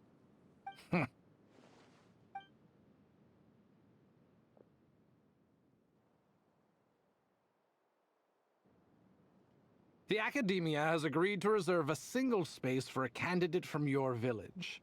But I remain skeptical of this entire endeavor. I highly doubt anyone in this desert possesses serious academic potential. This Archon quest alone has more corpses than the entire sum of Archon quests we've had so far, I'd guess. Sounds about right, yeah. Please, have faith. If not in us, then in our god. The child we found shows great promise. I beg you, take her away from this place. Give her a chance. Don't let her talent go to waste. Oh, yeah. I don't recognize her. But we don't see it. New arrival? Most of them. She showed up here a few days ago, and we took her in. She's a really bright kid. Please help. I'm begging you. So, where are you from? Nowhere special. Just a sand dune. What about the rest of your family? How many of you are there? Just the one. It's only you? Correct.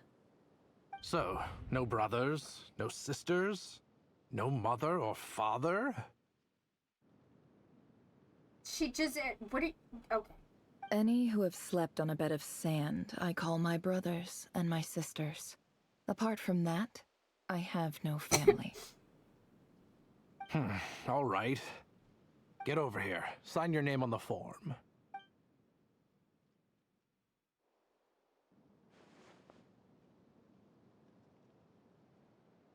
Never? You're rather fair-skinned for a desert dweller.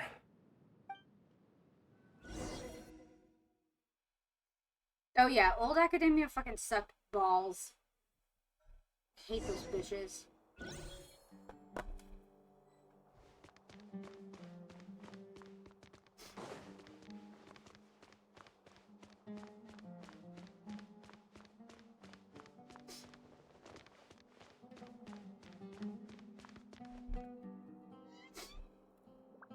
Nefer, this term's assignments have been issued already. Please read through the materials thoroughly, conduct your own additional research, and then write an essay on the topic. Yes, Professor, I'm aware. I just had a couple more questions I wanted to get your perspective on. Oh? Please ask away. Well, I saw the other students' problem sheets, and I couldn't help but notice that my assignment is much easier than theirs. Do you really think I'm a weak student?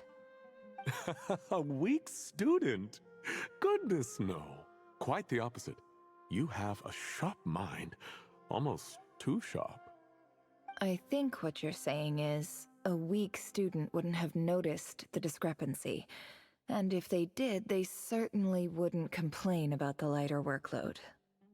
You see, sharp as they come. You see things the way they are.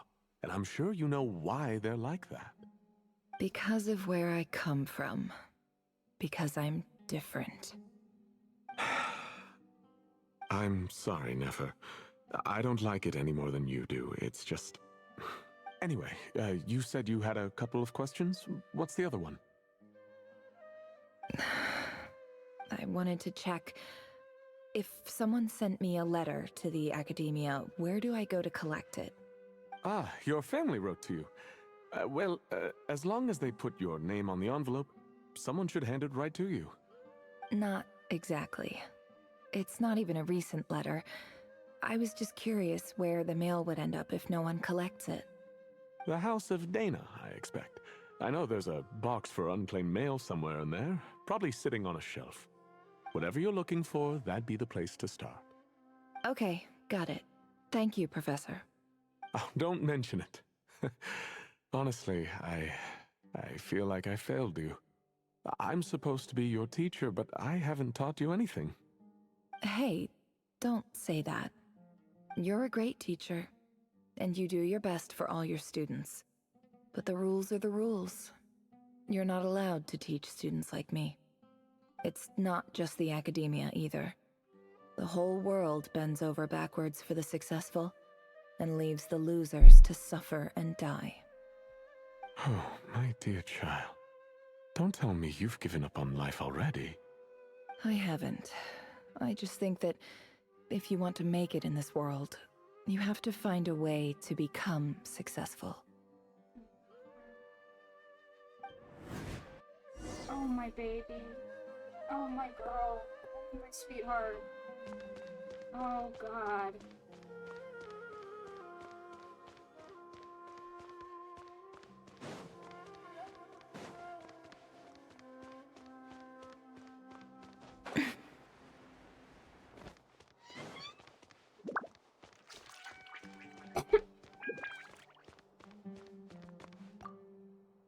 This must be it. A big cardboard box full of unclaimed mail. And probably some letters that ended up here by mistake, too. Let's take a look.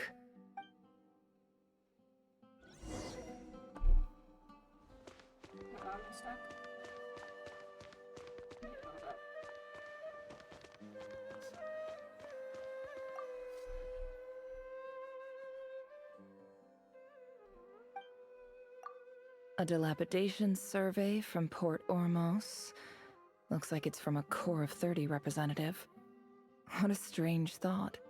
A bunch of mercs losing sleep over rundown buildings. This one was never even opened. I guess the recipient didn't care what the Core of 30 had to say about anything. Who was it addressed to? I don't recognize the name, but it must have been a Ksharawar professor. This one is addressed to the Immorta Sage. The title is Changes Observed in Satyavada Life Symptoms. Why do all these letters read like full-blown dissertations? Guided by the incense, we became lost somewhere in the forest. All the barriers between levels of consciousness disappeared as our minds soared around in circles, looking for a branch to seek refuge on. In clinical terms, these symptoms fit the description of incense poisoning. The Immorta Darshan strictly prohibits the use of hallucinogenic substances, but I believe there are still people getting away with it. For example, my neighbor who always breaks out into song and dance after using incense. This seems like something the academia would want to know about. Why wasn't it collected? Wait, what's this written on the back? It's so small. The note says, "The sender authored this letter while under the influence of mushrooms. I would send it back, but no return address was provided. Stamped by the Grand Conservator of the House of Dana." Alright. Alright. Fair enough. This next one is addressed to Grand Sage Azar. A few words of protest regarding recent changes in Sumeru's educational policy. In recent years, the academia has taken on a small number of students from the desert region, as per the policy to this effect. However, it appears to me that these students have not, in fact, been provided with educational opportunities that are, in any meaningful sense, equal to those enjoyed by their peers. And of course this one didn't get collected. As well as receiving dumbed-down assignments and perfunctory tutoring, they do not even have full access to the Akasha system. Education is the fundamental purpose of this institution, which should go without saying in a nation whose founding virtues are knowledge and wisdom. I ask you, is the lip service we pay to the policy of education for desert students truly the standard of pedagogy to which the academia aspires? As Grand Sage, policy decisions are your prerogative, but do not forget your roots. You and I were once students too, as was everyone else in this institution. Sumeru was fucked up, bro. Yep. We forget. We forget how absolutely fucked the old academia was. I do hope you will give some serious attention to this matter. I encourage you to discuss issues like this with myself and others, and listen to some alternative opinions. Great letter. Shame it didn't get to where it needed to go. And that was intentional. And the sender is... Huh? Sage Cyrus of Spantamad. Wait, wasn't that... Was that... Yeah, Sino and Lisa's professor. Yeah. Oh! Cause Sino too. Sino went to the academia too. I didn't realize anyone else even knew how bad students like me have it in this place. Well, you're not the only student like you in this place. Damn. So this is where letters from the Sage of Spantamad end up? Nice one, Grand Sage. Really enlightened leadership. Whatever. This isn't what I came here for. Moving on. I'm not exactly holding out hope that a letter sent from the desert would even make it here. But if it did, where else would it end up if not in this box? A garbage can, probably. I can't believe how much discarded mail there is. Must have been years since someone last went through it all. And this is just one box. The whole House of Dana is boxes on shelves. I don't believe for 1 second that any human being has sat down and read through all the documents in this place. Who has that much free time on their hands? Wait, could this be it?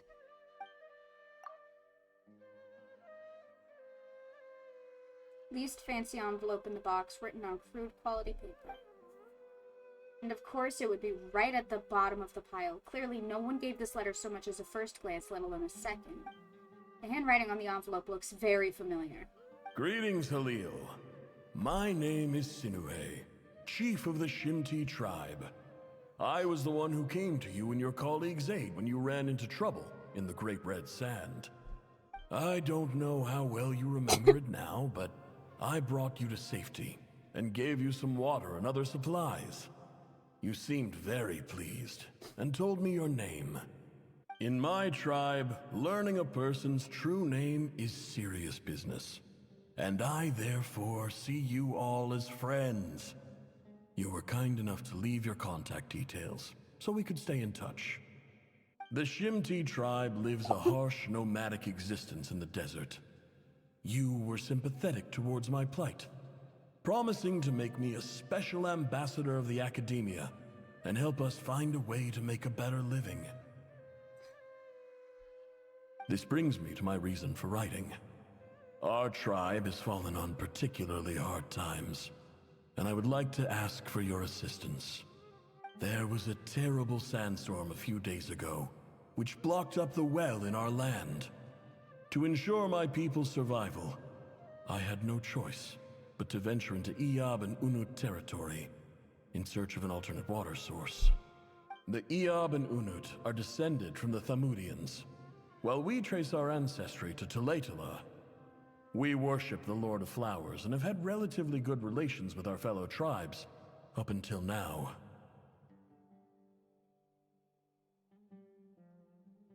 So Nephros people worshipped a moon maiden, and now she lives in NODKRAI. Crazy! I found a well belonging to the Eob tribe. They declined to help us, but I really had no other option. So I took some water to keep me and my tribe alive. My actions are certain to incur their wrath. When we met, you assured me that you would be my ally in the academia.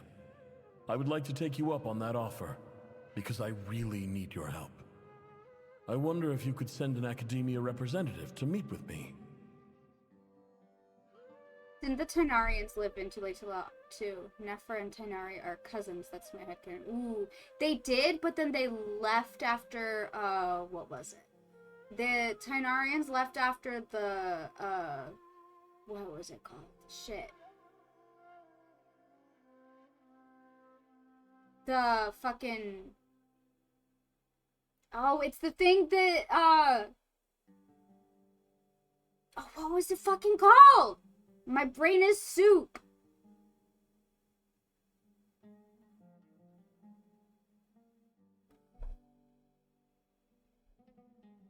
It's the thing from the second Sino quest. Because it moved locations, basically. The Tainarians did live there, but then, like, they moved locations. Temple of Silence, yes, yes, yes, yes, yes. I'm forgetting all of the names right now because, again, my brain is soup. I'm so sick. Oh, God.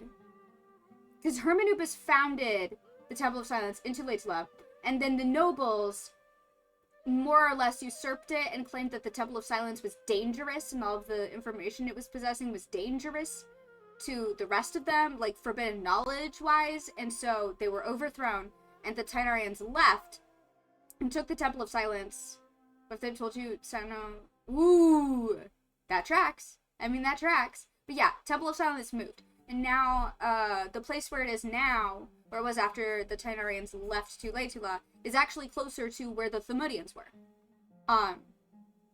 Interestingly. That aside, the last time you were here, you mentioned that the Academia had started accepting students from the desert. And I told you a little about my daughter, Nefer.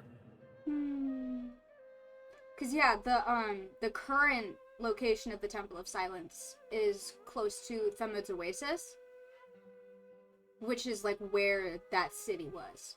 What was it called? Saleh. Saleh. We have next to no resources here in the desert, and my power and influence are limited. Would you consider enrolling my daughter at the Academia? She is a smart girl. I know she won't disappoint you. Oh. Oh yeah, I do have a question. How much longer is the Nefer story quest? How much do I have? How much do I have ahead of me? From the outset, the Academia never took you seriously. Those things they promised were just empty words. Okay, cool. I doubt they even remember the name Sinuhe. Because I'm gonna be honest, I'm not feeling great. So I'm probably gonna have to call it once I'm done with the Nefer story quest part, or like, once we hit a good stopping point. As soon as we hit a good stopping point, I'm probably gonna call it for today. I'm very sick still. And that's a reminder to me, mostly. Because I want to power through this shit, but also, I'm so ill. And you were so emphatic that your luck had finally changed for the better. You swore you'd lead us to a better place one day. You spoke with such conviction, like you were the most powerful chief in the whole desert. You can't enjoy the lore if your dead, so it's true. You liar. You lied about everything. You promised the world and delivered on none of it. And who fell for it? Just me, by the looks of it. Despite your best efforts. Which makes you a pathetic liar. You weren't even any good at it. I think I'll take over from here. Let me show you how it's done. You could become a better liar? Honestly, fair.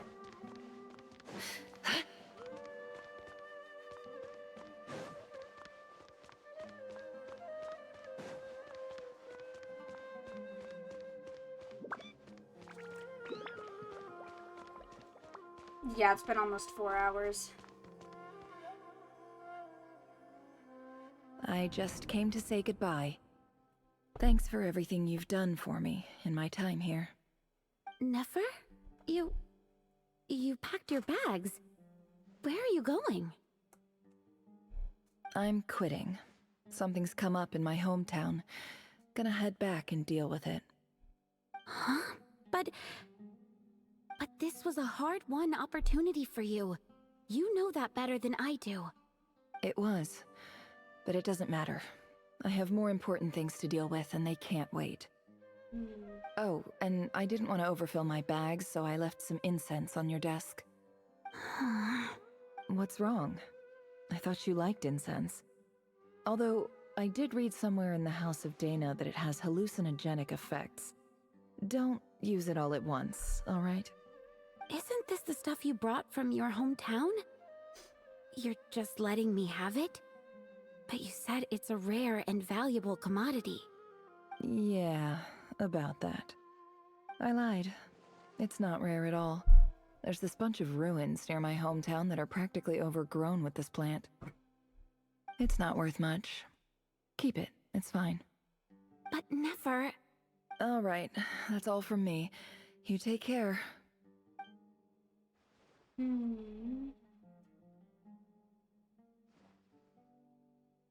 Don't forget me, okay? I mean, we're more than just classmates, right? We're friends. Yeah, I'll remember you. I lied again. That incense is worth a fortune, and it's a rare find even in those ruins. And as for remembering her, I have far too much to do when I get back. No time to reminisce. Oh, to have a college crush. I'll be lucky if I even make it through this alive. But either way, I expect I'll forget you pretty quickly.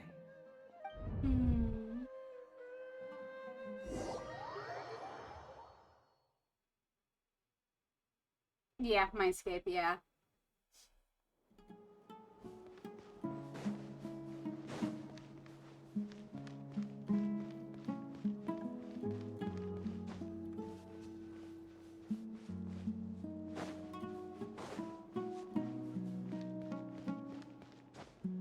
All right.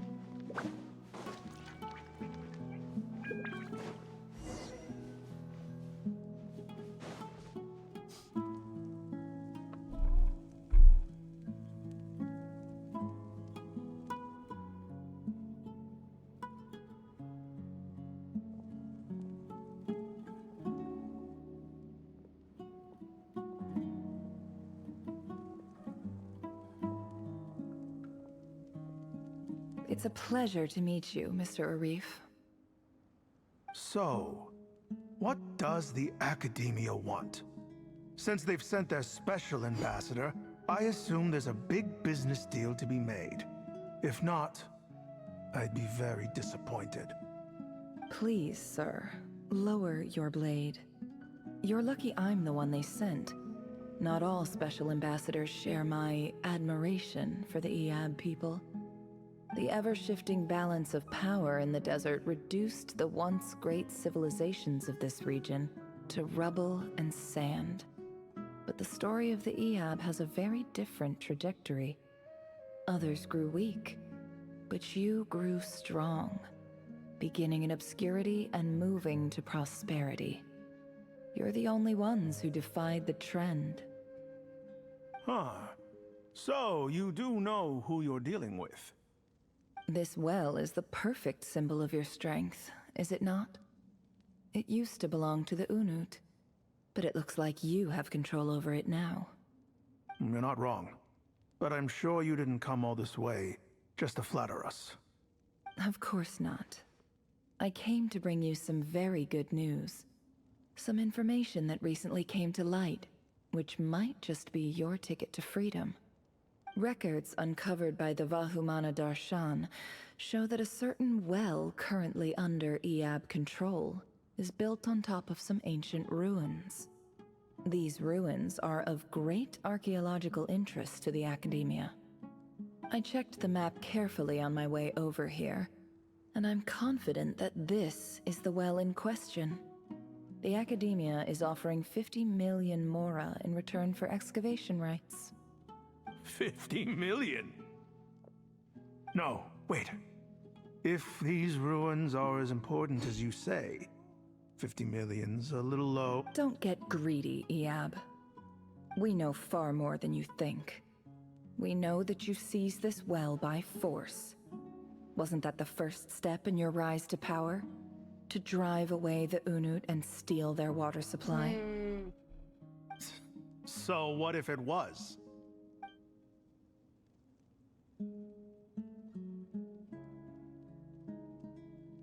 Don't worry.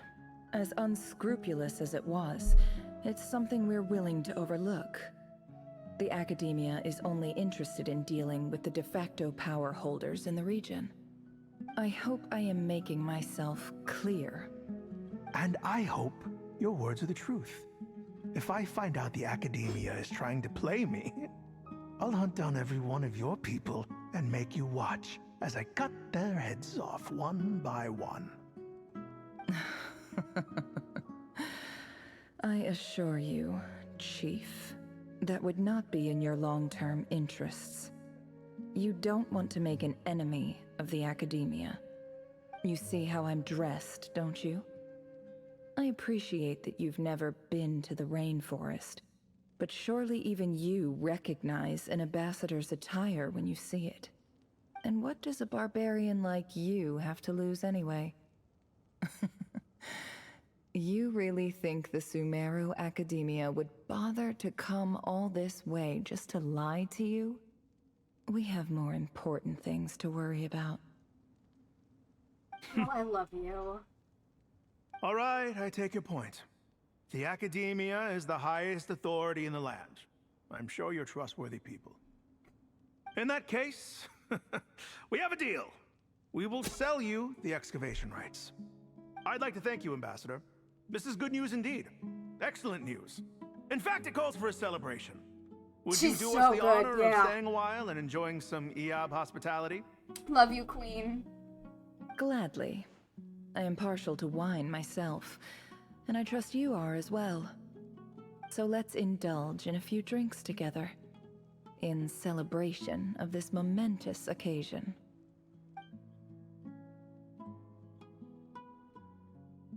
You have to find a way. Uh-oh. Chief! Chief, it's an emergency! It's the Unut. They've taken the well. What? Well, don't just stand there. Take it back. Yes, Chief. I have every confidence in the EOB's military superiority, and yet... Well, what is it? The Unut's response was alarmingly fast. The day after we reach a deal, they seize the well. This can't be a coincidence. Perhaps there is a traitor in your midst. Oh, this is good. I don't think so. I am obliged to remind you, Chief, that the Academia will only deal with the de facto power holders. If you cannot regain control over the well, who could it be? I'm afraid you won't see It's a mystery forever. We'll never know. No, please, Ambassador, just give me some time. I swear the Unut will not get away with this.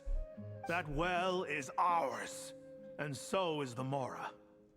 Glad to hear it. Fool, there is wait no here Mora. For an update. If there is a traitor, I will find them. In the meantime, make yourself at home. I'll report back as soon as I have an update. Much obliged. Oh my god. Girl, you are so... They're never... Wow. All it took was a few words and I've got him wrapped around my finger. What an amazing feeling. I know, right? Isn't lying fun? So, in summary, Ambassador, the Academia would rather negotiate with our tribe instead of the EOB, yes? The EOB are ruthless murderers who don't listen to reason. And now they have the gall to interfere in our research projects in the desert region. So let me ask you, Chief, if you were the Academia, what would you do?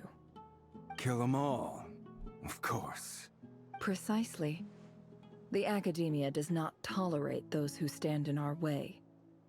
The EOB have held back our academic pursuits for too long, and our patience is wearing thin. Good. At the same time, there is simply no way that the Academia can be seen to be intervening in desert affairs. I'm sure you understand where I'm coming from. What a fun way to get revenge. Have your enemies fight each other. Yeah. We Yeah. have our own rules out here. If the rainforest dwellers raised arms against a desert tribe, you'd start a bloody war. Right. We can't confront them ourselves, but we can support their enemies. The Unut have always had strained relations with the EOB. which makes you our natural allies. Natural allies. Weren't the Eab your allies once? You were quick to send them after us to protect your interests back when we stole that water. And now look at you. You're at each other's throats. Let me be clear. The Academia wishes to collaborate with the legally recognized rulers of the desert in this matter. We are asking for excavation rights to that well, and our offer is 50 million mora. Say no more. I believe we have an understanding. Good. Then I suggest you get to work. Get us access to that well, and the mora's yours. You see, Dad? Lying is easy when you know how. People will believe anything. Mm-hmm. She's pretending to have the role her dad thought he had. Yep. Yep.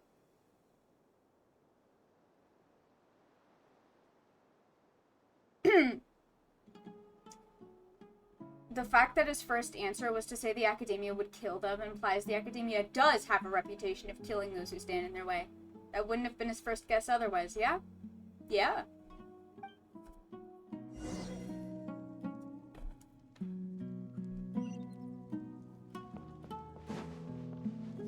Go. Girl, go.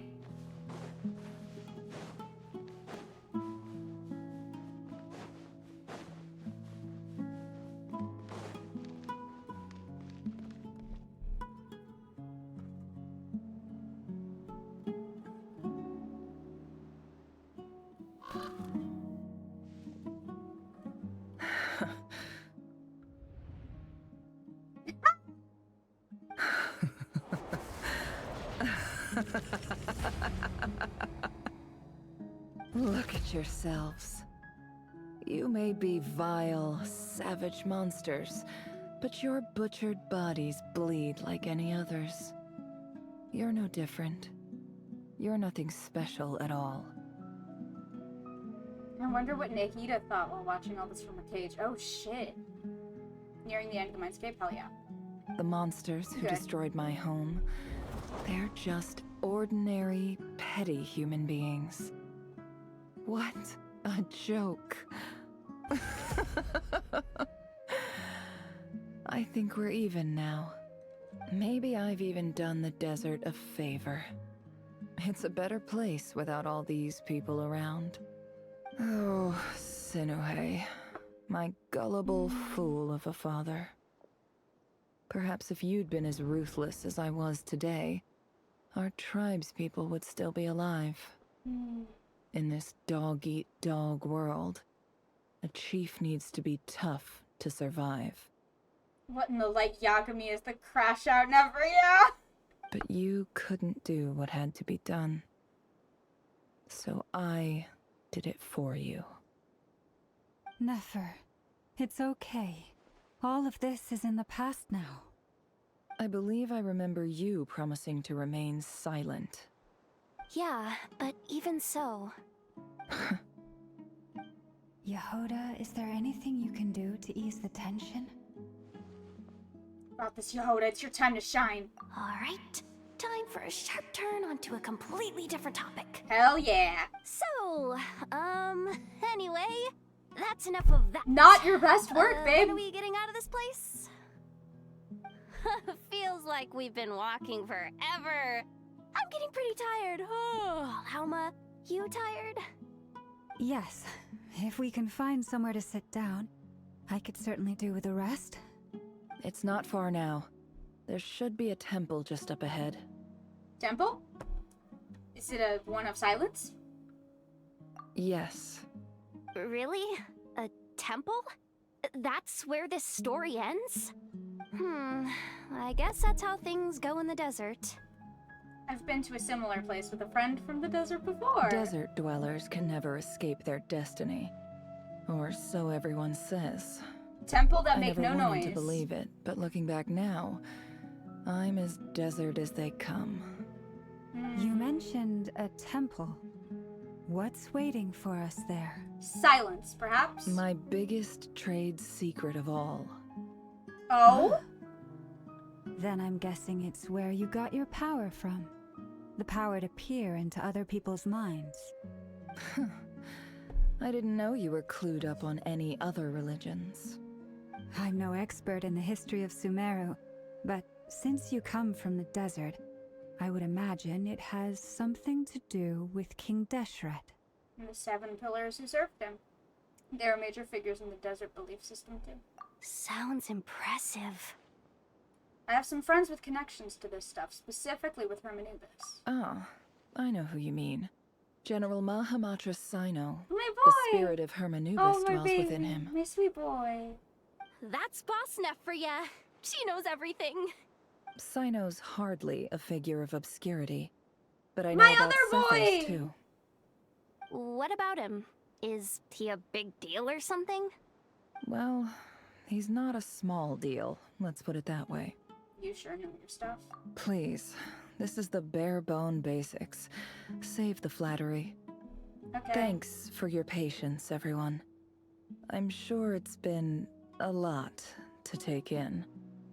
With any luck, that's our exit just up ahead.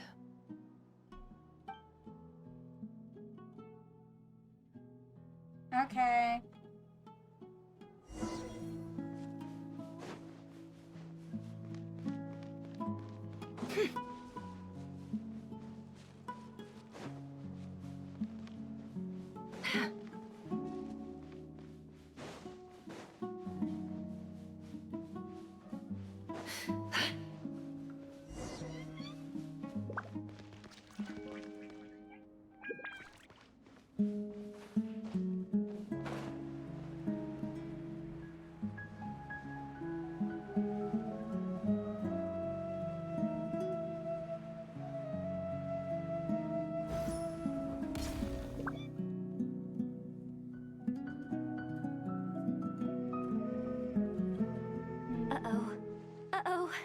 Uh-oh. I'm totally out of my depth here. I don't have anything to add about any of this stuff. Like, look at that statue, for instance. I want to do the whole name-dropping, this girl knows her stuff thing too, but I've never seen It's anything okay. like it before. A statue with the head of a bird. Looks like something out of King Deshret's mausoleum. That's Thoth, the Ibis King, one of the 7 pillars of King Deshret. The legends say that he, the Crocodile King, and the Goat King were the 3 retainers of King Deshret. Let's take a look. I remember this. Vaguely. Ooh.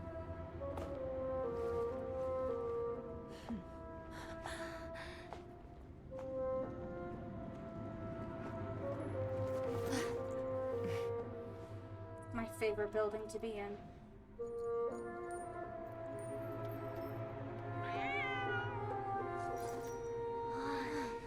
It's just Ashru. So, all is well?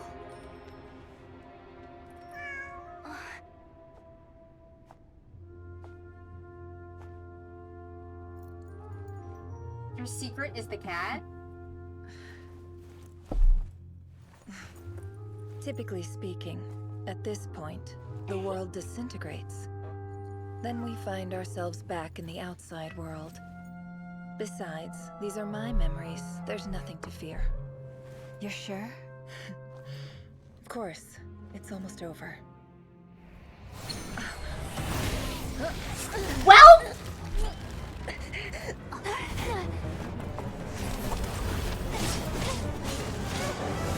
Shit!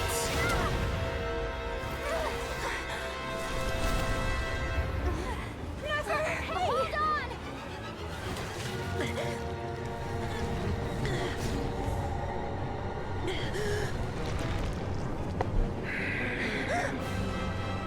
Knowing too much is always a death sentence. Speak for yourself.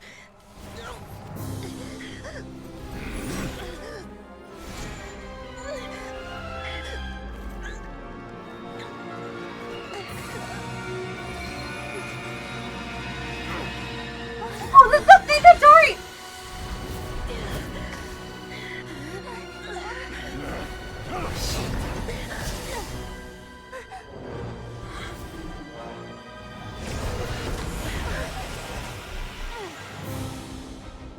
How repulsive.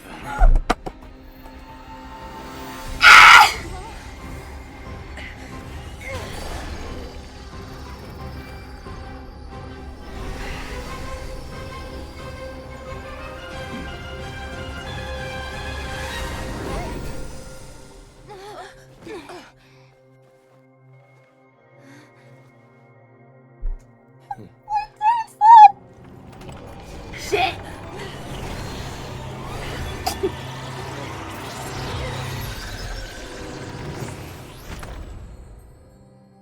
They boxed him?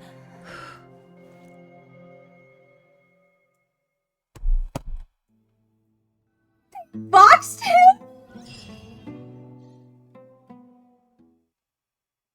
No fucking way. No fucking way they boxed him? Sit him in a box?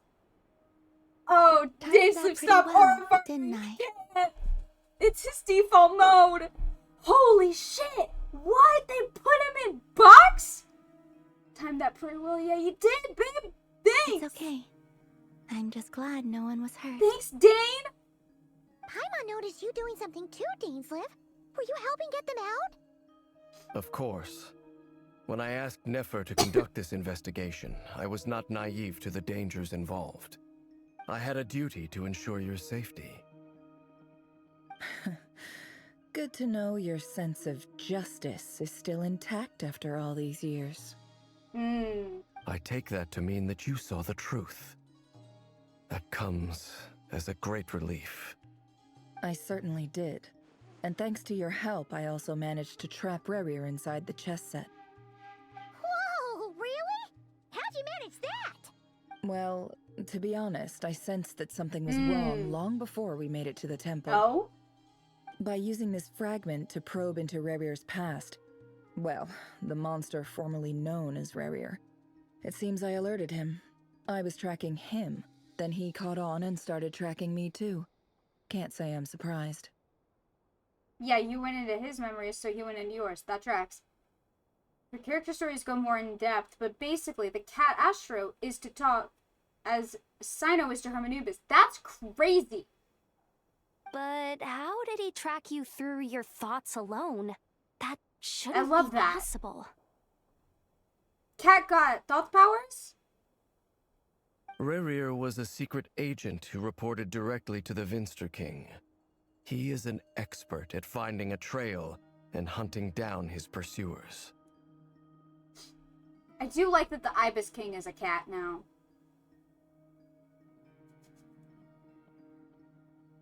That is funny to me. Box does too. Interesting. No wonder. Ibis King is a cat and a box now. He infiltrated the chess set, read my thoughts, and built a new virtual chess set inside of it. That's why we weren't able to leave at first. Speaking of your chess set, it's quite a remarkable item. Would I be right in thinking you have some connection to King Deshret? You overestimate me. I only have a connection with one of his underlings, the Ibis King. You all saw how this came to be. A long time ago, the Eab massacred my tribe, the Shimti, in our home village. A few years later, I enrolled in the academia, where some new information came to light. I forgot about Dane's affection for Deshret. Yeah, me and Dane are like this in the Deshret fan club. We started a fan club. The Unut and the Eab fought a bitter battle We're over co-presidents the rights of the to a Deshret well, fan club. all for the sake of a non-existent 50 million mora. The Eab ultimately won that confrontation, but their victory came at the cost of almost every warrior in the tribe. The final blow to the Eab came at the victory feast, when an Unut assassin beheaded their chief right before my eyes. The remaining Eab fled and have been scattered to the winds ever since. Hell yeah. Having gotten my revenge, I returned to my hometown, where to my surprise, the nearby temple was still standing. There it was, seemingly immune to the relentless hostility of the desert, while my tribal home lay in ruins. As I stood there gazing at the temple, I noticed a cat just outside. This cat, as it turned out, was home to the spirit of the Ibis King. He led me to a gate deep inside the temple, and there he made a deal with me. This chess set is my gift from the Ibis King. The chessboard within is made to the same specifications as the one in the mausoleum of King Deshret, and represents his power of piercing analysis. With this chessboard in its container, I gained a certain ability to perceive hidden secrets. Now, you could conclude that the Ibis King simply wanted to give the people of this world the power to seek the truth, but I don't believe that's the full story. Every god plays favorites. Their hearts are as fickle as any human's, full of secrets, perversions, egotistical tendencies. But precious few gods are willing to admit this. It is the same with all powerful forces, including fate itself. Their gaze falls preferentially upon a select few. As you rightly point out, this is an act of favoritism. If you're alluding to the Abyss, then yes, I agree. Gather the others. It's time to share everything I've learned.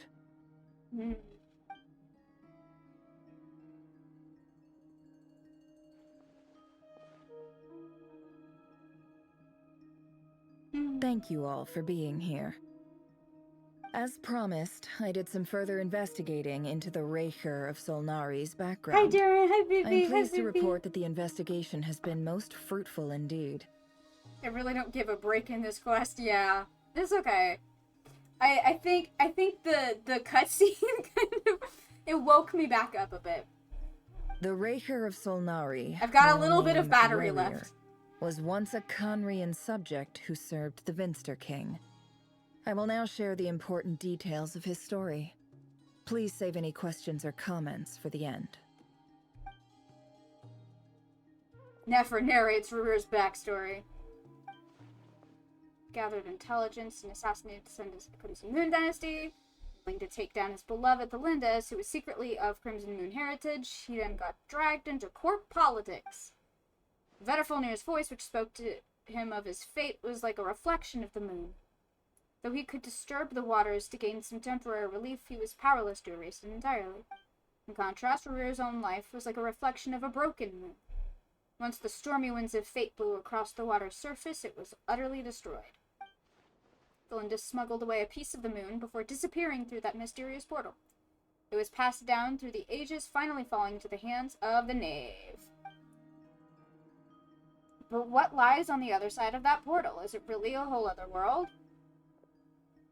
Thalindus never had the chance to share what she found there. Neither did Rarir, who followed her in. So that's why he's so obsessed with the moon. A tragic tale, to be sure. But it does not excuse his many transgressions. So true, Varka. So true. No matter how much Rarir suffered in the past, the fact remains that he is what we know today as the Wild Hunt, wreaking havoc upon innocent lives in NODKRAI. And also, he murdered, like, so many literal fucking children. Just so many innocent Conrians. Just so many. Just so many.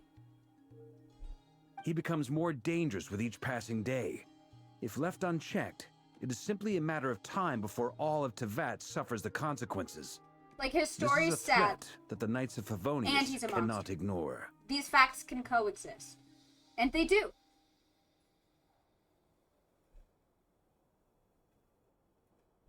A question for Miss Columbina. Forgive me if this is presumptuous, but have you ever seen the spatial gateway that appeared in Rarir's memory? Never. But I have heard stories of something called the Moon Gate, and this seems to fit the description. Miss Lauma, any thoughts on this? In the lore of the Frost Moon Scions, the moon is believed pitiful to yet hold evil man, many yeah. secrets. Some sources Lots speak of those. ancient knowledge, others of a gateway to the unknown. The term Moon Gate is one I have heard Moongate before. sounds like a scandal. But as is the case with all of our legends, there are no records of any first-hand witnesses. We cannot know whether it truly exists. Moongate sounds like a fucking scandal about a moon politician.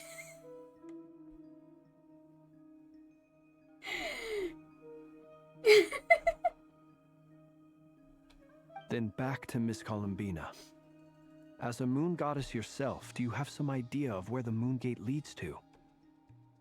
Not at this stage, sorry. Do you know any details about I do hold the Moongate? power of the Frost Moon, and my strength is recovering well. I can sense that the gate would open at my command, but...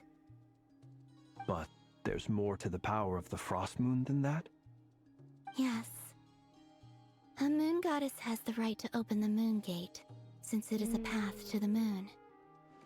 But as never mentioned, holding open a spatial gateway takes a huge amount of power.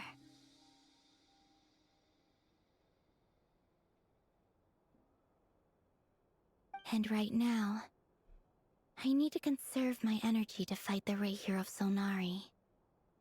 I'm afraid this is one mystery we may have to leave unsolved for now.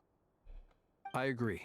Not Better an to save your unsolved strength. mystery, and But if you'll humor NODKRAI. me for a moment, I have a bold conjecture of my own regarding the world beyond the gateway. Oh? I highly suspect that neither Tholindis nor Rarir made it through unscathed. The evidence pointing to this is the fact that the Rahier of Solnari exists in the form of countless fragments. With the abyssal power this he what cutted wields, him up? no ordinary foe can touch him, let alone tear him to shreds. And yet, the wild hunt proliferates wherever his scattered fragments lie, drawing hordes of monsters to many different locations across the land. So your theory is that Rarir was physically torn to shreds by some powerful force? Hence, why the Wild Hunt is a distributed phenomenon, rather than a unified one? Makes sense to me. Explains why the Wild Hunt is so pervasive, and why he's been trying to piece himself back together. He was whole to begin with, and he wants to be whole again. But once again, he had access to the fragment of his heart, and he gave it up. He didn't fucking want it. And that's gonna get me forever, I think. That is... Flint just fucking had a fragment of him. And he didn't fucking want it.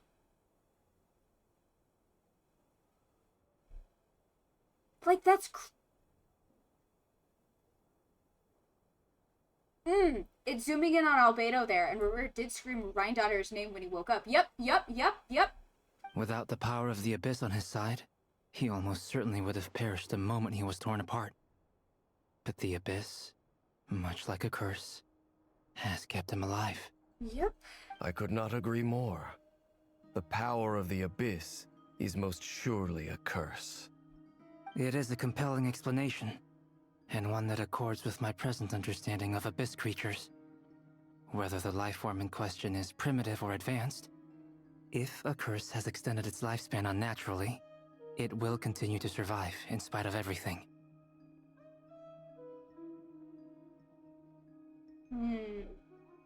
This raises some interesting questions.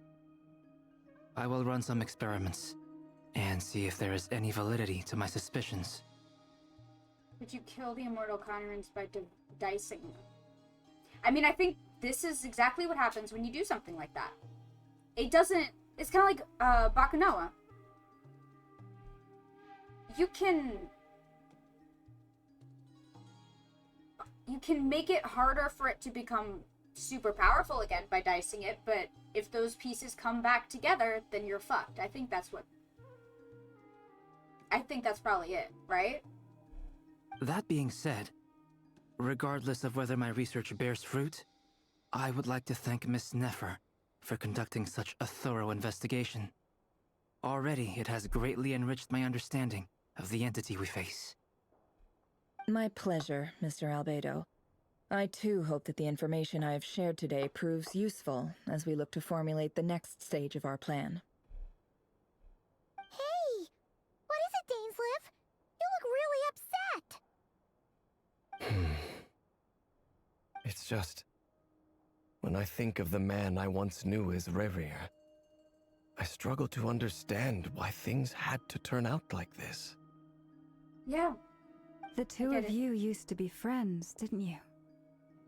I don't know if these words will bring any comfort, but my heart goes out to you. Mine too. We can never know all the hows and whys of the way things are. The moon and stars are full of untold secrets and lies, and the skies are host to many more mysteries than these alone. Yet, none of that can begin to compare with the complexity of human life. Those are the first comforting words I've heard in a long time. I'm gonna be sick. Thank you, both. Dainsleif, I thank fucking God that you're talking to other people now. I'm so fucking glad my boy is socializing. Oh, thank fucking Christ. 'Cause yeah. Life is messy and complicated and hard, but you don't have to do it by yourself, and we love you so much. Well, I think this is a good place to end today's meeting. I'm sure Nefer needs some time to recover. Me too. She's been through an awful lot today. Me too. That's very thoughtful of you, Llama. Of course. Just fucking kiss already, god damn it. Sounds good to me. Take some time to rest and digest before we reconvene to nail down a plan. I need to hold him in my arms so gently. I love him so much. I love him so much. He's so special. Paimon meeting. Hey, is this a bad time? Hope I didn't kill the conversation. No, you're fine. You're good. What's up? After this part, you should get a pause someday. Oh, I'm not coming in, though. Oh, okay. What's up? Why not? It's just a hotel room. If it's all the same, I'll just stay out here. I might not look the part, but I'm technically a knight.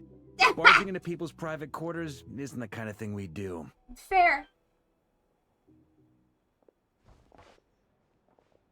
So, what's up, Uncle Varka? Anyway, Nefer went back to the curatorium to get some rest. But before she left, she shared some things with me that I thought you should be aware of. If he plays either, he doesn't act awkward about the room. Stupid. Firstly, although she managed to trap the Raker of Solnari inside her chess set, there's no guarantee that the power of the Ibis King is any match for one of the 5 sinners. Their powers are beyond our comprehension. It's only a matter of time before he finds a way to break out. We have to come up with a plan and take care of him before that happens. Honestly, Paimon figured that might be the case. So, how long have we got? I love how Varka's laugh is the same as it was in the letter he wrote that Mika reads us. Well, I asked her that same question. She talked for a long time, but for the most part, it seemed like she was trying to convince me how precious her chess set is, and what a long and storied history it has. It felt like some kind of sales pitch, you know? The kind where you end up handing over Mora against your will? Anyway, after all that, she finally answered the question. 2 days, at most. 2 days? Holy moly! Can we even recruit enough help in that time? Oh, jeez. That remains to be seen. Which brings me to the second issue. Dainsleif is obviously conflicted about this whole thing. But given how little time we have, there's no way we can pull this off without his help. I mean, he's conflicted, but also he does have, like, a major grudge against the sinners. I'm not super concerned about his involvement. He'll get it together. I believe in Dainsleif. In this. In this more than anything else, I believe in Dainsleif. You have some history with him, right? Do you think maybe you could talk to him for us? Yeah! Great. I appreciate it. He's my beloved angel. Didn't we say he was stronger than all of NODKRAI? Yep. Dane, Dern, and Albedo coming and coach, yeah. Alright, on to item 3. So, Albedo, Dern, and I put our heads together and came up with a plan. Can't promise it's gonna work yet, but at least it's a start. We figured we'd bounce the idea off you first. We'll explore it further once everyone's recovered. Okay, what's up? Oh, Paimon's dying to hear this. All right, so here's what we're thinking.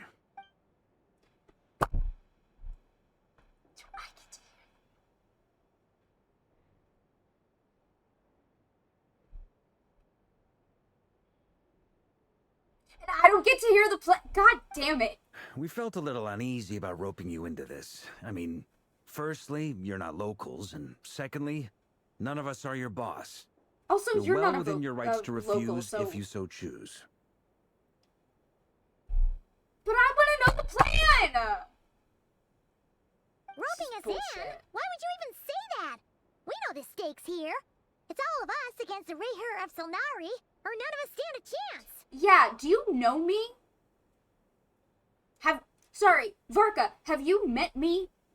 I get involved in everything, and you think I'm gonna tap out for the Rayher fight? Nah, man. Have you met me? Have you heard a single thing about me? Nice try, dude. I choose my words very intentionally, I'll have you know. I like to think there's an art to striking a down-to-earth tone even when the stakes are through the roof. Nefer's safety in the future quest makes me anxious because... Oh god, because what?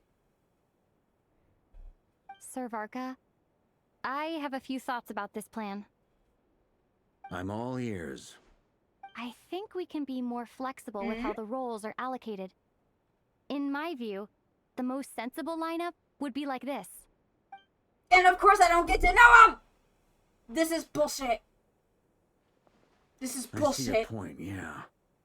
But if that's how we're going to approach this, you'd better make sure you're ready. I'm so mad. I'm so mad. They have to tell me. To be clear, I don't doubt your abilities. Far from it. I just want to make sure. Are you really willing to take all this on? I want to do everything within my power. The Rayher of Solnari is a truly fearsome opponent, and if I do my part, it'll greatly reduce the risk for everyone else involved. Well, that tracks with what I've heard. Jean's mentioned in her letters that you're so diligent it's almost abnormal.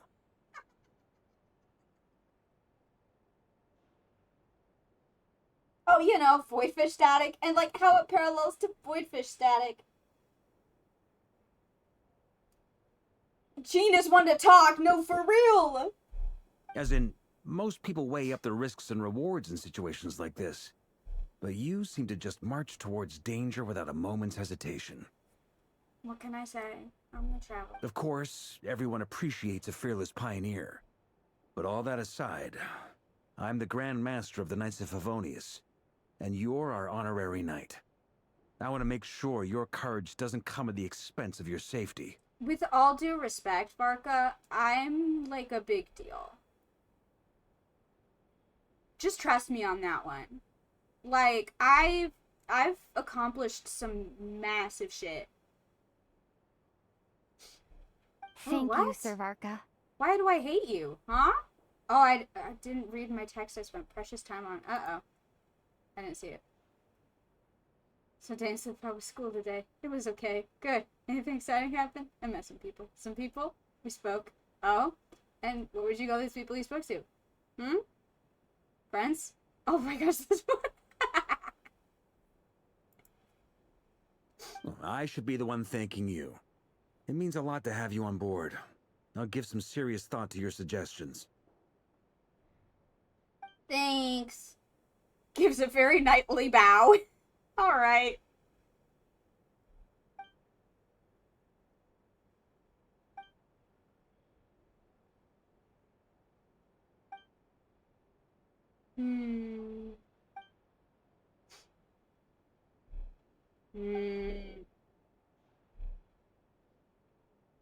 Oh no.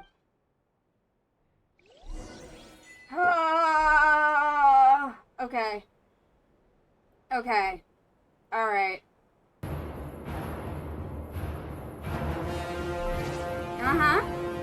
That's how I feel.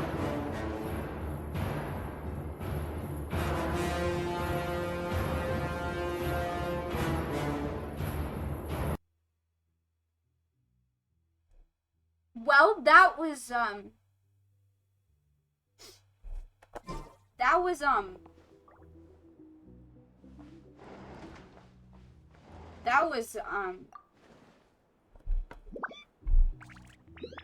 next time, big fight? Big fight next time? I'm gonna try and stream tomorrow. Okay? Around probably the same time as today. I have a question. What's up? We're gonna wrap up for today because my head is starting to hurt. I've been upright for too much. Do you have like an hour of energy? Absolutely, I do not. Catch me tomorrow around the same time. Solnari Sunday. We'll do this again tomorrow, and we'll see how much I can get through. But again, there will be a time cutoff because I do work on Monday. But fuck. That's what I have to say about all of that. Is fuck. That was a lot. I've been saying that every time. Every time.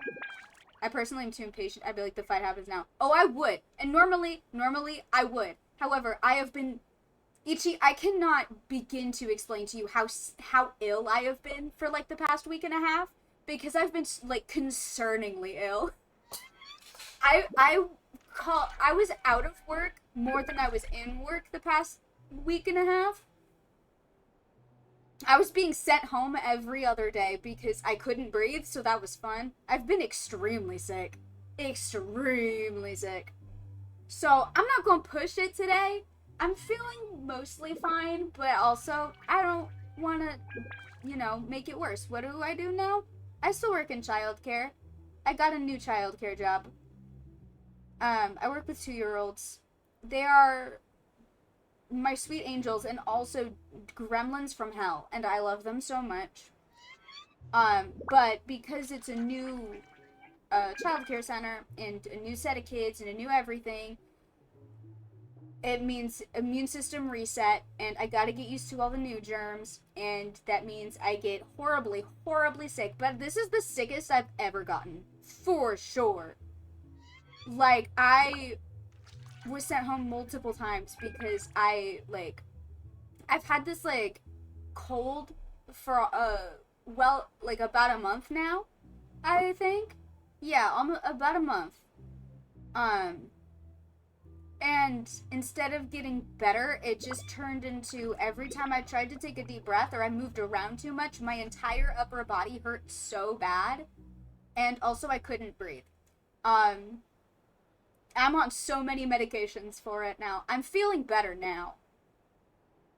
But I'm on so many medications. And also, I was told to stop taking my Adderall while I'm on it because Adderall and other medications that I had been taking increase your heart rate, and that was apparently making my symptoms worse. So not only am I ill and on so many, like, what have I got? I've got Mucinex DM, I've got an antibiotic, I've got a steroid, I've got an inhaler, like, I've got so many things going on.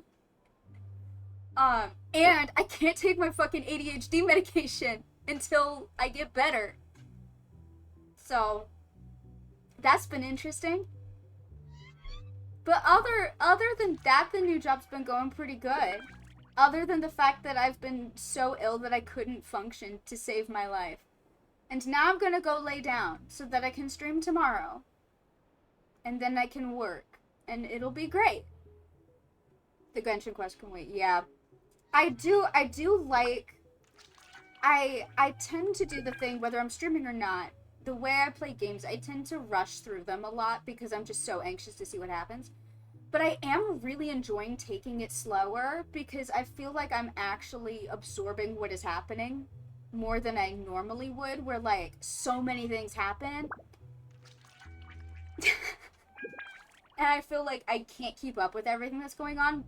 And to be fair, I I don't think I could speed through these if I try. I think my brain would fucking explode. Because even as I'm taking it, like, chunk by chunk, so much is happening in these chunks that I can't wrap my brain around it.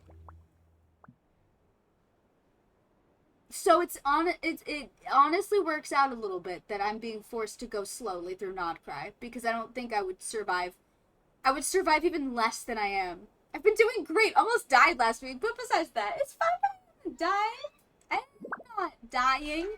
I just couldn't breathe, and my chest hurt really bad, and it was kind of scary.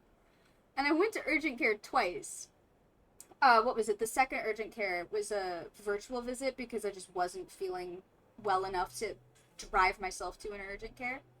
And the doctor did tell me that she couldn't diagnose it unless I was there in person, so she could listen to my heart and lungs or maybe do a chest x-ray, but I might have walking pneumonia, and I was like, cool. But, like, I'm not dead, so it's fine. Riki's been having some dangerous days. I have been, yeah. But, like, it's all good now. For real. I'm not being dramatic. It was terrifying, but I'm better now. The curse of childcare, no, literally. Oh no, hi, Eric. I'm landing stream as we speak. Oh no. Oh my god, alright. Yeah, I'm gonna go because I have more meds to take. Such a great time. Hell yeah, I love that for you. I'm glad somebody's been having a good time. I just got done telling the story of how horribly ill I've been for the past, like, 2 weeks. I'm glad somebody had a good October. Although you know, it is the childcare curse. Alright, I'm gonna call it a night. Good night, everybody. Have fun. Be safe. Make good choices. Don't ingest poison in any way, shape, or form. I'll know if you do, and I'll be so upset. And yeah, I'm gonna try and stream tomorrow around the same time. 2 p.m. Mountain Standard. Wait, what time tomorrow? Yeah, 2 p.m. Mountain Standard. Around the same time that today's stream started. And we'll probably end around the same time as we're ending right now. Simply because, yeah, I do work on Monday. But yeah, thanks for hanging out, and I'll see you tomorrow!